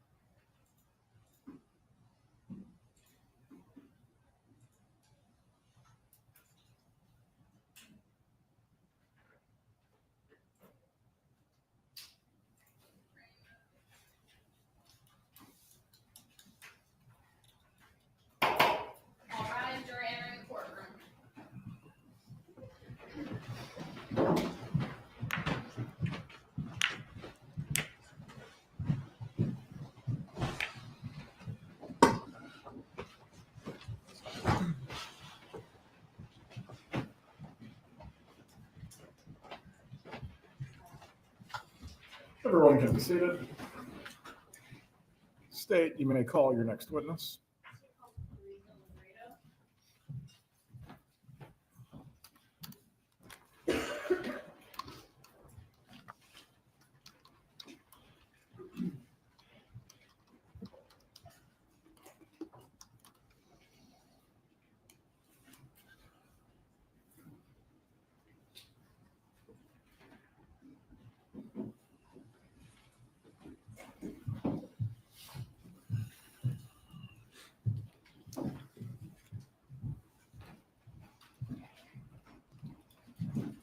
Please raise your right hand. Do you swear or affirm the testimony you're about to give will be the truth? Yes, I do. You may take your seat. Please speak loudly and clearly. Adjust the microphone if you need to. Okay. Will you tell us your name and spell your name for our court reporter, please? My name is Clarissa, Clariza, Spoltor, Spoltore. Thank you. Did you recently get married? Yes. Okay, congratulations. Was your name before you got married Libreta? Libretto. Okay. All right. So where do you currently work? Where do you work? I worked at the Adelson Institute. Okay. And you currently work for a dental practice that took over for the Adelson Institute? Yes. Okay, thank you. How long did you work at the Adelson Institute? Over 40 years. And where is the Adelson Institute located? In Tamarack. Was the exact address of the Adelson Institute 7737 University Drive in Tamarack? Correct. Is Tamarack near Coral Springs? Yes. Okay. And I want to talk about the positions at the Adelson Institute going back to 2013, 2016. What was your position? I was Dr. Adelson's dental assistant. Was that Dr. Harvey Adelson? Dr. Harvey Adelson, yes. Okay. Did you ever work the front desk? No. Okay. So worked as his personal assistant. Worked as his assistant. Yes. And what about Donna Adelson? Did she work there during that time? Yes. And what did she do there? She was the office manager. She worked up front. Okay. Did she keep the books, do the payroll, that sort of thing? Yes. What about Charlie Adelson? What was his role there? Charlie was our periodontist. He's a dentist. Dentist, okay. And the 40 years that you worked there, you worked for Harvey Adelson all of those 40 years? Yes. Was there also an employee during, and I'm talking about the years 2014 to 2016, in addition to yourself, Dr. Harvey Adelson, Dr. Charlie Adelson, was there also an employee named Erica Johnson? Yes. Okay, and what was her role? She worked up front and she was Charlie's assistant. Okay. And we had talked about Donna Adelson and her role. What about, did you have a hygienist named Amy? Yes, we always had a hygienist. Okay. Were there any other employees that you can think of during that time at the Adelson Institute other than the ones I just named? No. Any other dentists besides Harvey and Charlie? No. You mentioned that Charlie is a periodontist. Did he also, in addition to working at the Adelson Institute, did he travel around and do that type of work for other dental offices as well? Yes. How often was he in the Adelson Institute office? Ballpark. Once a month. Okay, so one time a month, he's going to serve his clients for the Adelson Institute. And other than that, he's traveling around to all different offices. Yes. Who was the boss at the Adelson Institute in your understanding? Who did you think was the boss? Dr. Harvey Adelson. What were the Adelson Institute's business hours back in 2014, 2016? Did y'all have Monday, Tuesday, and Thursday, 8 to 5? Monday, yes, and we had one late night. Was it when? 11 to 7. Okay. Was that Wednesday? It was Wednesday. And then off on Fridays? We were off on Friday. And no work on Saturday or Sunday? No.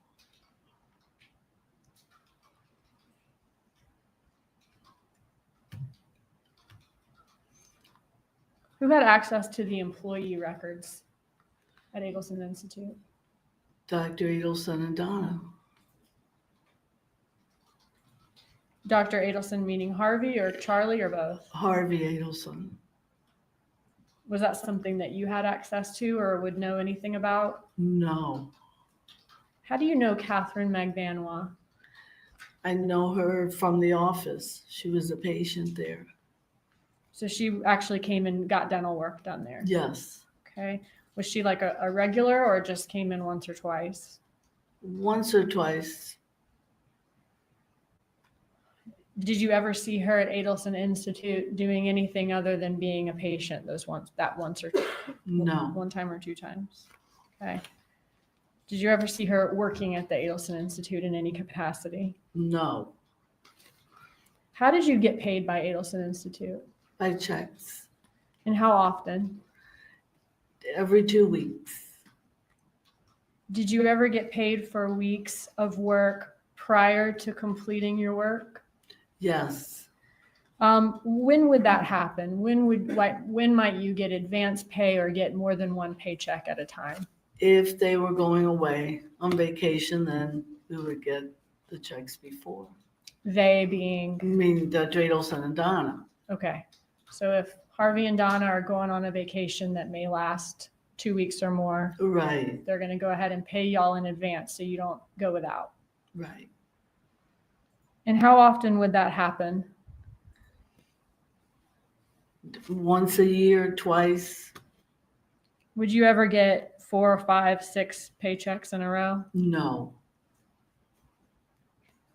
Were you ever aware of any Adelson Institute employee in the history of the 40 years you were there that worked exclusively by phone or remotely? No. Did the Adelson Institute back in 2013 to 2016, did y'all have a cleaning service? Yes. And would the cleaning service, was it a husband and wife team? Yes. Was Katherine Magbanua the wife part of that team? No.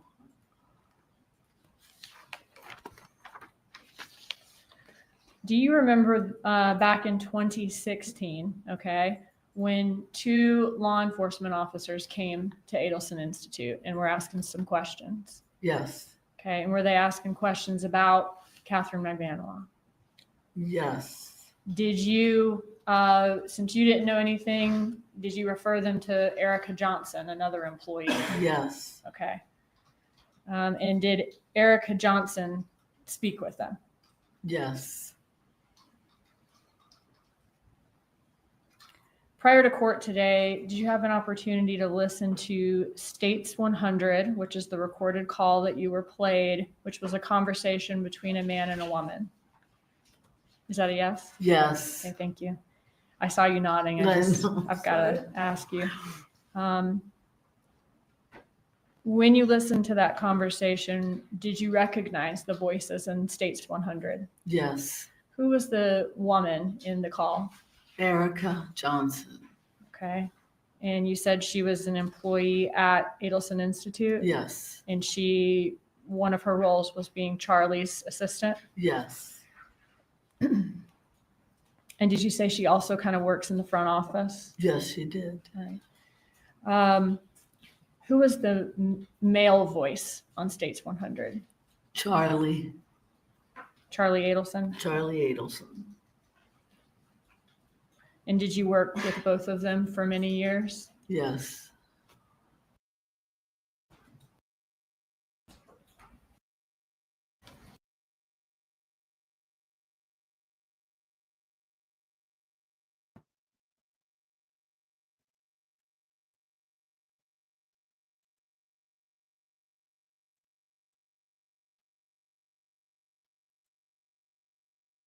Time at Adelson Institute? Yes. Did you socialize or spend time together outside of work, or was your friendly relationship at work? At work. Okay. So while at work, you never heard her say anything negative about Dan Markel? No. But you didn't spend time with her outside of the office? We've gone out on occasions, but. Not regularly? I'm sorry? Not on a regular basis? No. Okay. Thank you. You may step down. Will the witness be recalled at all? No, sir. She can be released. Thank you. You are released from your subpoena. Have a good day. Please call your next witness. State calls Katherine Magbanua.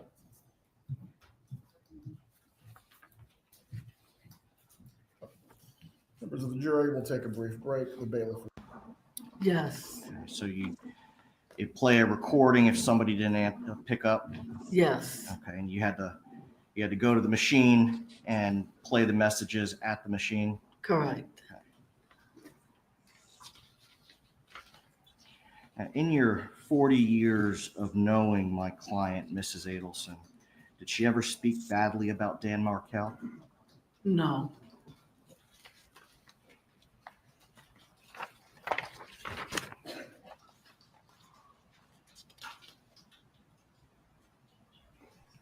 Isn't it true that you would call the Adelson family, Donna and Harvey, a hardworking family? yes,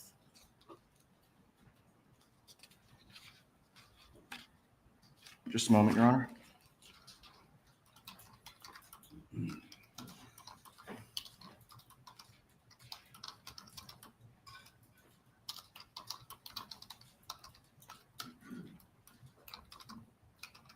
Nothing further, Your Honor. Any redirect to the witness. Back during that time period, if a patient were to call Adelson Institute and it was closed, maybe because it's a Friday, Saturday, Sunday, would that call be routed to voicemail? yes, Okay. And then would the voicemail be able to be checked from there? If it's checked by someone in the office, that would be Monday morning. yes. Do you know who else had access to that voicemail? No,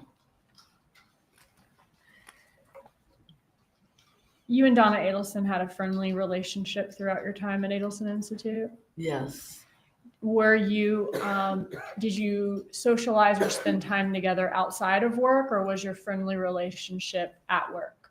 at work. Okay. So while at work, you never heard her say anything negative about Dan Markel, No, but you didn't spend time with her outside of the office? we've gone out on occasions, but Not regularly. I'm sorry? Not on a regular basis? No, Okay. Thank you. You may step down. Will the witness be recalled at all? No, sir. She can be released. Thank you. You are released from your subpoena. Have a good day.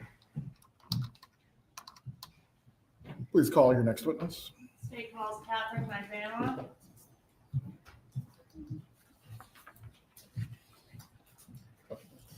Members of the jury will take a brief break. The bailiff will take you to the jury room.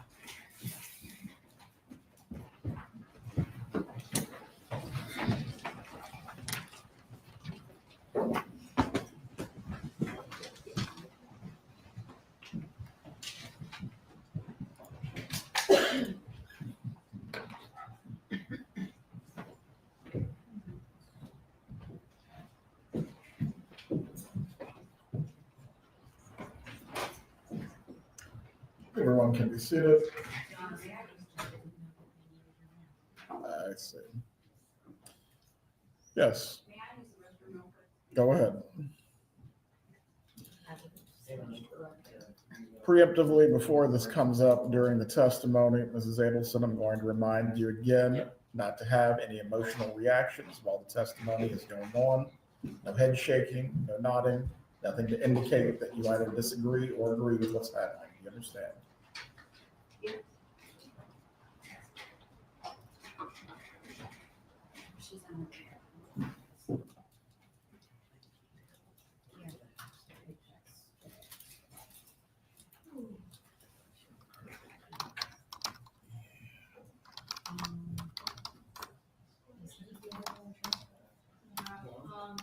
Judge, our next witness after Magbanua is going to be Sergeant Corbett, and he will need just a second to get situated.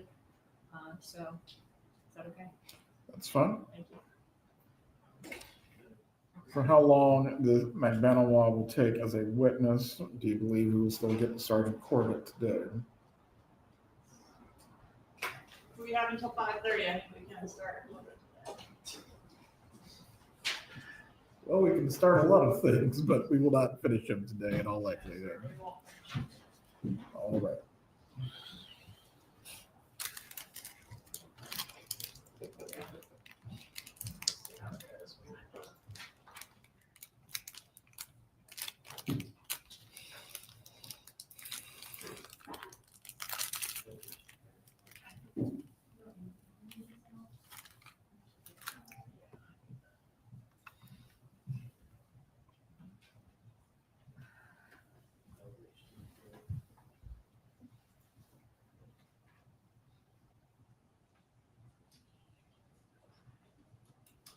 TV is not.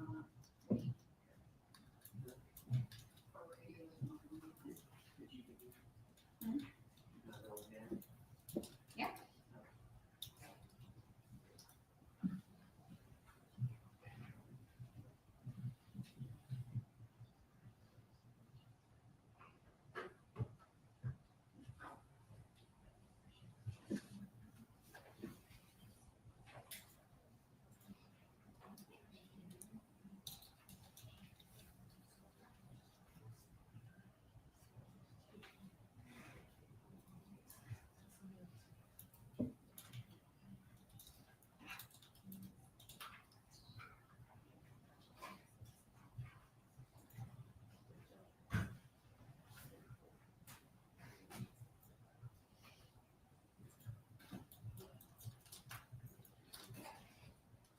Go ahead.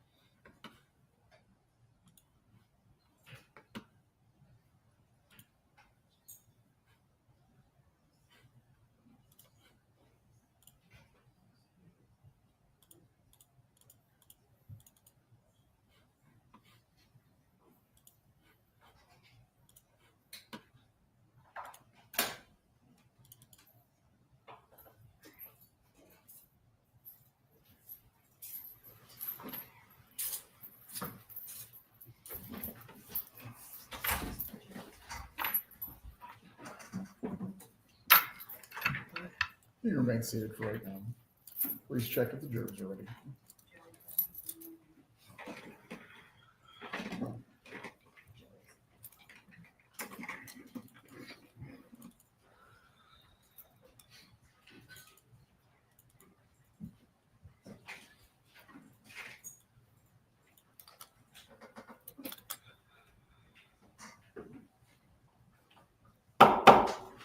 Jury entering courtroom.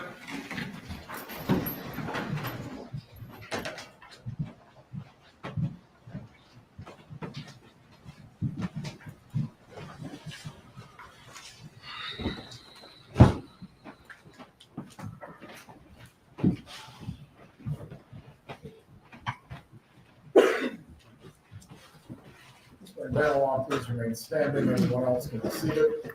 Please raise your right hand to be sworn. Do you swear or affirm the testimony you will give today will be the truth? Yes, Your Honor. You may take your seat. Please speak loudly and clearly for the jurors. Yes.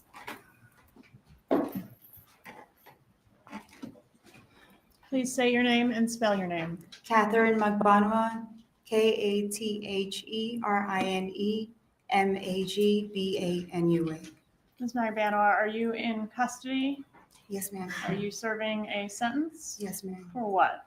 Life. Life for what crime? For the murder of Dan Markel. And did you have a trial before you received that sentence? Yes, ma'am. Okay, and in that trial, did you testify in your own defense? Yes, ma'am. Okay, and in that testimony, did you testify that essentially we had it right about everyone else, but you were in the dark, you weren't involved in any way? Yes, ma'am. Okay. And was that true? No, ma'am. All right, and you didn't have to testify in your own defense. You could have chosen to remain silent, right? Yes, ma'am. And you testified also in the trial in which Garcia was convicted, right? Yes, ma'am. And same thing there. You testified, you did not tell the truth. Yes, ma'am. Okay. And why then come now with a different story? I think that the truth needed to come out and the people responsible needed to get arrested. Okay. Are you hoping to get something out of this? I would eventually like to see my children again one day. And are you hoping that something can be done for you even after being sentenced? Yes, ma'am. I'm hoping so. Okay. Have you been promised anything No, in ma'am, I exchange for your testimony? No, ma'am, I have not. Okay. By me or by anyone? No, ma'am, nobody. Okay. Has anybody told you what you need to say here today? No, ma'am. Has anybody told you, well, you need to implicate a certain person? No, ma'am. Weren't you originally offered immunity in this case to come forward with the truth? Yes, ma'am, I was. Why did you not take that opportunity? Well, in the first trial, I was tried with Sigfredo Garcia, and he was facing the death penalty, and I just couldn't do it. Okay, because the truth would implicate your child's father. Yes, ma'am. Okay.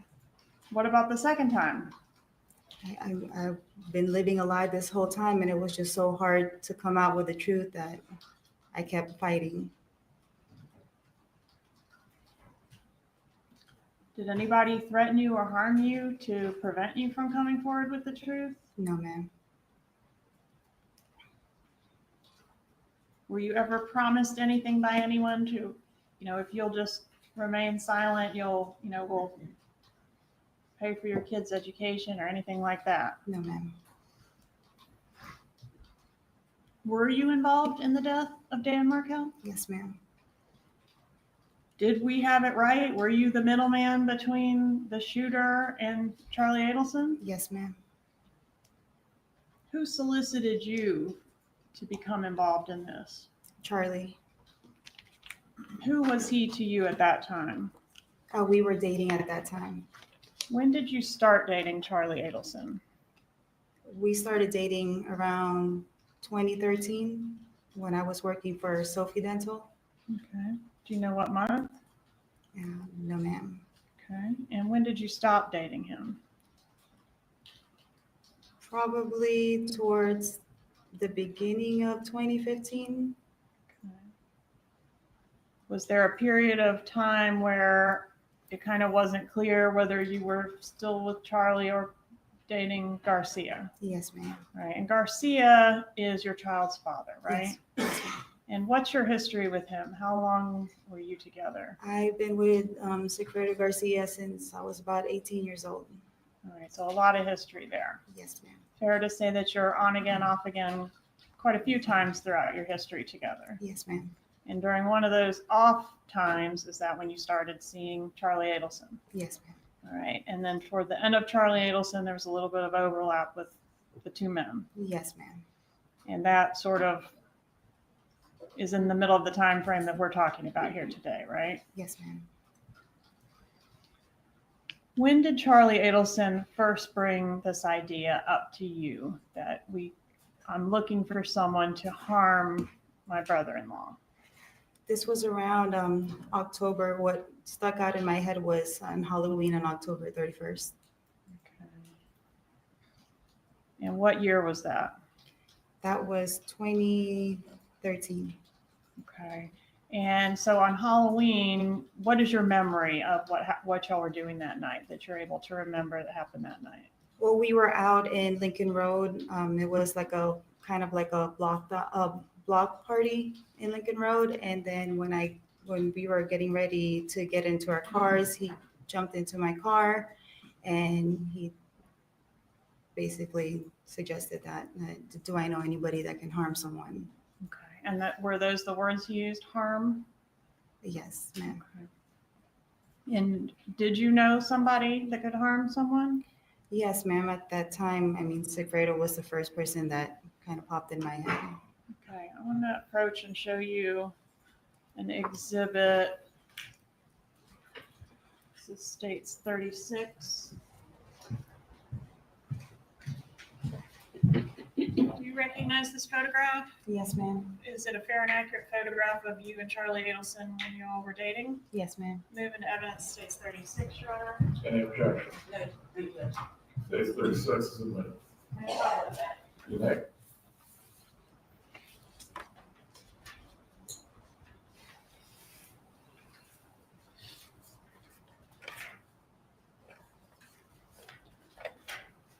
Where was this photograph taken? That was down at the Keys. When was it taken? I believe that was his birthday. Charlie's birthday? Charlie's birthday. In 2013? Yes, ma'am. When was his birthday? October 27th, I believe. And y'all drove down to the Keys? Yes, ma'am. So that would have been just a few days before he broached this subject of harming someone to you on Lincoln Road. Yes, ma'am. Okay. Were you aware of him sending this photograph to his sister that night? No, Or ma'am. I that wasn't. day?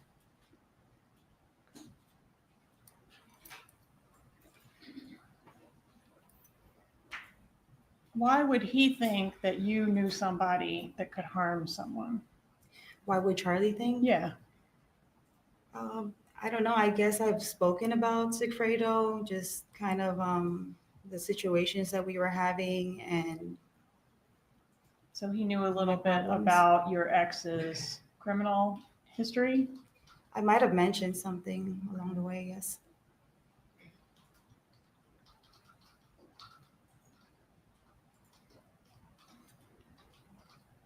What did Sigfredo Garcia know about Charlie Adelson? At that time, I don't think he really knew of him yet. Okay. At some time, did he become aware that you had started dating someone else? Yes, ma'am. All right. And there's one phone call in the phone records that we're going to hear more about with the next witness. It's from Sigfredo Garcia to Harvey Adelson on July 1st, 2014. Do you know anything about that phone call? Yes, ma'am. There was a bit of an altercation between Charlie and Sigfredo. I believe prior to that, like a couple hours before that, where like he saw us leaving and then he kind of blocked off where I was like residing. Like we were already in the car, me and Charlie were. and he stopped and started screaming some stuff, but we didn't know what he was talking about. Okay, so when you first started dating Charlie back sometime shortly before around Halloween of 2013 or October of 2013, Yes, is that ma'am. right? Garcia didn't know about it. I But believe it's- he didn't know anything Okay, about but it. at yet. some point he learned and was jealous and there was a confrontation. Yes, ma'am. Okay, so how does that confrontation explain a phone call to Harvey Adelson? I think he was trying to contact Charlie, and maybe he somewhat probably Googled, tried to find, and that's the number that he had gotten, which was. Okay, maybe he was looking for Dr. Adelson or something like that? Yes, ma'am. Okay, but to your knowledge, there's no connection between Garcia and any member of the Adelson family other than you? No, ma'am. Who is Luis Rivera?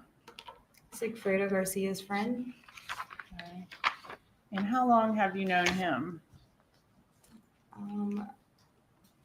For a number of years, over a decade probably. Okay. Why did you agree when Charlie asked you to enlist somebody to harm someone? Why did you agree to do that? Oh, at that time, Charlie knew that I was going through financial situations. So I guess he thought, hey, you can make some money. You needed the money. Yes, ma'am. And Garcia and Rivera, they were also motivated by money, right? Of course. Did Charlie Adelson tell you why he wanted to harm Dan Markel? At that time, no, ma'am. What did you learn about Dan Markel over the course of your relationship with Charlie Adelson? Well, through the course, he was just mentioning that his parents were going through it, that his sister was going through it, that he basically painted a bad picture of Mr. Markel. And since he knew that I was going through stuff with Sigfredo, it was I was like sympathizing with his sister because I know how it feels to go through. Okay, turmoil. so you knew that his sister was having a terrible time with her ex. Yes, ma'am. And you had some things going on with Garcia that felt relatable. Yes, ma'am. Okay. And what does it mean that his parents are going through it? He just said that they couldn't sleep, that at some point, I think somebody was throwing up. I don't know if it was his mom or his dad, and that it was just becoming a big problem to them.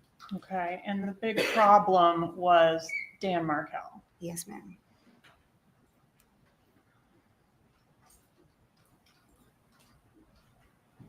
Did you ever meet Donna Adelson?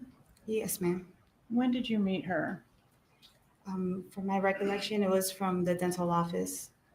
And why did you go to the dental office?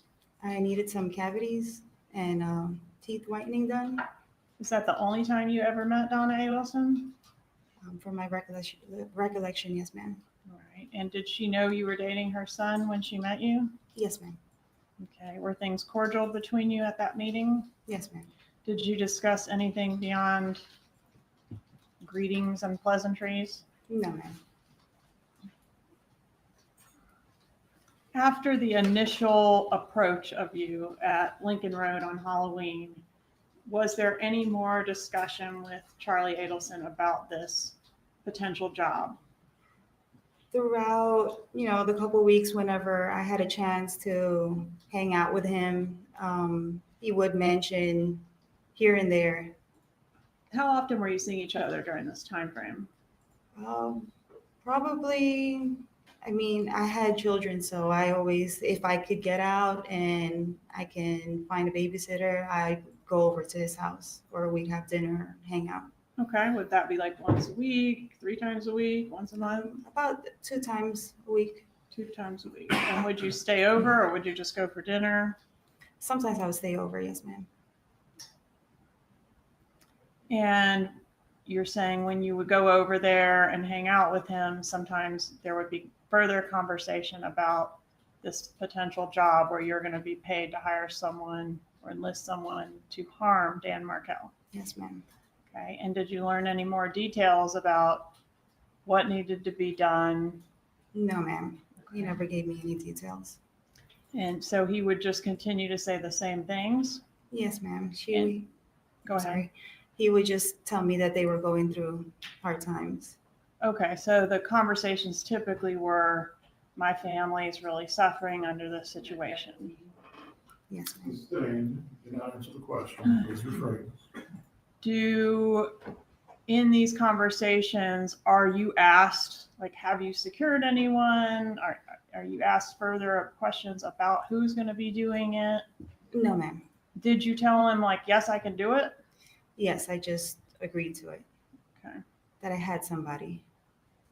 All right. And during these conversations with Charlie Adelson, was there ever a time when he's in the middle of these conversations with you about what's going to happen, speaking to his mother? Sometimes he would get on the phone, he'd kind of look at me weird, and then just step out of the room and discuss whatever he needed to discuss. Give any information about what was discussed outside of presence.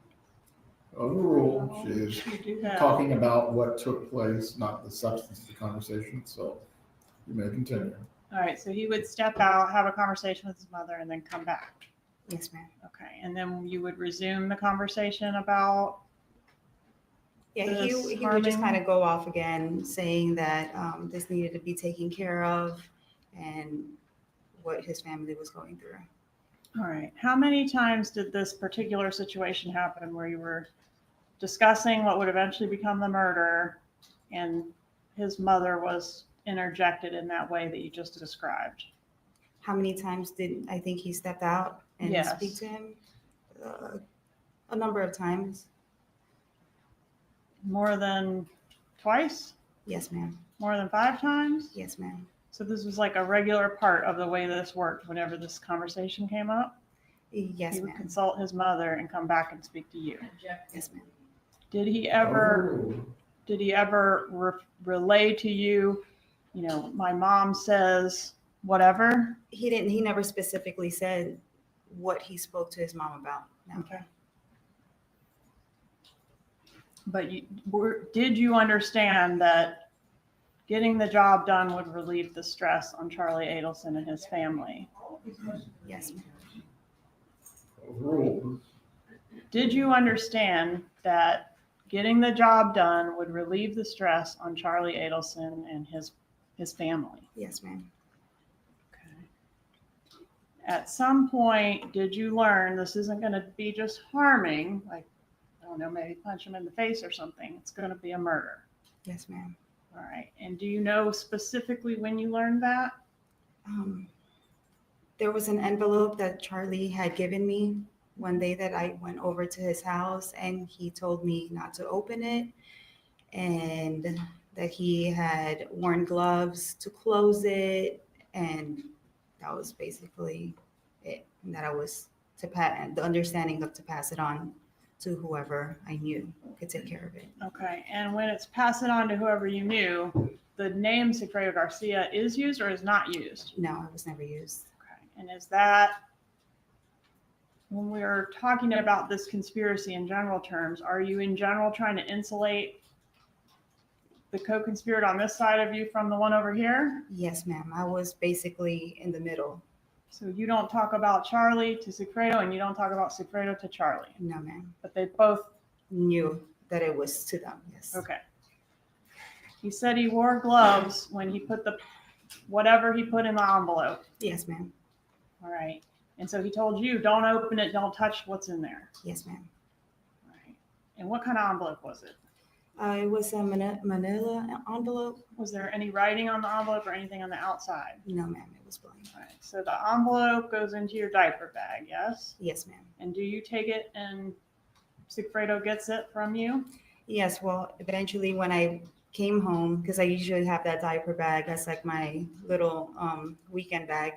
And when I came home, I contacted Sigfredo and I was like, hey, I have a package for you. Just come by whenever you can. Did you open it and see what was inside? No, ma'am.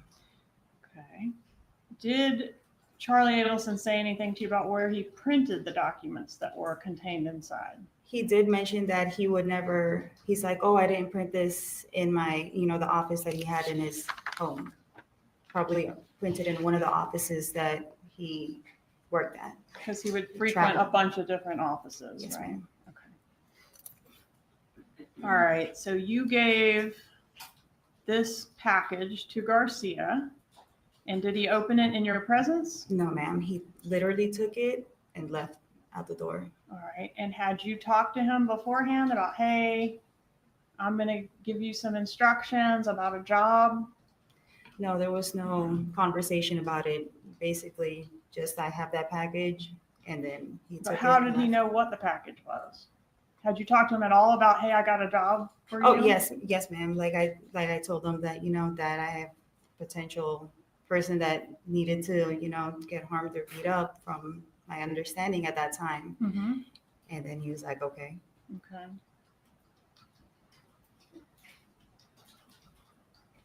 All right, so I want to ask you about the June trip. In June, did you provide Garcia with any money for expenses associated with that June trip? Yes, ma'am. Where did you get the money from to give to Garcia? From Charlie. Okay, how much money was it? From my recollection, it was a couple $100, less than $5, maybe. So this was just for like gas and whatever was needed to get to Tallahassee and back? Yes, ma'am. I just didn't know where he was going. I didn't know. about Okay, Tallahassee. but you knew it was for this job that we're talking about? Yes, ma'am. Okay, and at that point you knew it was a murder because the envelope had been passed, right? Yes, the envelope was passed towards kind of like in the beginning of the year, so we're already in June at that time. All right. And when you went to Charlie to get the money for the expenses, what did you say? I needed some money for, for the job that he had told me about, and that they needed to either scope it out or, just funds to get out of town. Okay. So your understanding was the first mission to Tallahassee, or you didn't know it was to Tallahassee, but the first trip that needed funds was going to be like a scoping trip, not to actually accomplish the murder. To my understanding, yes, ma'am. All right. Did you give that money to Garcia? Yes, ma'am. All right. And after the June trip happened, how did Charlie Adelson react to, I guess, just things not progressing along very quickly with this job? Well, since I guess nothing happened and something was to happen, he was like, well, what's going on? And I'm like, I don't know. So Sigfredo didn't tell me anything. He's just MIA again, because he just kind of goes in and out of my life. So sometimes he'd be hard to reach. Yes, ma'am.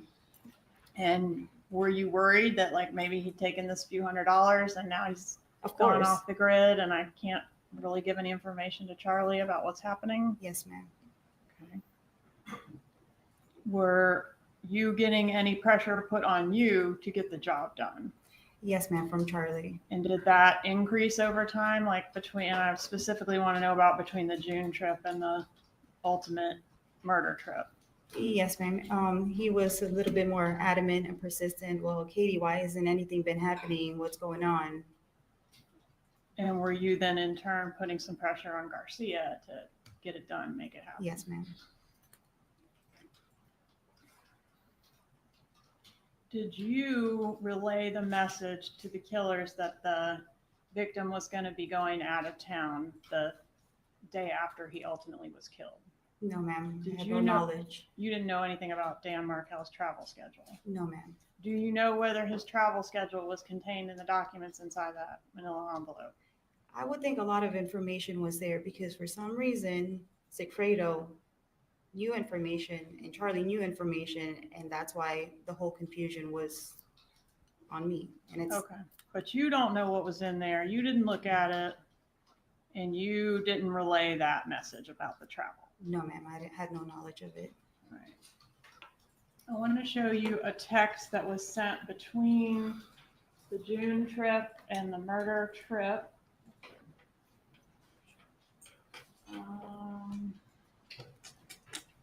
It's 86C.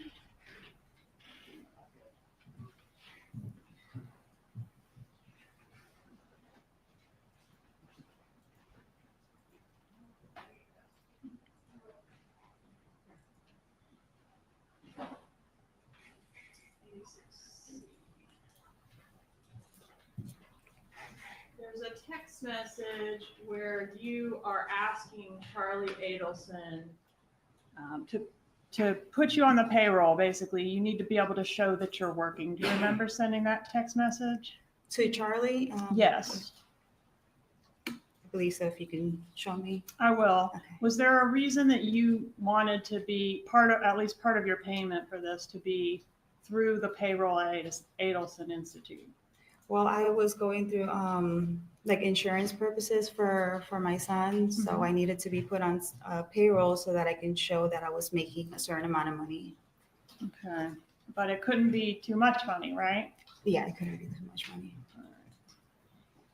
And so, were you actually doing any work for your payment at Adelson Institute? No, ma'am, I was not. Show you this. I'm just gonna publish it. This judge is gonna be in 81, and I can't read the slide number. This is in evidence, so I can see it when I publish it. Alright, so take a moment to review that.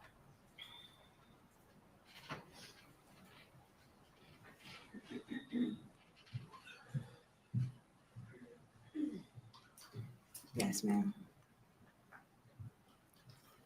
All right, so here you're asking him, I need help on the employment, yes? Yes, ma'am. And are you referring to getting on the payroll at Adelson Institute? Yes, ma'am. Is that something you all had talked about before you sent this text, or is this the first he's hearing about it? I don't know if I spoke to him prior to being on the payroll. Okay, how does he know what you're talking about when you say, I'm gonna need help on the employment? I guess he just figured, you know, since he has an office, that he'd be able to help me. Okay, and he says no problem, right? Yes, ma'am. Does he actually put you on the payroll at this time? This is June. At that time, I'm not 100% if I was already on payroll. Not Okay. yet. I don't think so. The evidence indicates that you didn't receive your first paycheck until approximately 2 months after the murder was completed. Yes, ma'am. All right, and so did you feel like you could ask for this before the job was done because you knew you were getting the job done? I believe so. Yes, ma'am. Okay, was the payments that you received from the Adelson Institute part of your compensation for your arranging of this murder? I would think so. Yes, ma'am. What do you mean you would think so? It's yes or no question. Yes, ma'am. All right, he wasn't going to put you on the payroll for no reason, was he? Yes, ma'am. Okay, and in most or all the checks were after the breakup? You had broken up before you received the first check, right? That I already, like, I wasn't talking to Charlie as much anymore. Yes, ma'am. Yeah, September after the murder. Yes, ma'am. Okay.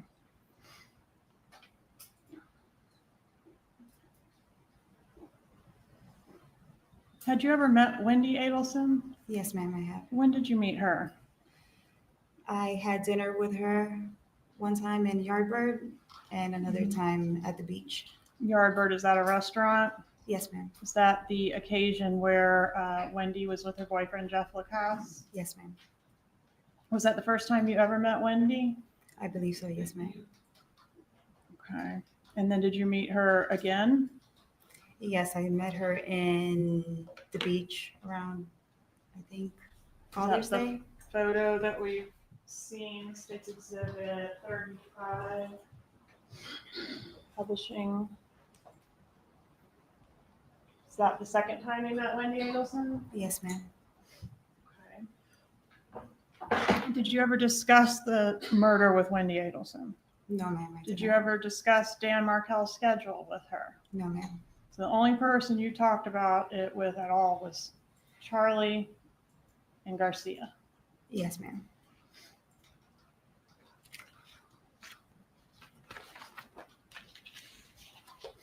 All right, for the July trip, once the murder was done, did you receive a phone call from Sigfredo Garcia? Yes, ma'am, I did. And were the two men looking to get their money for the murder? I don't know what my conversation was with Sigfredo, but I did speak to him on the phone. But you understood that you needed to get the money, right? And pay Yes. them. Yes, ma'am. That was part of your job, Yes, ma'am. part of your role in this whole thing. Yes, ma'am. Okay. And did you go to Charlie Adelson's house to get the money on the night of the shooting? Yes, ma'am. He had contacted me and told me that there was an accident and if he can have dinner with me that night. Okay. And the accident was a reference to the shooting of Dan Markel. Yes, ma'am. Okay. Which was not an accident, right? No, ma'am. When you get there, how is Charlie acting? He was pretty frantic, just pacing back and forth, and he had a gun in his hand. Okay. Was that unusual behavior for him? Yes, ma'am. Did he say anything about his parents when you arrived at his house that night? He told me that his parents just left. Did you end up staying the night there? Yes, ma'am, I did. Were you planning on spending the night there? No, ma'am, I was not. Okay. Originally, was your plan to get the money and take it to the two men that killed Mr. Markel? Yes, ma'am, it was. All right. What happened the next morning? Well, since that night, since he was like pacing back and forth and he had given me a Xanax, that's why I fell asleep. Okay. And that's why Did he was, take Xanax as well? Yes, ma'am, he took one as well. Okay. And the next morning, did something happen with the money? Yes, ma'am. So I woke up. I was like, I got to get out of here. And he told me that the money is in the trunk of my car. All right. And was the money in the trunk of your car? I actually did not check it. I just got my keys and left. So you believed him that it was there? Yes, ma'am. And when you got to where you were going, where did you go to deliver the money? I was trying to contact Sigfredo and had a hard time trying to contact him. And then I eventually ended up in the alleyway of where Lewis lived at that time. At Luis Rivera's residence? Yes, ma'am. And did Garcia show up there when you pulled up there? Yeah, he just kind of jumped in my car. I didn't know where he came from. All right. And was he able to get the money? Yes, I told him that his money was in the trunk of the car. And he was able to remove it and you observed him removing it and the money was there? Yes, ma'am. He went to the bag, grabbed it, and then that's he left. How did you get your cut of the money?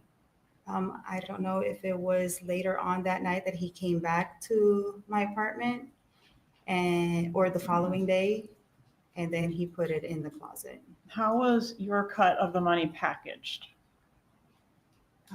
It wasn't like a cut. It was just basically, it was in a bag, in a plastic bag, grocery bag, and I believe there was like a paper bag and then a Ziploc bag inside it. All right, so the inner thing was a Ziploc bag. Yes, ma'am. Okay.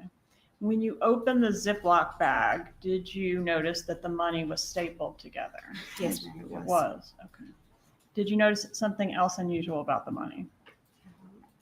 At that moment, I didn't when I opened it, but a couple of days after the fact, it was wet and starting to mold.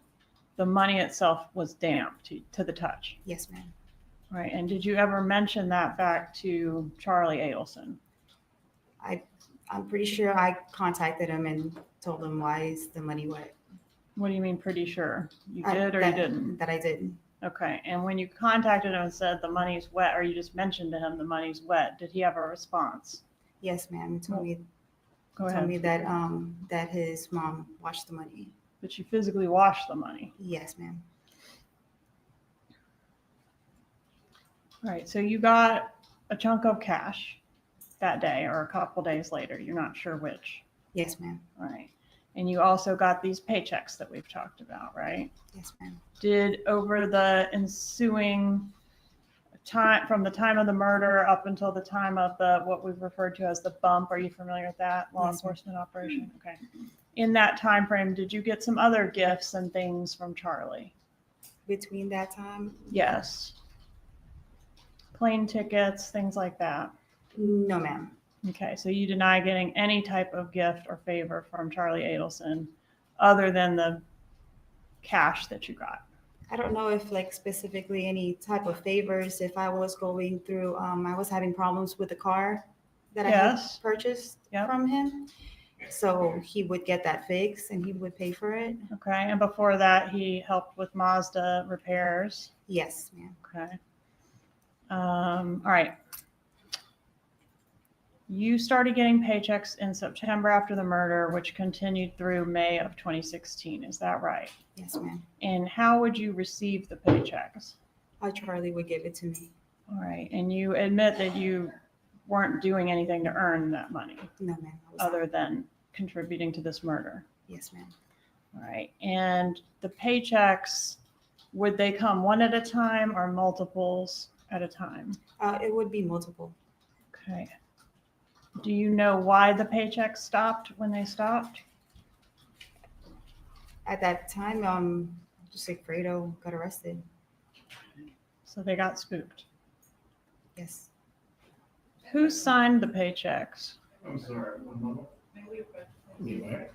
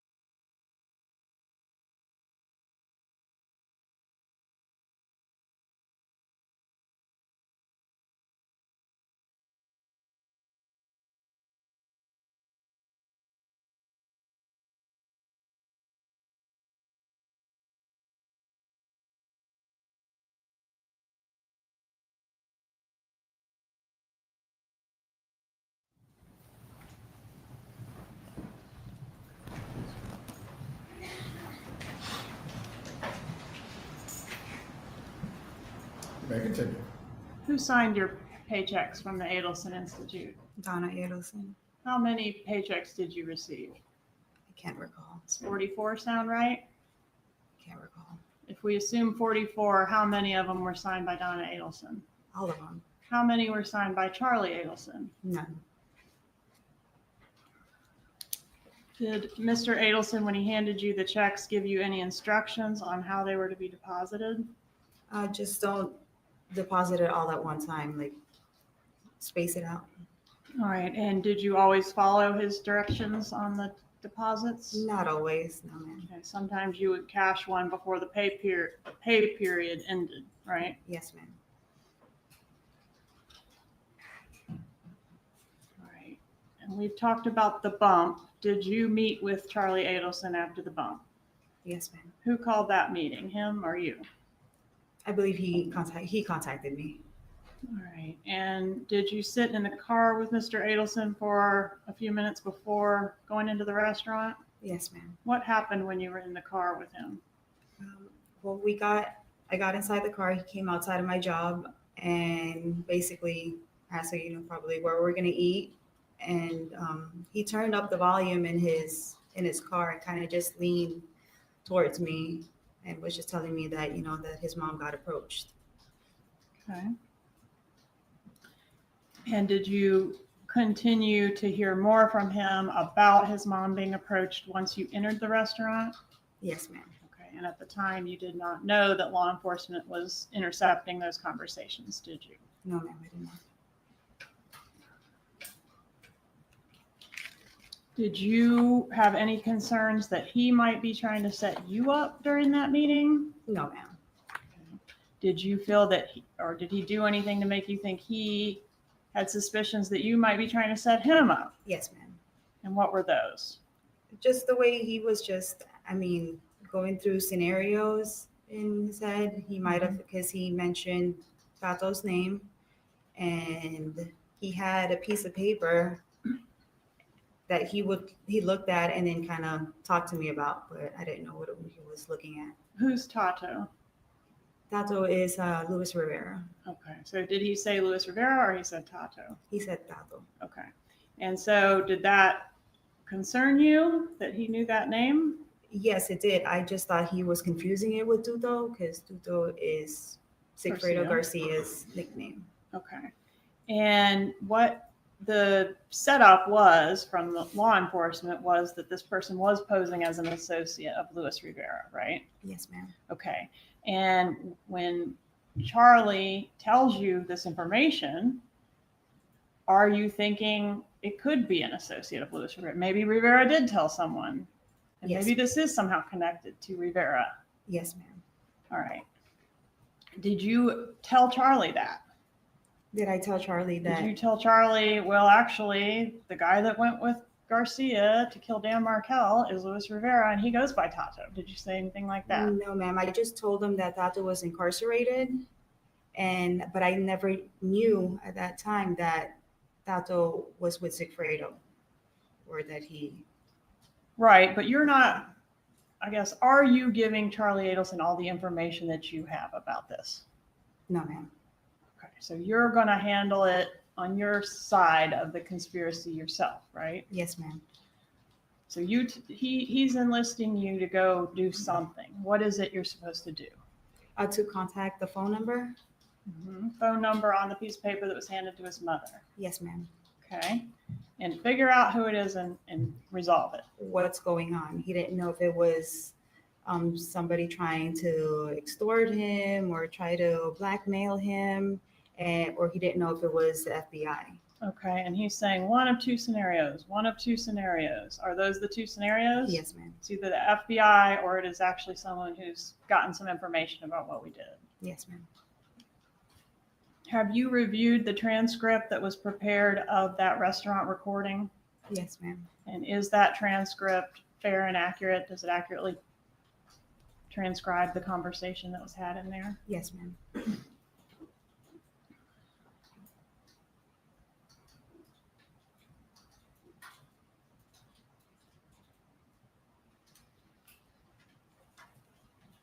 You knew Luis Rivera well, right? I knew him from Sigfredo. Yes, ma'am. But Sigfredo didn't tell you he took Rivera with him. No, he to did do not. the job. No, ma'am. And even though it was pretty obvious, you didn't tell Charlie that Garcia was doing the job. No, yes, ma'am. He didn't know. He didn't know that it was Sigfredo. Okay.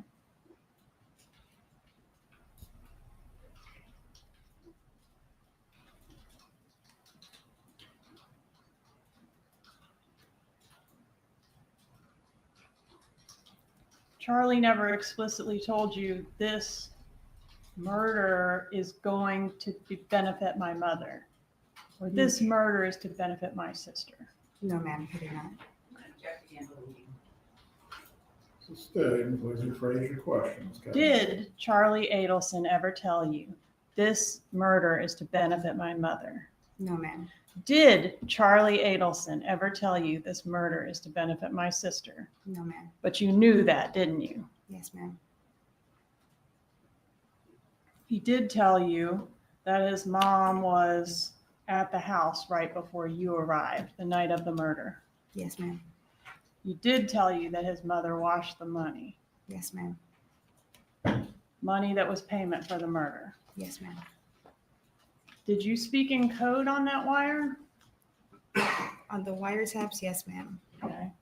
Property and tenant, that was code for looking into who was behind the bump, right? Yes, ma'am. Well, Charlie tends to go on his little rants, and then I kind of just followed, what he was saying. Yes, but you spoke in code. Yes, ma'am. And you understood you were speaking in code because you might be tapped, right? Somebody might be listening. Yes, ma'am. But there would be no reason to speak in code if you hadn't done anything wrong. Will you agree with that? Yes, ma'am. Innocent people don't talk in code, do they? No, ma'am. No further questions. Cross-examination.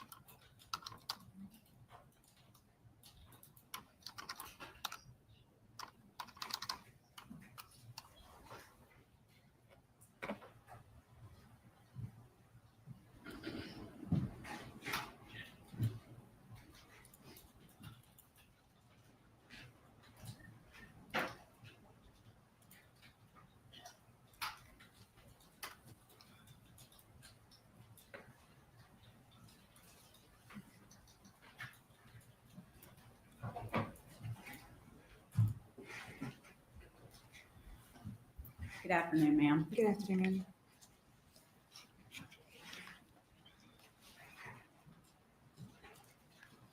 I believe when you started your testimony on direct, Ms. Kappelman asked you about previously lying under Yes, ma'am. oath. Do you recall that? Yes, ma'am. And from the first trial with Sigfredo Garcia to a trial with just you, you gave proffers to law enforcement, correct? Not between those times, but After that, before Charlie's? Yes, ma'am. Okay. So after you testified in your trial where you've admitted that you lied, you were minimizing what was going on, correct? Yes, ma'am. Then you started meeting with law enforcement in the state attorney's office, correct? Yes, ma'am. And gave them a little more information each time, right? Yes, ma'am. Each time you became, now what you're saying, a little more truthful? I'm finally coming out with the truth. Yes, ma'am. You had testified on direct that you got to Charlie's house and he had indicated that his parents had just left. Yes, ma'am. And you said that he was nervous and upset, right? Yes, ma'am. And you all both took Xanax. Well, he gave it to me. Yes, ma'am. But you said you took one, right? Of course. Yes, ma'am. And he took one, right? Yes, ma'am. And you two went to bed together, right? Yes, ma'am.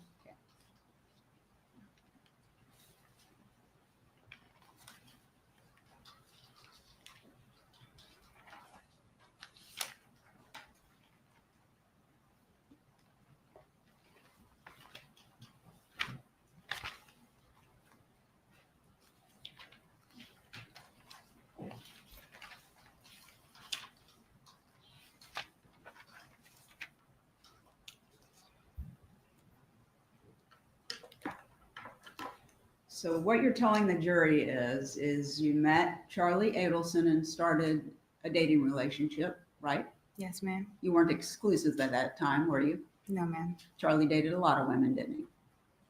I believe so. Yes, ma'am. Okay. And at some point he tells you that he wants something to happen to someone, right? He wants someone to be harmed. Yes, ma'am. And he asked you if you know anybody that could take care of that for him, right?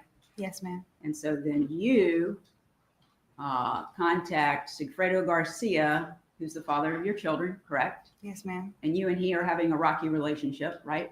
Yes, ma'am. And so you engage Sigfredo Garcia to be the one who causes whatever harm it's going to be to Danny Markel, correct? Yes, ma'am. And after you do that, you know who Luis Rivera is, right? Do I know who? Yes, I know. At that time, you knew who he was? Yes, ma'am. Okay. But is it your testimony you did not know that he was going to be involved with this as well? Yes, I did not know that he was going to be with him. Let alone, I didn't know that Sigfredo was even going to be the one. Well, I'm sorry, you hired someone other than Sigfredo to do it? No, I didn't know that I just gave him, I told him that somebody, needed to be harmed. I didn't know that he was going to be the one. Okay. And how much money did you tell him he could make? I didn't tell him an amount. So you testified before that you knew Sigfredo needed some money and you could certainly use some money. So that's why you agreed to do this. Yes, ma'am. And so you were going to agree to have somebody killed and you didn't even know how much you're going to get paid? No, I did not know. Okay. So now we know Sigfredo and Luis Rivera came to Tallahassee, right? Yes, ma'am. Okay. So it's Charlie's asked you, you've asked Sigfredo. Unbeknownst to you, apparently, he has asked Luis Rivera to go. Yes, ma'am. Okay. And we know that Luis Rivera and Sigfredo Garcia traveled to Tallahassee on more than one occasion, but ultimately,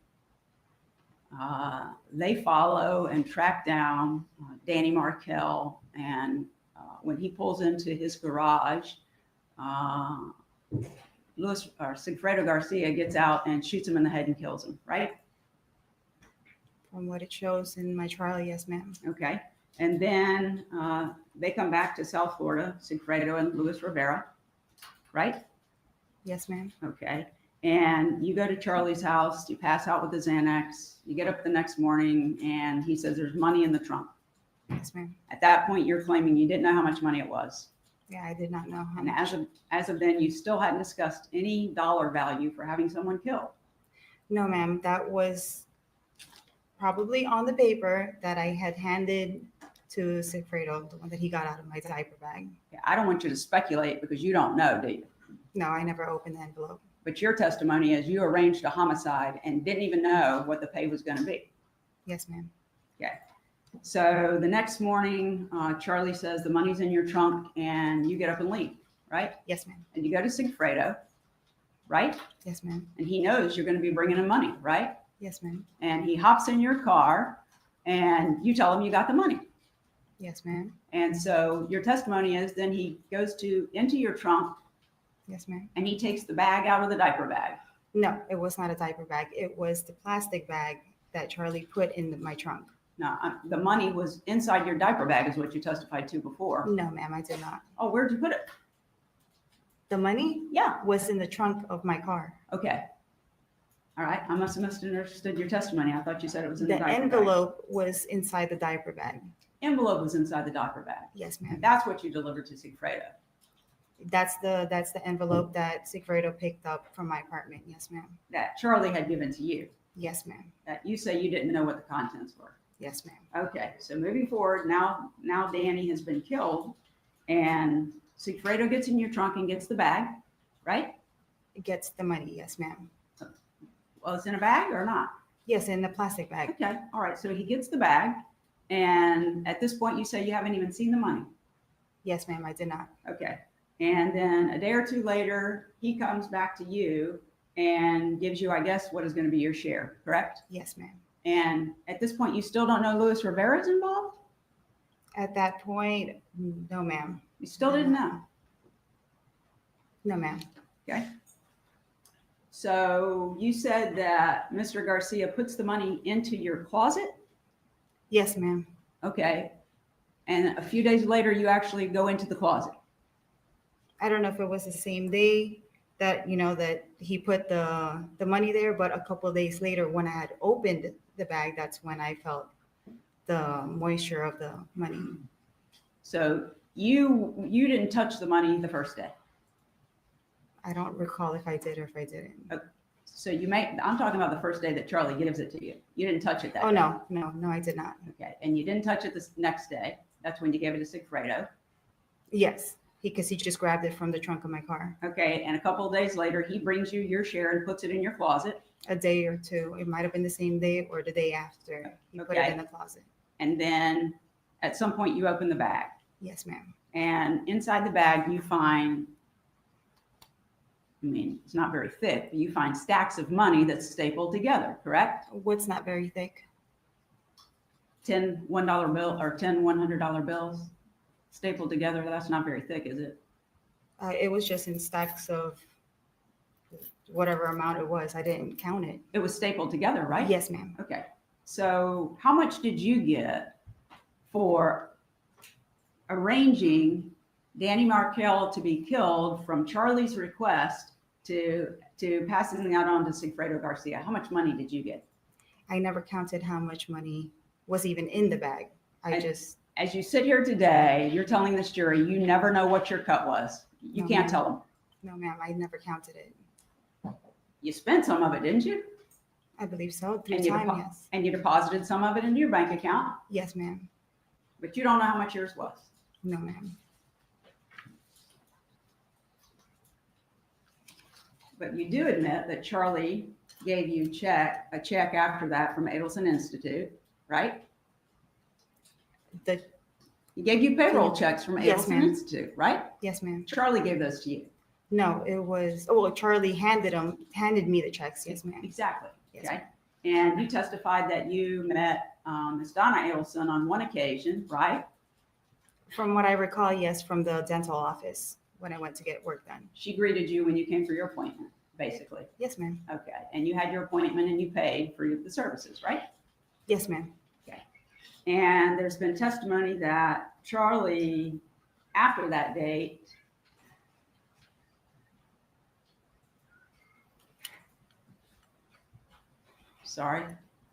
that Charlie, after that date, gave you other benefits, right? Yes, ma'am. I mean, you and he weren't together anymore, correct? After the homicide. No, we were not together, but we were still friendly with each other. We were still. You're friends, but you went back to Sigfredo, right?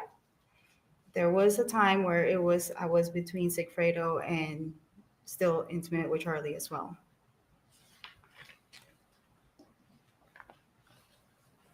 Besides the one time you had that dental appointment and you saw Mrs. Adelson, you met her, Donna Adelson. Yes, ma'am.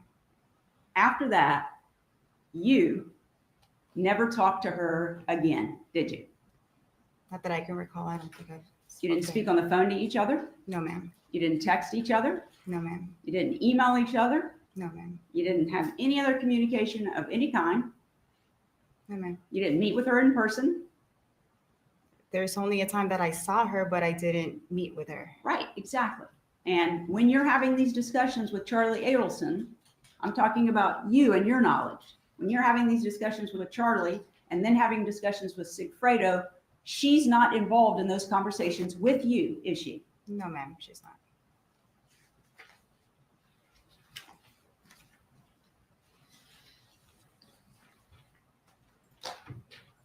Yeah, just a moment.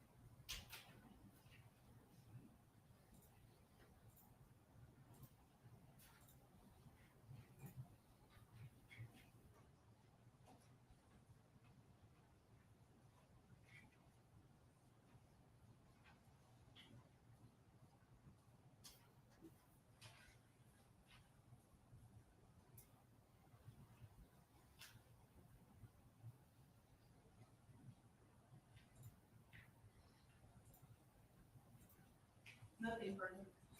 Redirect examination.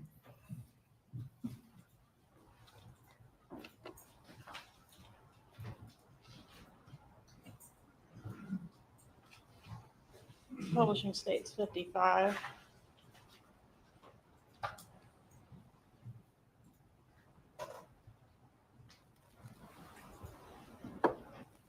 Donna did not have any conversations with you, did she? No, ma'am. There's no line here, right? No, ma'am.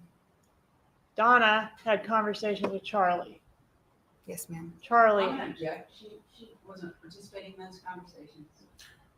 Overruled, I believe the witness earlier testified concerning this very issue.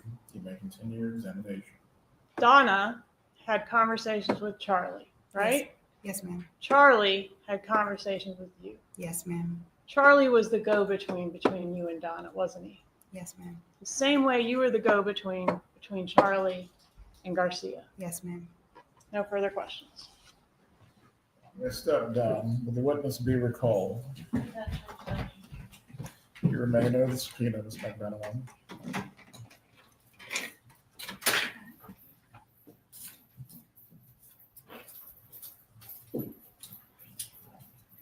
I believe you stated Sergeant Corbett is going to need to set up before you get started. Right, members of the jury, we're going to take a break before the next witness.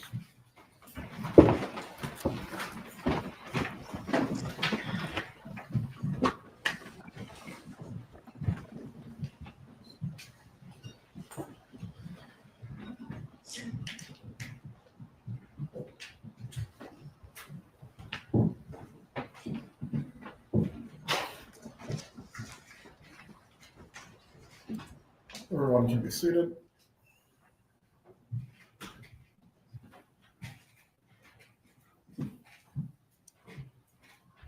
If anyone needs to use the restroom or stretch your legs, please do so now.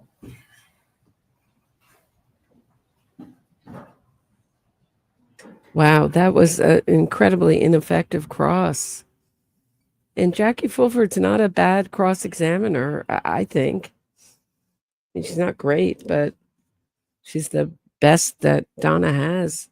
This was supposed to be, I mean, just a reminder that Donna's defense, from everything we've seen in the defense filings, is that Katie set her up. So I'm expecting this devastating cross. Unless they plan to pull her back as their own witness, I don't know. I thought Rashbaum actually scored more points in Charlie's trial. Whether you only way out of here is a box or testify. But I thought also that this time Georgia Kappelman was prepared for that line across and set it up very nicely. All the line, she just came out with that first last time, but she was just solidified it a little bit more. All the things she's done to get out early and try to make her life sentence shorten her sentence somehow. I just thought this is a terrible day for Donna's defense there. That was an awful cross. I don't know how you feel.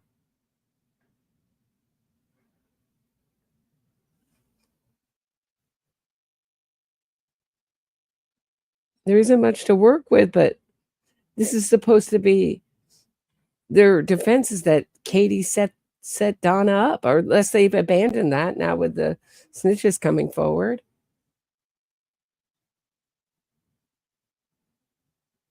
I mean, she did nothing with that.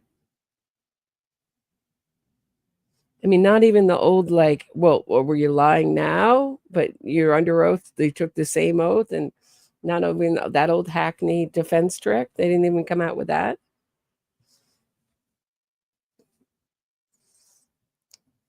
I don't know. I thought it was poor. Not one punch landed. I mean, and she's an easy witness to cross. I think she's a great witness, but her faults are obvious to all of us. She lied in 2 trials under oath. Her pro offers were terrible. I thought, oh, that's an interesting line of questioning Jackie Fulford. You told a little bit more of the truth every time you gave a pro offer. And I thought Katie's answer was weak. Oh, go attack her on that. Why couldn't you just, if the truth needed to come out, why did it need to come out bit by bit over 2 crappy pro offers? I mean, I don't know. She's got weaknesses to go after.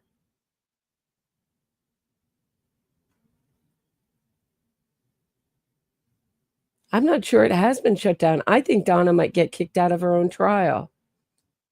Your latex spouse says, let's be honest, Donna's defense was her acting ability that's been shut down. This is the second time Judge Everett has told her to stop shaking her head, making faces, and trying to manipulate the jury essentially with her emotions from the defense table.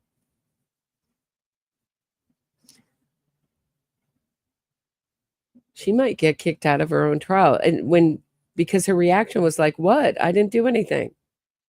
Am I shaking my head? Am I showing emotion? Am I? Come on. I don't know if another judge might kick her out. I don't know. Judge Everett is pretty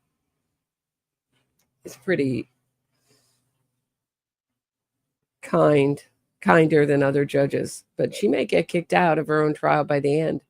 It may become so frustrating to Judge Everett that she may get kicked out. It's a possibility. I doubt it. It's a small possibility. But how many times are you going to tell her to stop doing it? And I don't think she will stop doing it. I think her position is like, what is the judge going to do? Kick me out of my own trial? Yes, maybe. And she goes, well, I mean, if I'm Donna, I'm thinking, well, if he kicks me out of my own trial, this is something. The Chicago 7.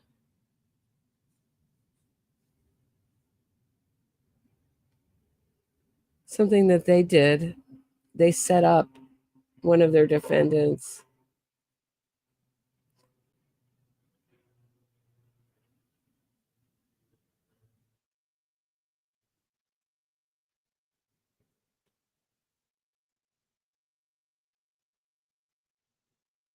Is that in a different case?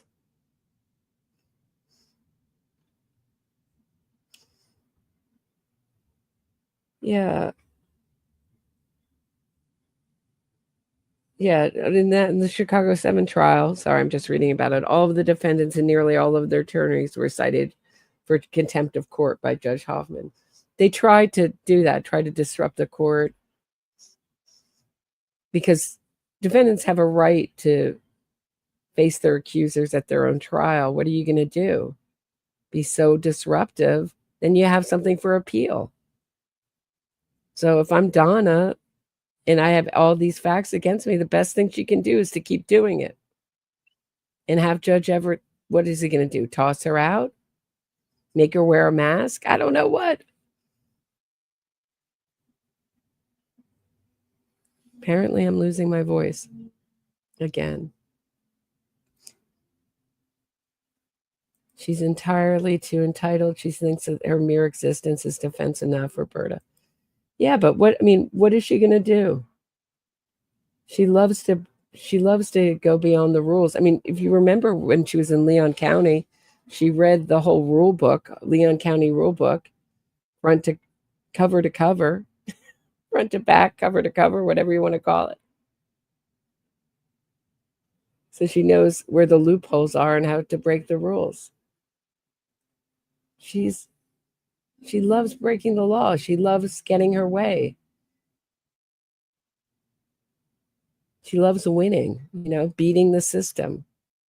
I mean, if you think about all the little side things the Adelsons had, tax dodges, tricks, I mean, rules were for the, working class schmucks. I mean, that's, put a Hannibal Lecter mask, Jennifer Ray, you're so funny. Put a Hannibal Lecter mask on her. Yeah, seriously, what are they going to wheel her out? Yeah, but she wants, all she has is the sympathy of the jury. She has her age. And frankly, she doesn't look that bad in court. Robert Durst looked a lot older and worse. I mean, he was a lot older. I mean, the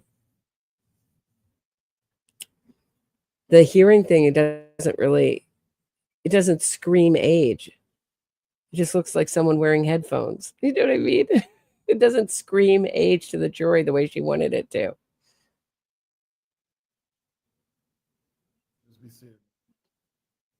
Oh, here we're back again.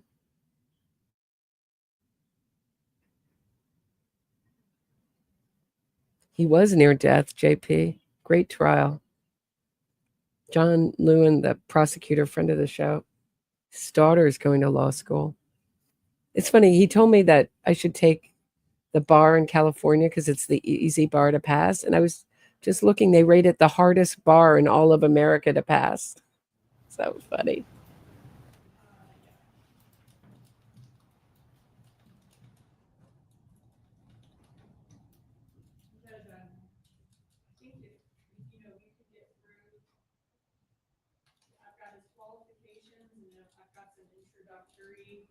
How cell phone towers work. We could get through maybe about 30 slides in an hour, and I could let you know when we're at that stopping point if you haven't stopped me already. Very well. But anytime you want to stop me to stop for the day, that's fine. Because I think probably in all it might take 3 to 4 hours.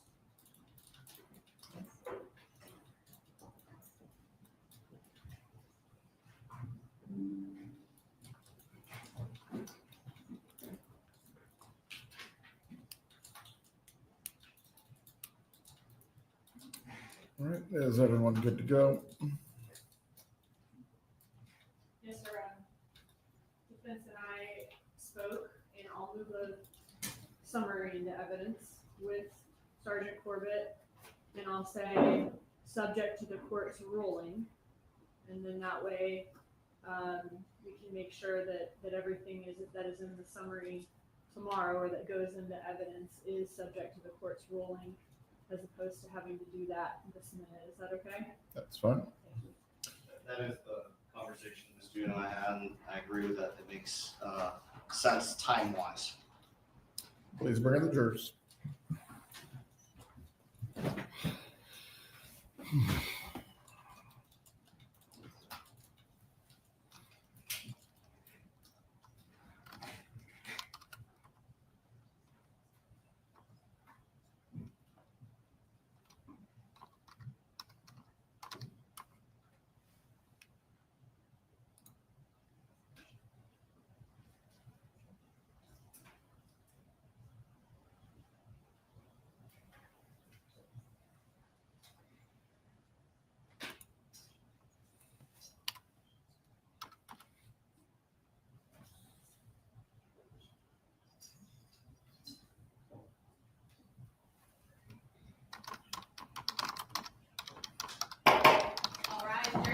Courtroom.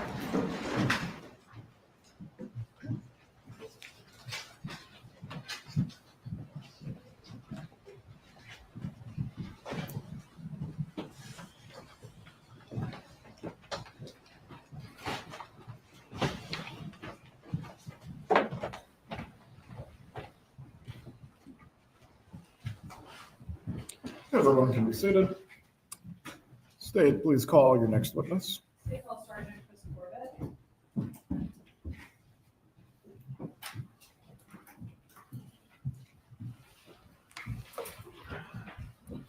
Sergeant, please raise your right hand. Do you swear or affirm the testimony you're about to give will be the truth? I do. You may take your seat. Thank you, sir.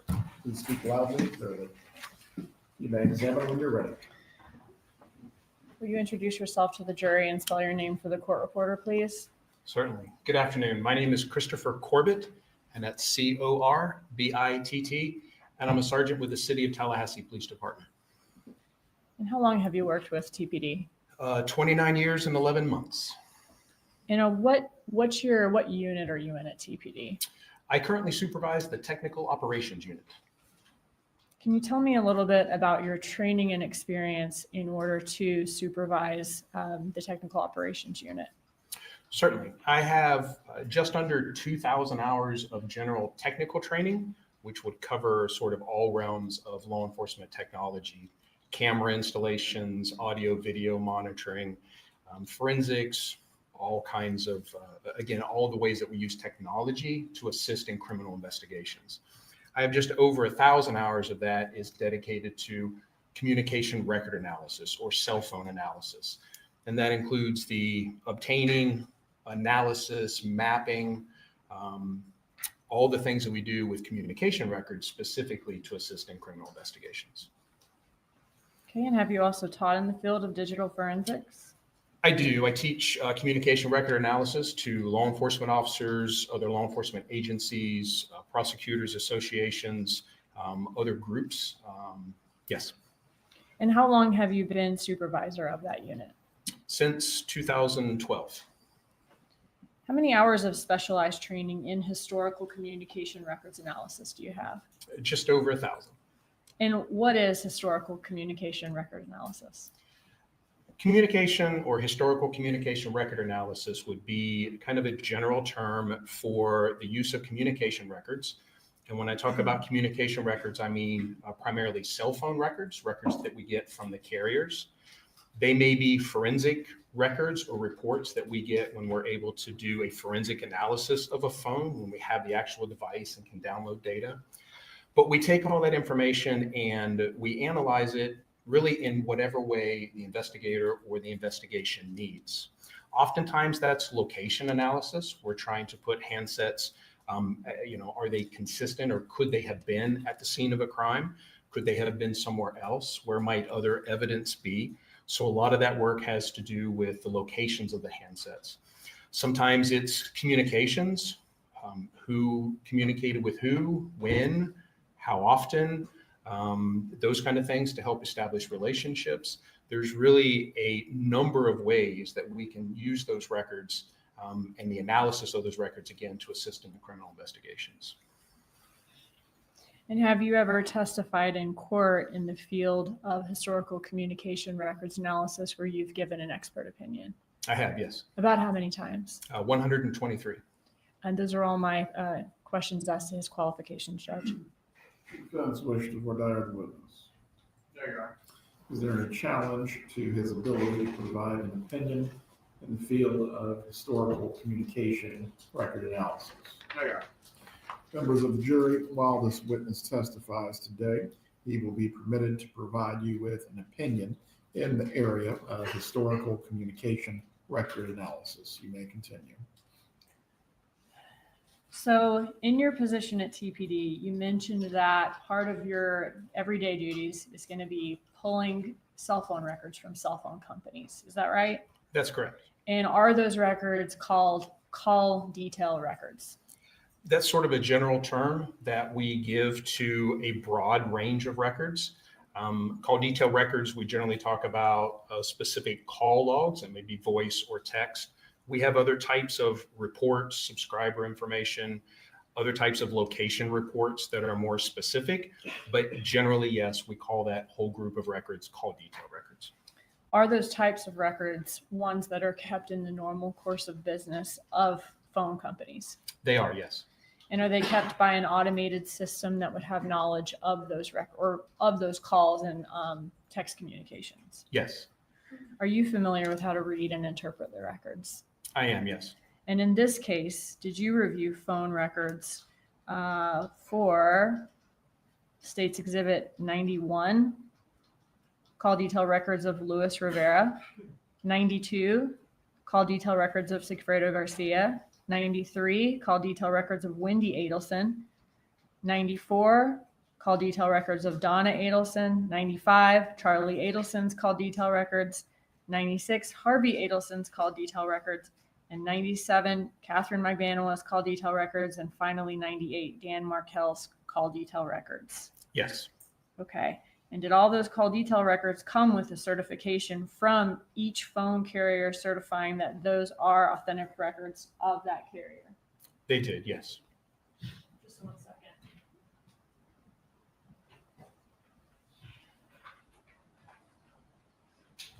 I'm going to show you States 55, which is already in evidence. I got to turn you off and turn you back on here. Actually, I'll just show it to you so you can remain. Look at States 55. This is our chart. Yes. Okay, here. You see some phone numbers below each person's face and name. Yes. Okay. Have you been able to review a chart like that before? Yes. Okay. Looking at those numbers, are those the numbers for each person that correspond with the call detail records that you reviewed for each person and you're going to be testifying about in your testimony? Yes, they are. Okay, thank you.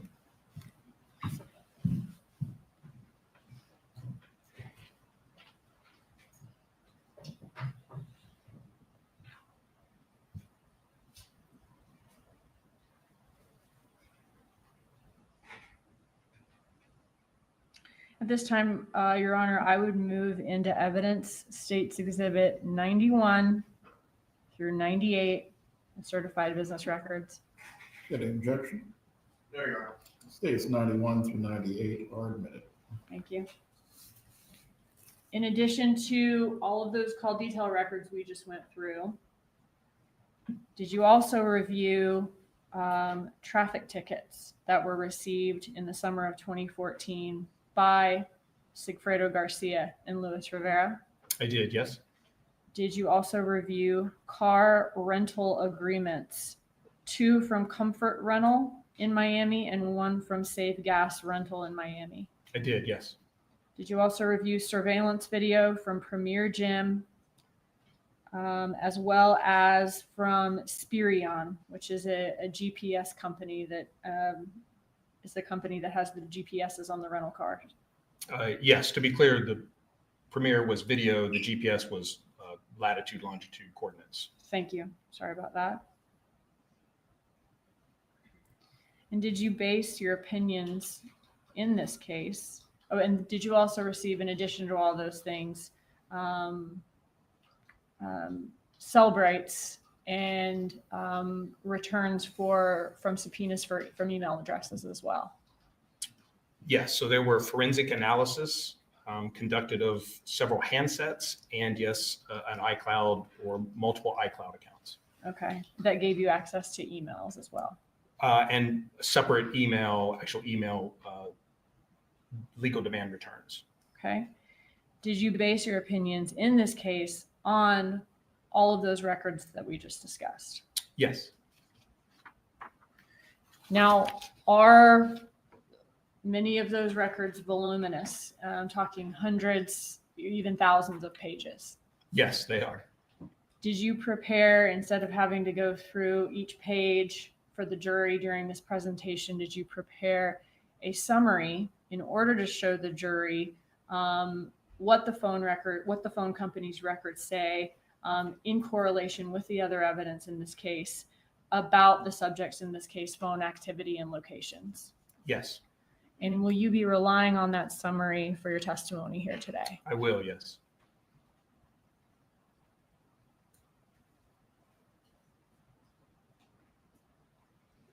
I want to quickly, also in the summary, are there excerpts from Cellbrights? Yes. What is a Cellbright? Well, a Cellbright has come to mean many things.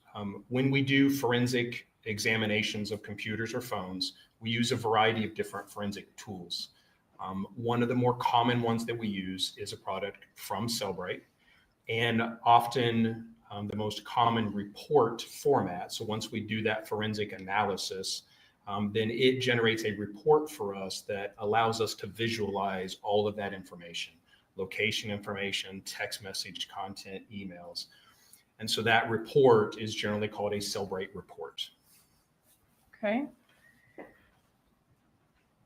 Judge, at this time, I would move State's Exhibit 73, which is going to be, or which is the summary of all of these records that Sergeant Corbett has put together and he'll be testifying to today, a summary that will go into evidence with the jury, subject to the court's ruling.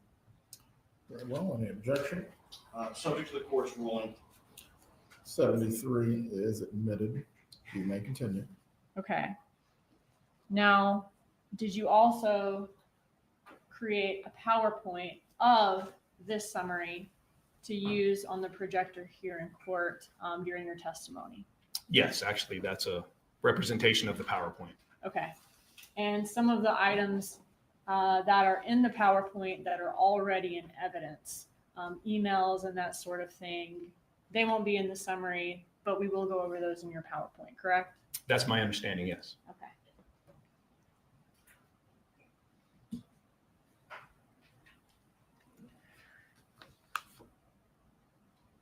All right. Judge, at this time, I ask for permission for Sergeant Corbett to use his PowerPoint to show a demonstrative of the summary exhibit. You may proceed. Thank you.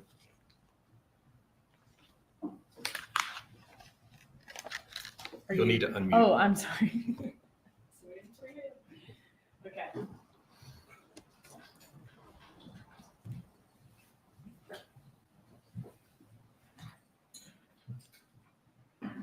All right, so you told us what call detail records from phone companies are. Can you tell us, or can you show us an example of what they look like and show us what's contained in them? I can. So this is an example of call detail records from AT&T. And again, when we talk about call detail records, we're talking about this chronological listing of events. And those events may be voice calls, text messages, data sessions. And that varies a little bit by carrier as to what exactly they retain and provide for us in the call detail records return. But the call detail records have a few basic sections. Obviously, there's a place that tells us the date and time of this event. And oftentimes those may be in other time zones. So we have to do a conversion to our local time to make sure that we're talking about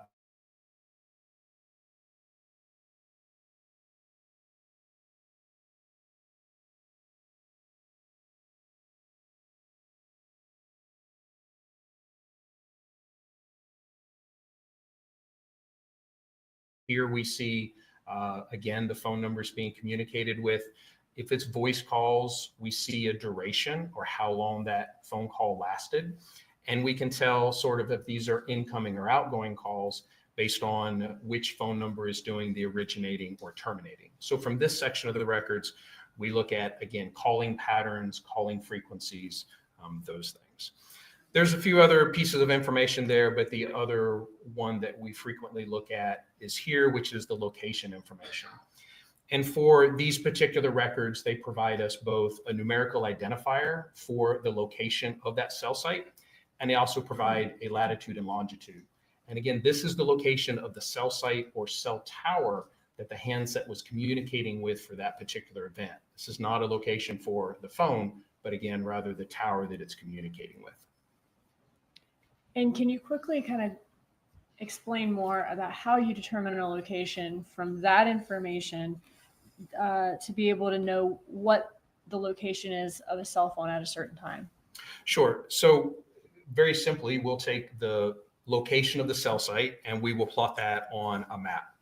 And in this presentation, we will see several locations for handsets, and they may be represented by a colored dot, as you see here, a blue dot. And so that dot represents a location of the cell site or the cell tower for that example event that we were looking at. And sometimes just knowing where the cell site is itself is sufficient. We know that a handset chooses to communicate with the cell site that it sees with the best available signal.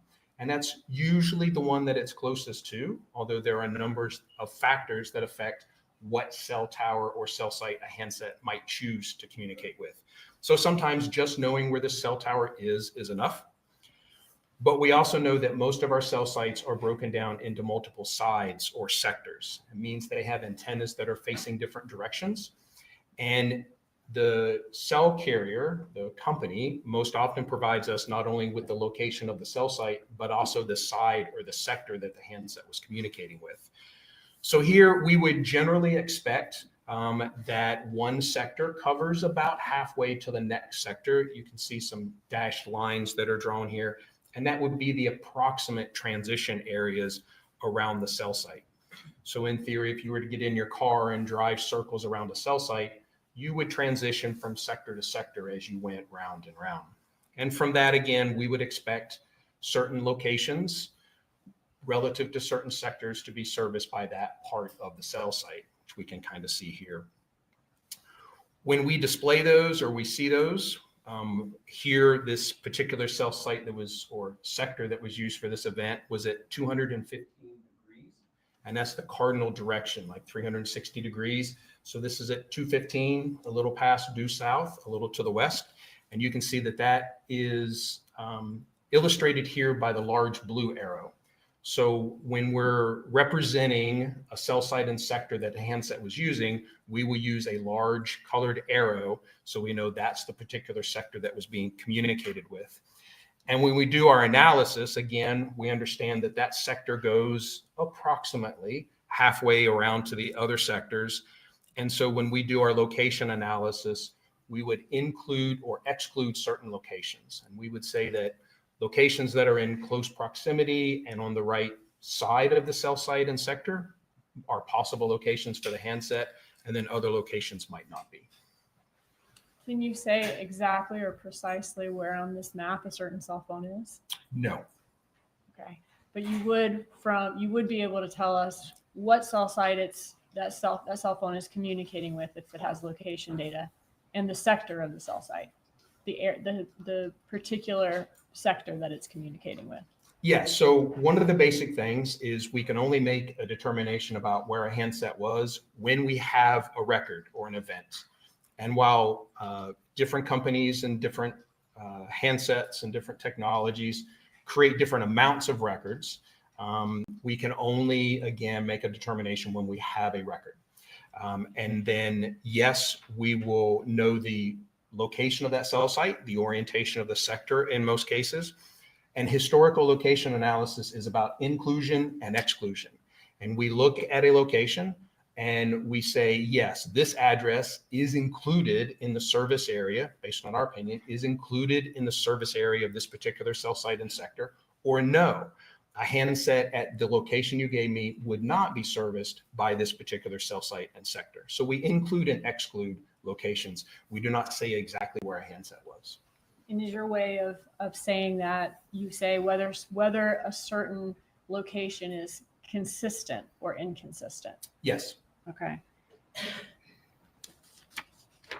And do you sometimes get records with no location data at certain times? That is correct, yes. You mentioned Cellbrights. How do you extract data, or how does a Cellbright that you've extracted from a cell phone, how does it look different in the actual Cellbright report versus what we're going to see in your presentation? So this is, and I'm on slide 11 here. This is an example of a page from a Cellbright forensic analysis report. And so when we're able to select a variety of different information from within the Cellbright report and create smaller reports or sort of export different pieces of data, text messages, call logs. And we can see in the actual forensic report, there is a lot of information that is contained. They try to make it appear like a conversation we're kind of all familiar with the bubbles going back and forth. But there is a lot of information that's contained in there. They are very technical and very detailed reports. So when we represent those in the presentation, to make it easier to read the actual content, we may do something more like this. So we will provide a visual indicator of who is issuing that communication, who sent that text message, and then we will focus on the content of that. But again, it's taken from that forensic report, just put into this format, so it's a little easier for us to follow.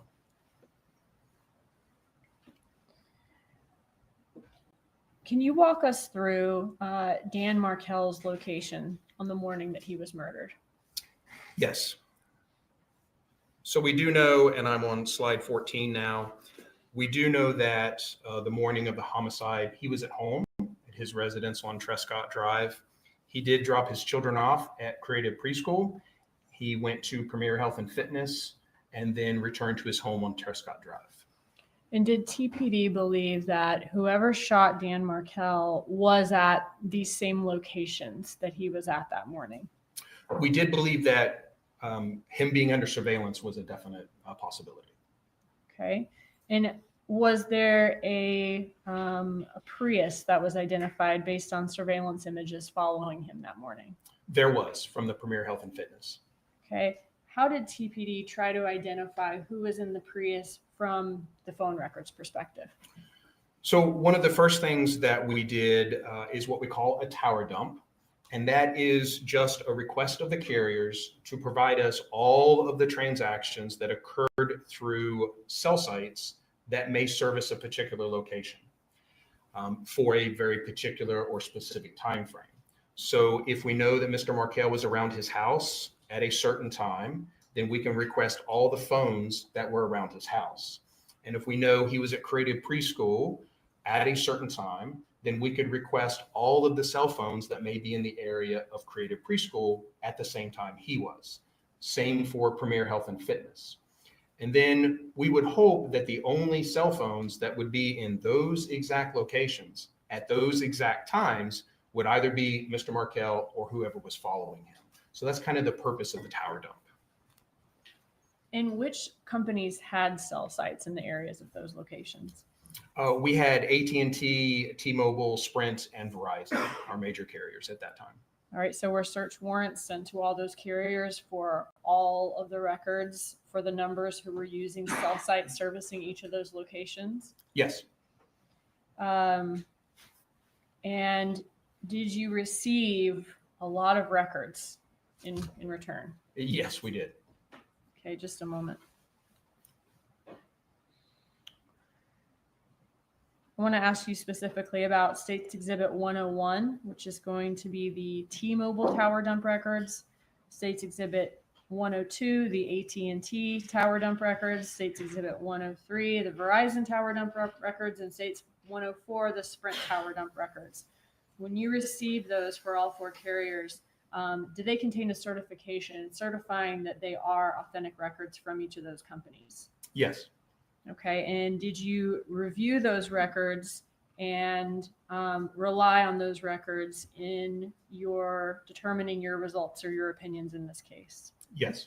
At this time, I'd move States Exhibit 101 through 104 into evidence. States 101 through 104 is admitted. Okay, so a lot of records to go through. Is that right? That is correct, yes. Did law enforcement eventually find any one number at all of those locations where Markel was located that morning? We did not find one number common to all of those locations. Since you couldn't find a number with common events at all those locations, did you cross-reference all of the records with all of the phone records you had from the Adelson family to see if any of the numbers from the tower dump showed up in any of the Adelson family records? Yes, we did. Okay, and what did you find? So as I mentioned, we did not receive, or we did not find one number that was common to all of those locations. That does not necessarily mean that the other handsets were not there, but we go back to, if there's no events, then there's no records and there's nothing for us to compare to. But what we did have from the tower dump were a number of reports with cell phone numbers of cell phones or handsets that were present at those specific locations and times for us to look at or compare. What we also had was a number of CDRs or communication records from various subjects in the investigation. We use analytical software to kind of help us out with this, to crunch large numbers. But we were able to actually compare all of the handsets that were here in Tallahassee around those specific locations and times with all of the records, the phones and the phones that they were communicating with for all of our subjects in the investigation. And what we did find is, and this is slide 19, we did find a common number, this 7.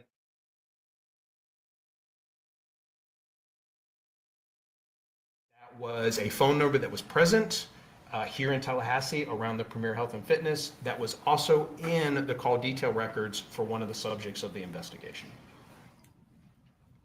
And was that subject Harvey Adelson?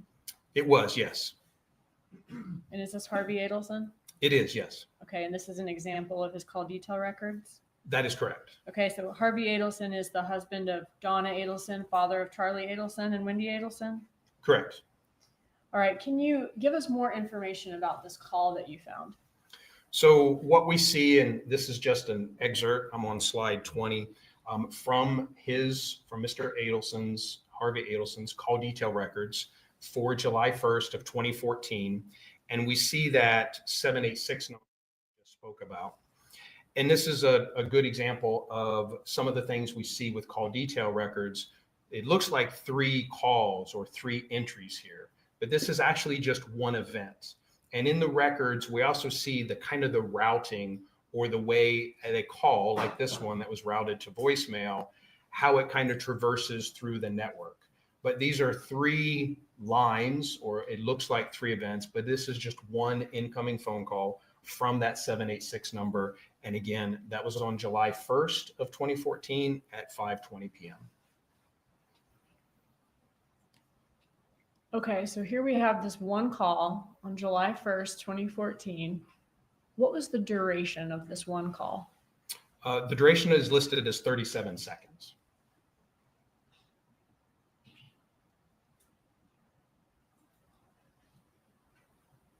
And 37 seconds as in, does that include the amount of time that it's taking a phone to ring? In this case, it does not. They do provide us both a seizure time, which is how long the phone rings or how long it takes to connect, and then an overall duration. Okay, so a 37-second call. Do we know whether this call was routed to voicemail? This call indicates that it was routed to voicemail. Okay. So the 37 seconds, would that include an amount of time for a voicemail to play and an amount of time for a message to be left if a message was left? It could, yes. Was there any other communication in all of the phone records that you have between the 786 number you found and Harvey Adelson's phone? No. Who did the 786 number belong to? So the 786 number belonged to Sigfredo Garcia. Okay. Just a second.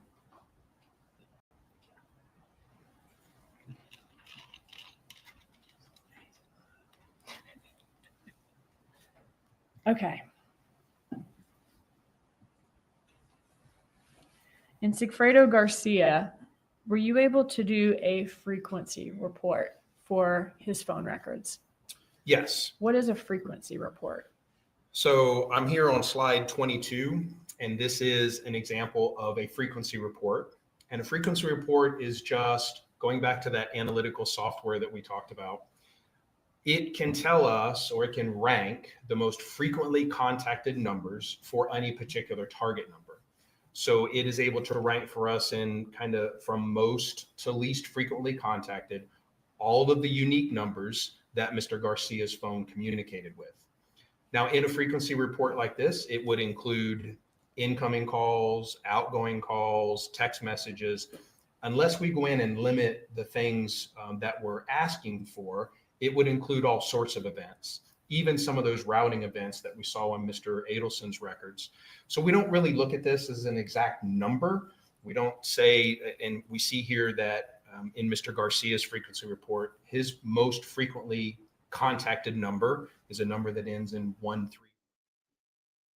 See that it assigned a frequency of over 1,600 calls. That may not mean that they actually spoke 1,600 times, but within the records, there are over 1,600 lines or events associated with that particular phone number. Okay. And looking at this date range, you said the number ending in 1312 was his most frequent contact. Who did that number belong to? That number belonged to Miss Katherine Magbanua. Did you run a frequency report for her? Same. Again, looking at the most frequently appearing number in the records, we see that her second most frequent number, the 9223, obviously the 5986 was Mr. Garcia's number. Okay. And who did the 954254 belong to? Mr. Adelson, Charlie Adelson. So this is the son of Donna Adelson. Correct. And was Donna Adelson one of Charlie Adelson's most frequent contacts? Yes. Again, using the frequency report just to get an idea of relationships and maybe degrees of relationships, we do see that Miss Donna Adelson's number that ends in 0997 is at that point his fifth most frequent communicated number. Okay. And this is for this particular date range on the frequency report. That is correct. Why do we see such small numbers there? I'm sorry? We see very small numbers. Does that mean he just talks to a lot of different numbers? Maybe more numbers than we saw Katherine Magbanua might normally speak to on a daily basis? Do you mean small numbers on the frequency column? Frequency, yes, sir. So the frequency percentage column we see here is obviously the percentage of calls for that particular number versus all the numbers that this particular phone number communicates with. So if you only communicate with very few numbers, then your percentage for each of those numbers is going to be relatively large. Charlie Adelson communicated with a number of unique phone numbers, so the overall percentage is a little lower because again, he had a lot more unique numbers that he communicated with. Did you do a frequency, or I'm sorry, so who does the 954 Adelson, did you do a frequency report for her? Correct.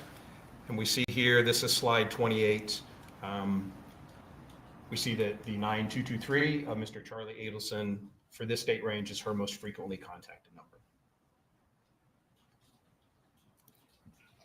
Did any other number appear in the tower dump records you received from the phone carriers who was a frequent contact of Sigfredo Garcia? Yes. As I move on to slide 29, going back to Mr. Garcia's frequency report, and again, comparing the numbers that the subjects of the investigation communicated with versus numbers that were physically present in Tallahassee, either around Premier or around Mr. Markel's residence or Creative Preschool, what we did find was this 305 number that was, again, present in Mr. Garcia's records. One of his more frequently contacted numbers was also physically here in Tallahassee.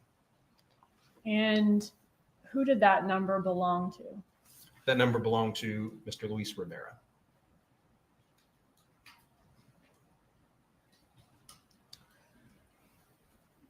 Can we see your next slide of the organizational chart, please? Did anybody in this chart have phone contact with Garcia or Rivera down at the bottom during 2014, other than the 1 37-second call between Garcia and Harvey Adelson on July 1st, and obviously Katherine Magbanua? No. All right, I want to go back to that July 1st, 37-second call that was routed to voicemail. Was it your understanding that that call came after an incident where Garcia angrily confronted Magbanua and Charlie Adelson on July 1st of 2014? Yes. Okay, and then Garcia left an angry voicemail on Harvey Adelson's phone. Correct. Were there text messages in Charlie Adelson's iCloud that referenced that event? There were. Okay, and do you have those for us here? I do. So this is slide 35 now cumulatively, and we see the communication between Mr. Charlie Adelson and Ms. Magbanua. Okay, so if this is July 2nd, beginning at, is that 9:12 a.m.? Yes. So this would be the morning after that voicemail is left on Harvey Adelson's phone That's correct. by Garcia. That's correct. Can you walk us through these messages? Certainly. So Charlie Adelson states that this really sucks, and Ms. Magbanua responds in a couple of messages that she doesn't like the fact that someone thinks they can make decisions in her life, and then apologize, and that the leaving messages was retarded and childish. Okay. And does she say to Charlie Adelson on July 2nd, I'm sorry, but he's a effing pussy. All that leaving messages is, as you said, and so childish. Yes. Okay. But whatever. But whatever. Okay.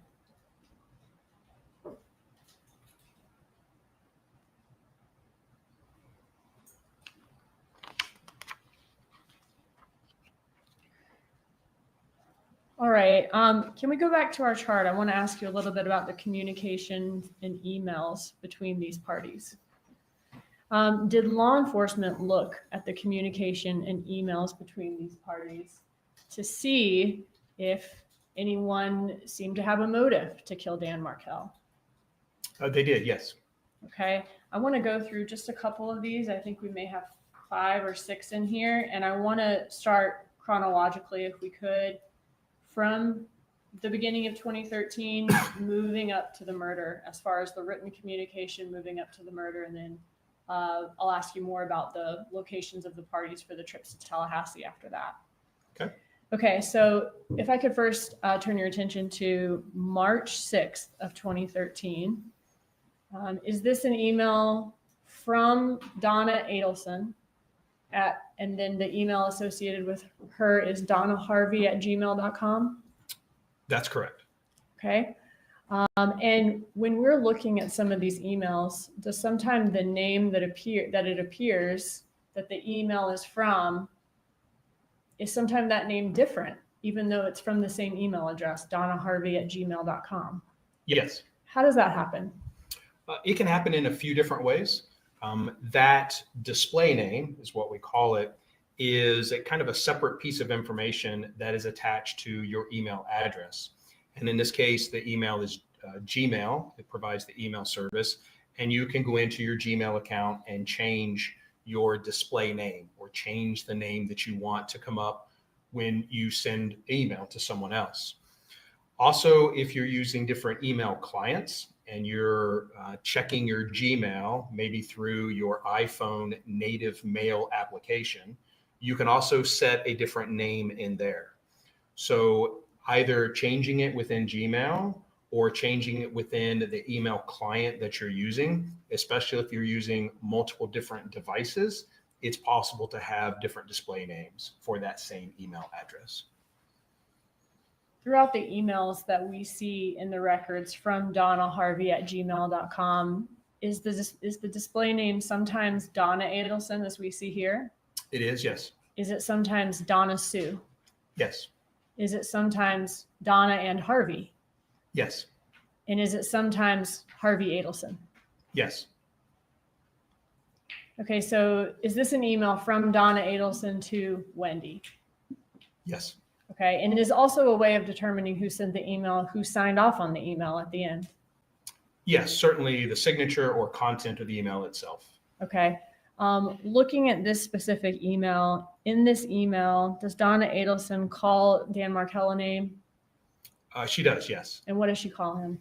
So I'll display that. What you see here on the screen is the actual email in the form that it was out of the return.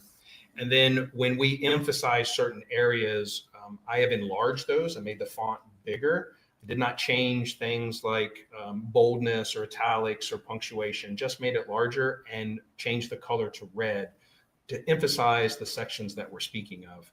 So to your question, she says, this guy is a major fucker. I hope that your attorney is the shark that is her reputation.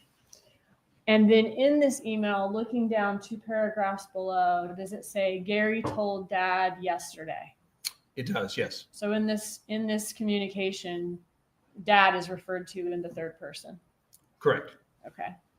And just as you were saying before, can that give context about who sent the email so that it seems like Mom is sending the email as opposed to Dad from that shared email account? Correct. All right. And is this email signed off on? It is not. Okay. Looking 2 months ahead to May 21st of 2013, is this an email from Donna Adelson to Wendi Adelson? Yes. Okay. And in this email, does she say, wow, exclamation point? Yes. And says, he is such a royal jackass. How smart are you to get rid of this piece of S word? And then types out a scream. Yes. All right. And is this email signed off on?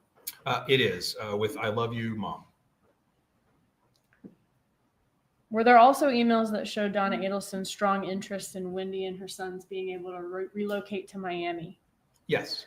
Looking at another May 2013 email next, is this an email from Donna Adelson up top to Wendi? Yes. And in this email, what did Donna Adelson tell Wendi Adelson is the most important part of her divorce? So this is slide 42 that we're on now, and we see that the most important part of your divorce is relocation. I sincerely hope your attorney understands that that is your non-negotiable. In the next slide, does Donna Adelson give Wendi Adelson some ideas of what she should tell the judge about how this is negatively affecting the lives of Donna, Harvey, and Charlie? Yes, she does.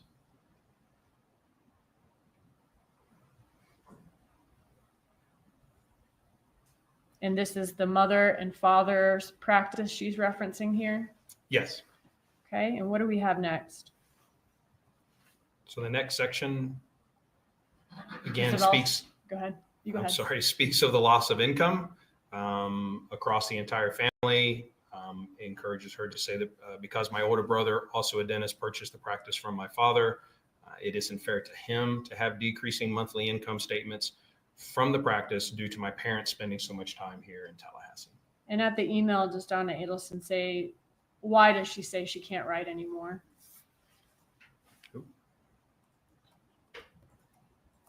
Sorry, we skipped ahead a few there.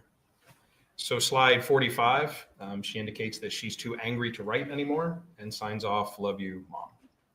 Looking at the next month in June, on June 25th of 2013, I want to ask you about an email there. And was that just days after a very significant event in the divorce? Yes, Was Wendi Adelson relocation denied with prejudice just about 5 days before this email was sent? it was. Yes, the request to relocate with the children to South Florida, yes, was denied. All right. And what does Donna Adelson say to Wendi Adelson in this email? So this one's from Donna Sue up top. Correct. Okay. And what does she say about their recent loss in court? She encourages Wendi to never, never give up, and that it is time for action, time to take control of your life and not let Jibbers, which is a nickname for Mr. Markel, think that he's just won anything by having you remain in Tallahassee. And I think we've seen some of these, so let's go just quickly through the rest and go through the next one. In the next, does she appear to give Wendi Adelson a bit of a pep talk about what she should do next? Yes. Okay. Does she say that the rest of their family's lives next will be determined by her performance in the next couple of weeks? Yes. And how he hasn't beaten the Adelson family yet. I'm sorry. She needs to put on the performance of her life. He hasn't beaten the Adelson family yet. That's correct. And she has a strong family behind her. Yes. Is next in this email where we see the plan of action outlined. That's correct. And if you could skip through, is this the plan of action about posing the kids in front of the Catholic Church and getting them baptized? That's correct. And assuring her that this is just an act, but don't tell anybody. Yes. And that she should take control of him psychologically. Correct. After this portion where she wants her to psychologically manipulate Dan Markel into converting the children to another religion, what does she say she plans to do next? There is a plan of a financial offer to Mr. Markel. Does she say, I am planning or we are planning? It states we plan to make. Does she go on to describe who this we is in the team? She does, yes. Okay, can we see that?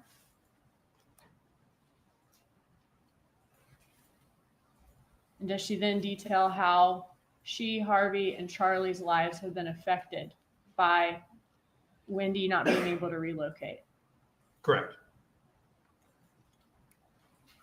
She says, it's time for you to show us you can put the performance of your life on for the next few weeks. What was a few weeks later? The final divorce hearing. Was that on July 31st and August 1st? Yes. Now, a day or two after this, does Donna Adelson then write another email about the relocation? Yes. In this email, if you can, okay, so this one's from Donna and Harvey, I'm sorry. Yes. Okay. And if you can skip through to where she's discussing the extreme links. Okay, if we could see the next one. In this email, does she describe situations where people have to go to extreme lengths to accomplish their goals, like American soldiers in Nazi uniforms? Yes. And does she next suggest that a major act of defiance would be putting the boys in SS uniforms? Yes. Or Hitler Youth, I'm sorry, Hitler Youth uniforms.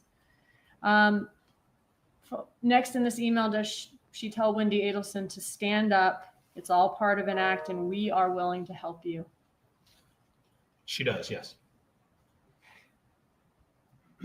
And this is where she says that it'll put a scare into this jackass. Yes.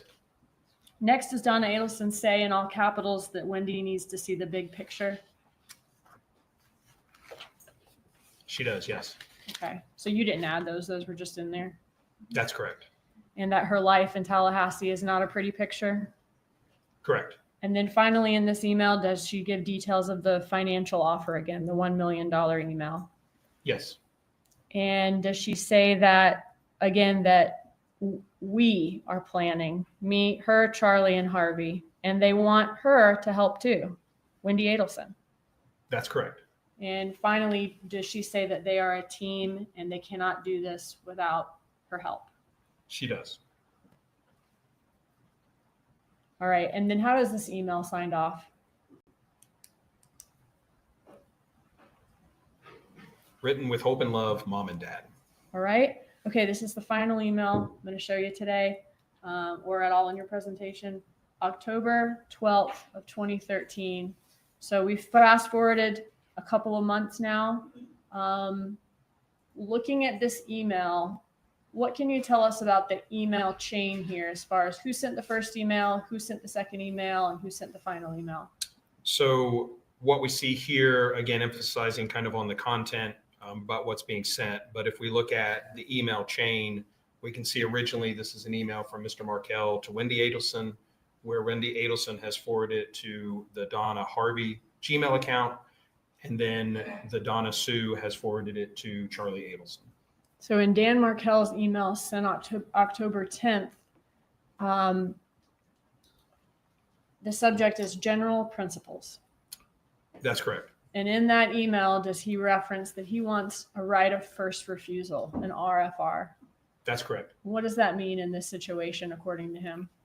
In this situation, if what he wanted was that if Wendi was unavailable to take care of the children, that he be given the first right of refusal before Wendi solicited her parents or anyone else to watch the children.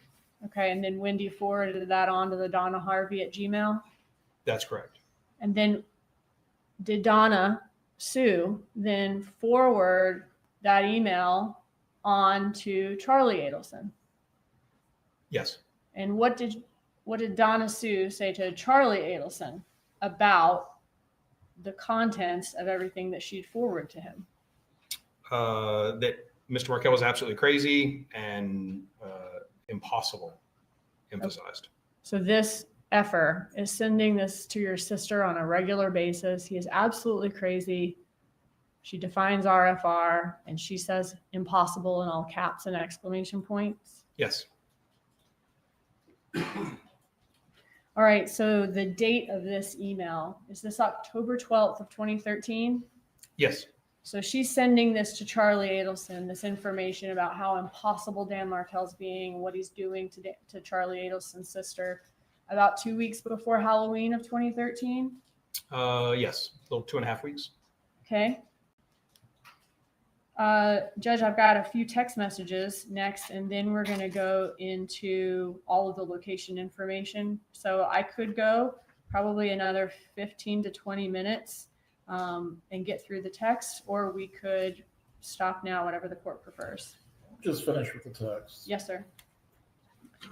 Was there also phone communication that showed Donna Adelson's venting to Charlie Adelson about Wendi Adelson's custody battle? Yes. Now, around the same date as this last email we saw, October of 2013, in this text message, does Donna Adelson say, "Horrible evening for your sister and for us. Dad finally had to walk outside to lower his blood pressure. Just awful. I can't even explain." That's correct. Who is she sending that to?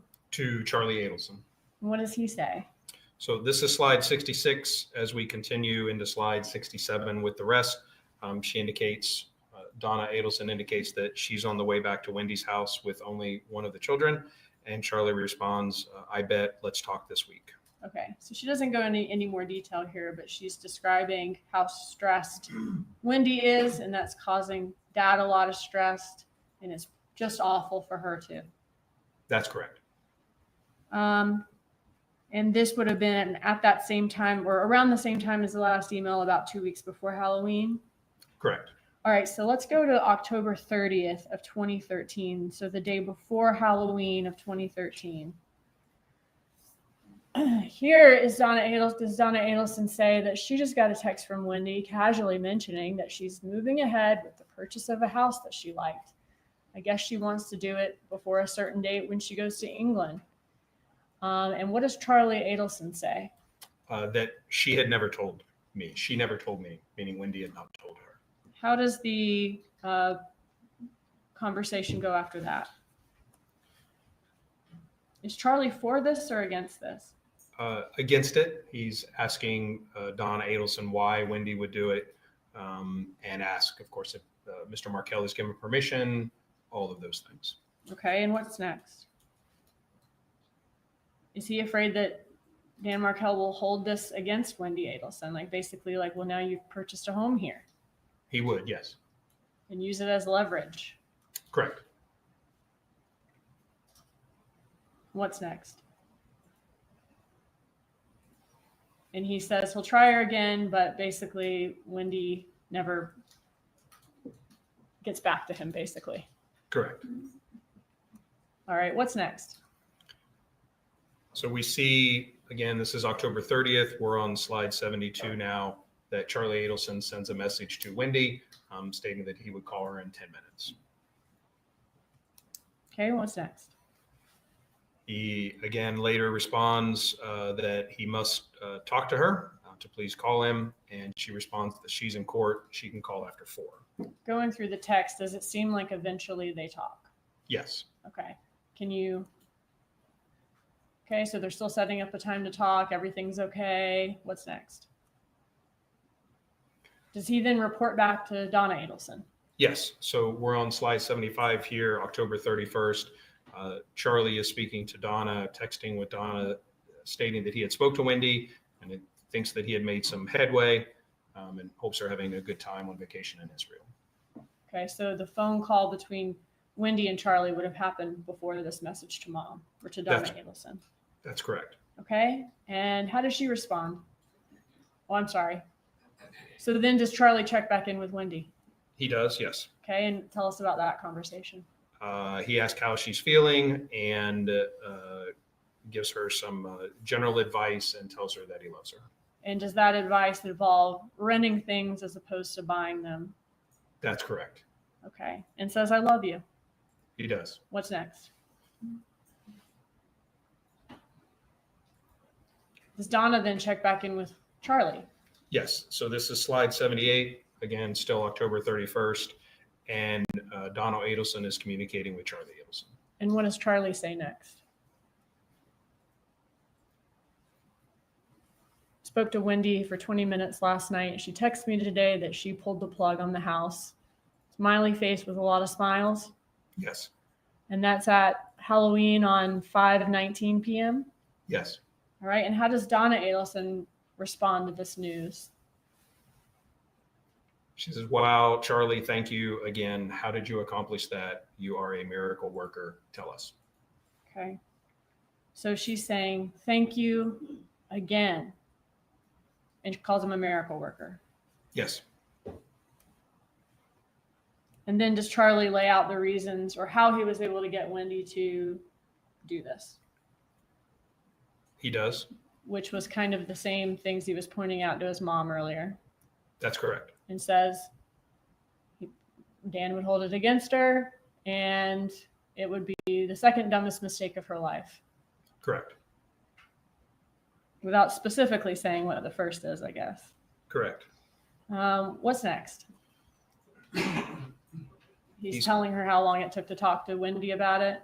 Yes. And we're on slide 82. Again, this is November 1st of 2013. And he continues the conversation. All right. What happened next? Or what's our next text message? Do we have one from February of 2014? Yes. Okay. Here does Donna say that Wendi is totally stressed out. Yesterday was a rough one. She'll probably have to go through another depot. Outrageous. Her attorney is abusing the system. I'm sorry. Her attorney will claim he is abusing the system by filing all these motions. And a $500,000 bank account is the same $50K tried to get his hands on. And Charlie responds, crazy. Yes. Okay. What's next after Donna is venting to him about this? Does she say it's a total waste of the court's time? Yes. I apologize. I went fast there. But yes, that it's a total waste of the court's time. This is slide 85. We're on February 15th. That yesterday he sent Wendi a text that he saw her leaving the school in our car at 2:07 p.m. He is stalking her. Okay. And how does Charlie respond to that? Oh, sorry. And then does Donna talk about wanting to get a protective order? But Yes. that's very hard to do if there's no threats or abuse. Correct. But a judge should know that she's being stalked. Correct. And Charlie says, I agree. Yes. Okay. Do they continue talking about the divorce here? Yes. Okay, what's next? And they're continuing to complain about the system, the judge that's assigned to the case, and Charlie says that complaining about the amount that Wendy's attorney is costing. Correct. And Donna's agrees. Yes. Okay, what's next? He wonders if she's mad at her attorney. How does Donna respond? Donna says she's too stressed. Let's keep her conversations with her light. Let's not add to what she's dealing with. Let's just get through Monday. Nothing stressful. Correct. Is there another text message on February 17th? Yes, this is slide 92. And on this, is Donna saying that she just left the courthouse? Yes. Okay. And how does Donna respond to how did it go? She says, okay, we'll talk later. Okay. And she gives some more detail about what happened in court. Yes, slide 95, still on February 17th, that the judge was really pissed at him for not paying Wendi, and continues. Okay. And it looks like Wendy's still going to have to be deposed, but with strict limitations to questions. Correct. And she wants Danny to get psychological testing. Correct. All right. What's after that? They're talking about Danny getting a large bill.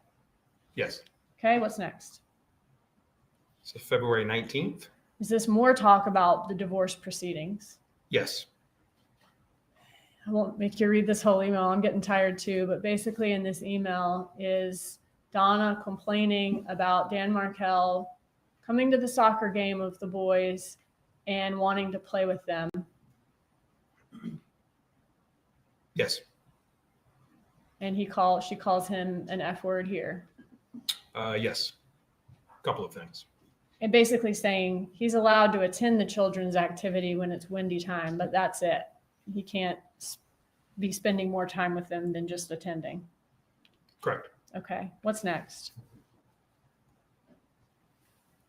This is now March 4th of 2014. We're on Okay. slide 98. Okay, thank you. So on this day, so on March 4th of 2014, was there a text message in the records where Donna Adelson asked Charlie Adelson to erase a text that she sent to him? There is, yes. Okay, can you walk us through that exchange? So again, this is March 4th. She is communicating with Charlie. She indicates 37 miles to Gainesville. As in coming from Tallahassee going to Gainesville. That would be correct, yes. Okay. And what does she say here? She says, I can't talk now, but I'll text you before we stop in Gainesville where I can go to the bathroom and have a moment of privacy. Then I'll call. Please pick up because I will have limited alone time today. Erase this text after you read it. What does she send a few minutes later?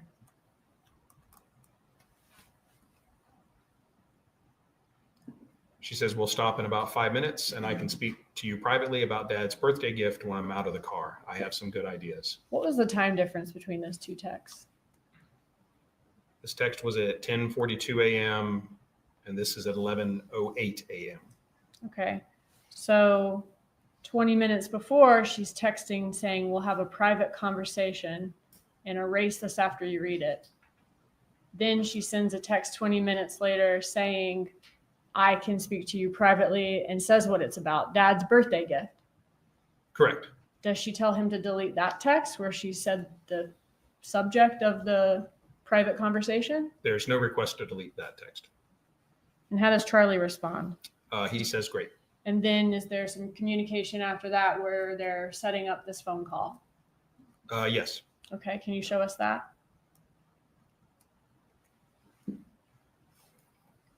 She's saying, don't call yet. Correct. Okay. She needs 5 more minutes until she can get to the bathroom for the Yes. private call. Okay, what's This next? is 11:10 a.m. All right, moving on to May 30th. In this text is Donna telling Charlie that she had a tough conversation with Wendi. Yes. All right. And this text message then is on the second to last day of May of 2014. Correct. All right. And through Luis Rivera, was it learned that there was not only a July trip to Tallahassee, but also a trip in June, at the beginning of June, where these killers came to Tallahassee? That's correct. All right. Judge, this might be a good stopping point for now. Very well. Thank you. Members of the jury, we will resume with the testimony of Sergeant Corbett tomorrow morning when the trial resumes. Once again, I'm going to instruct you, as I have before, do not discuss this case with each other or anyone else. Do not watch any of the news coverage or seek out any information about this matter. We will resume with the trial tomorrow. Please report at 8:45, then we will attempt to get started by 9. Have a good evening.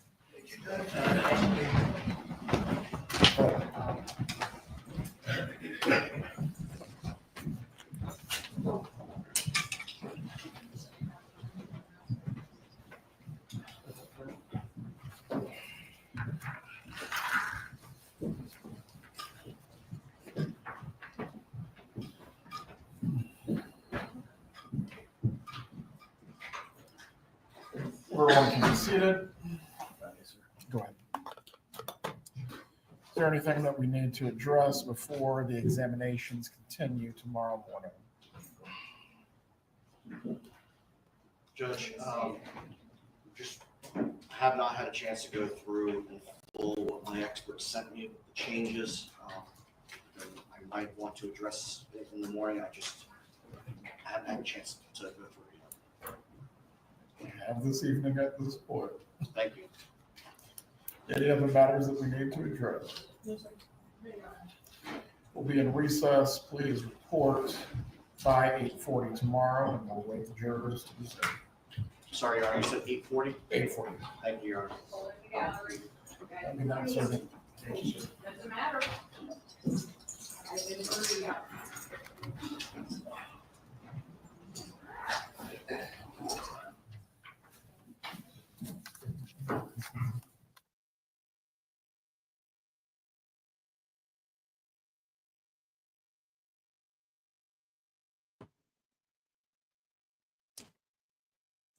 A very damaging day for Donna in court. Terrible day for her, really. Jeffrey Lacasse, Katie Magbanua was stronger witness than I've ever seen her be on the stand. Terrible day for Donna. Great day for us, but terrible day for her. I mean, you could see Sarah Dugan. I know from myself from doing a lot of reading out loud that you get exhausted. She was like, we could stop now here at 5 if you want. This is a good place to stop, Judge. She was getting really tired. But terrible day for Donna Adelson. Couldn't happen to a more awful woman.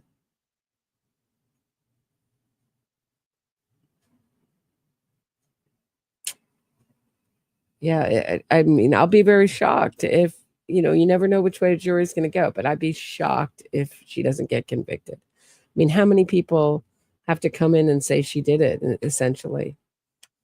But Wendi was more damaging. I listened to her testimony again. It was more damaging than ever before. She seemed to be doing less kind of posturing and just lying about the stuff where she was involved, happy to throw her mother under the bus. The being estranged from Donna really helped her just say it. I mean, we had none of the posturing like, oh, is your mom controlling? Maybe. We didn't have any of that. Yeah. I mean, this trial has painted such a clear portrait of Donna's personality. So I'm going to be back at 6. I'm going to talk about Donna and Wendi on Saturday, I believe.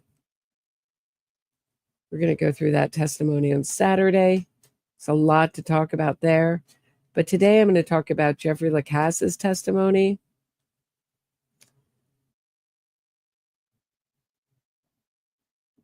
Hold on one second.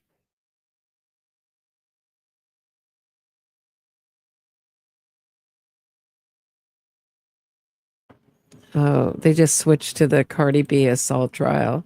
So I had that ringing in my ears. So, which I didn't even know there was a Cardi B assault trial. But going on. Yeah, I wouldn't be shocked if Wendi gets arrested after this. I don't know. Is that what we're moving for? It feels like we're moving towards something. I don't know.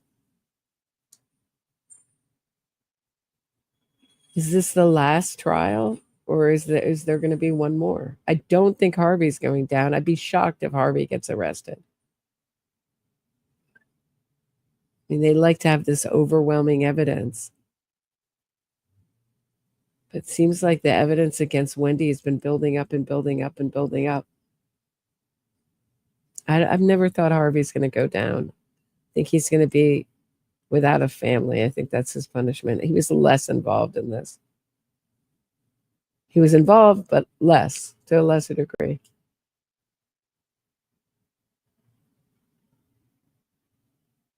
Did they pull his passport?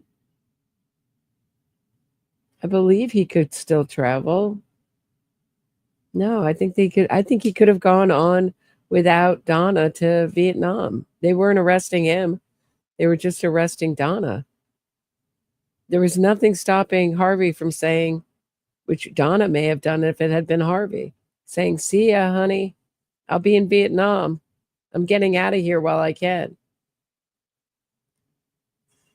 I mean, leaving their son, when their son needs no prison visits for Charlie.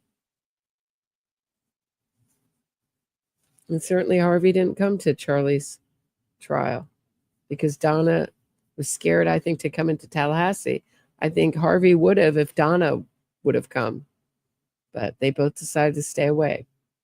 And they said that if they were subpoenaed to take the stand in Charlie's trial, and they said they would take the fifth. And they were offered no such immunity, so it never happened. So that's the way it goes down. But Wendi may be last. She said to her friend Sarah Youssef, "I'm going to spend the rest of my life in prison."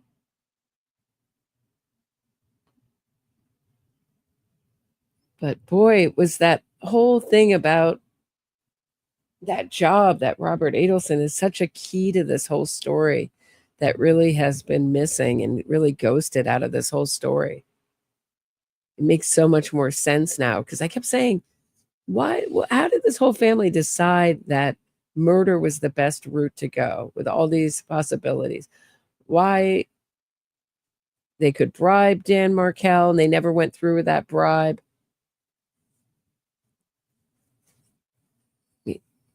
Wendi was discouraged not to do it. But everything was leading towards this big job. Wendi's to get to be partner in this Miami law firm.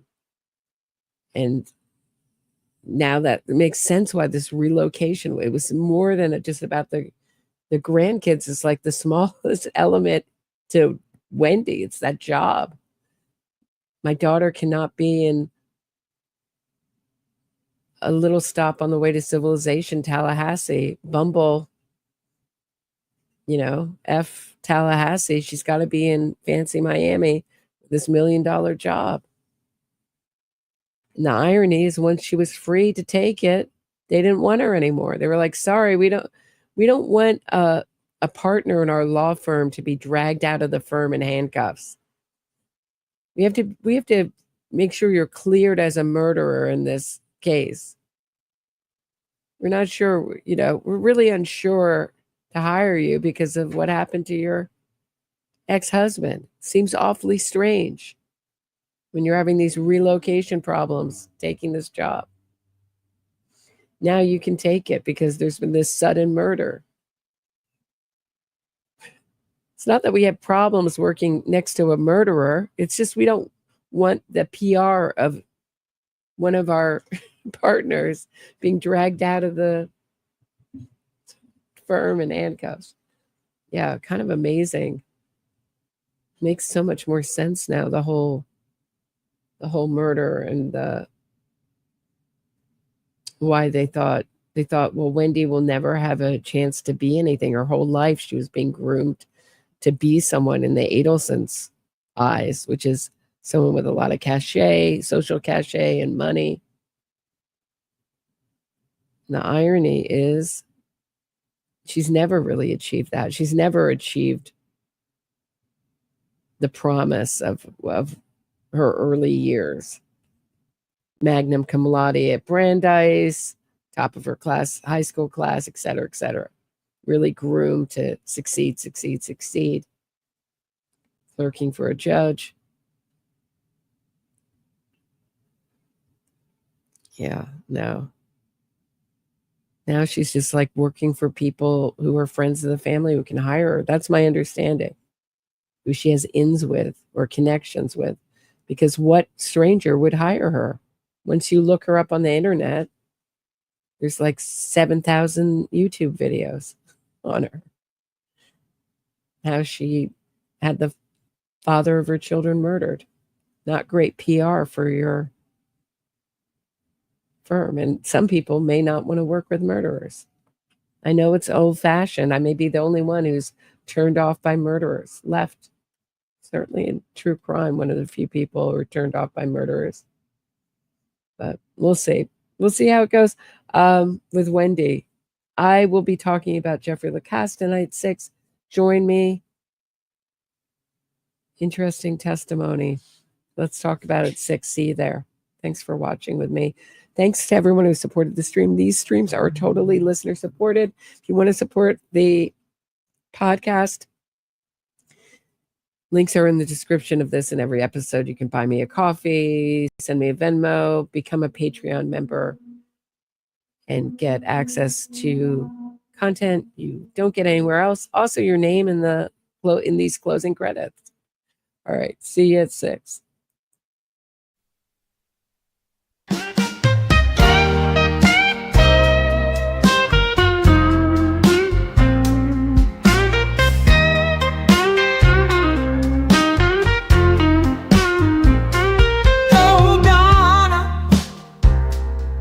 What a stitch you're in. You plotted a murder 'cause you wanted to raise your daughter's kid. Tallahassee is just a stop on the way to civilization. Miami is where all the fancy people are. The TV is about 5. You can't get away from that. Two-toe, tay-toe, hoo-ho, you know the guy you pay, and you can't get away from that. Oh, Donna, what a stitch you're in.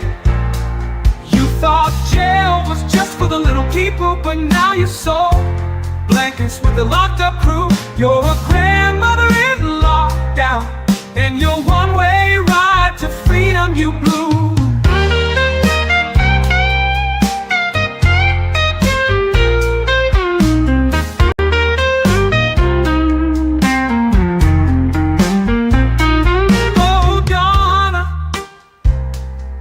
What a stitch you're in.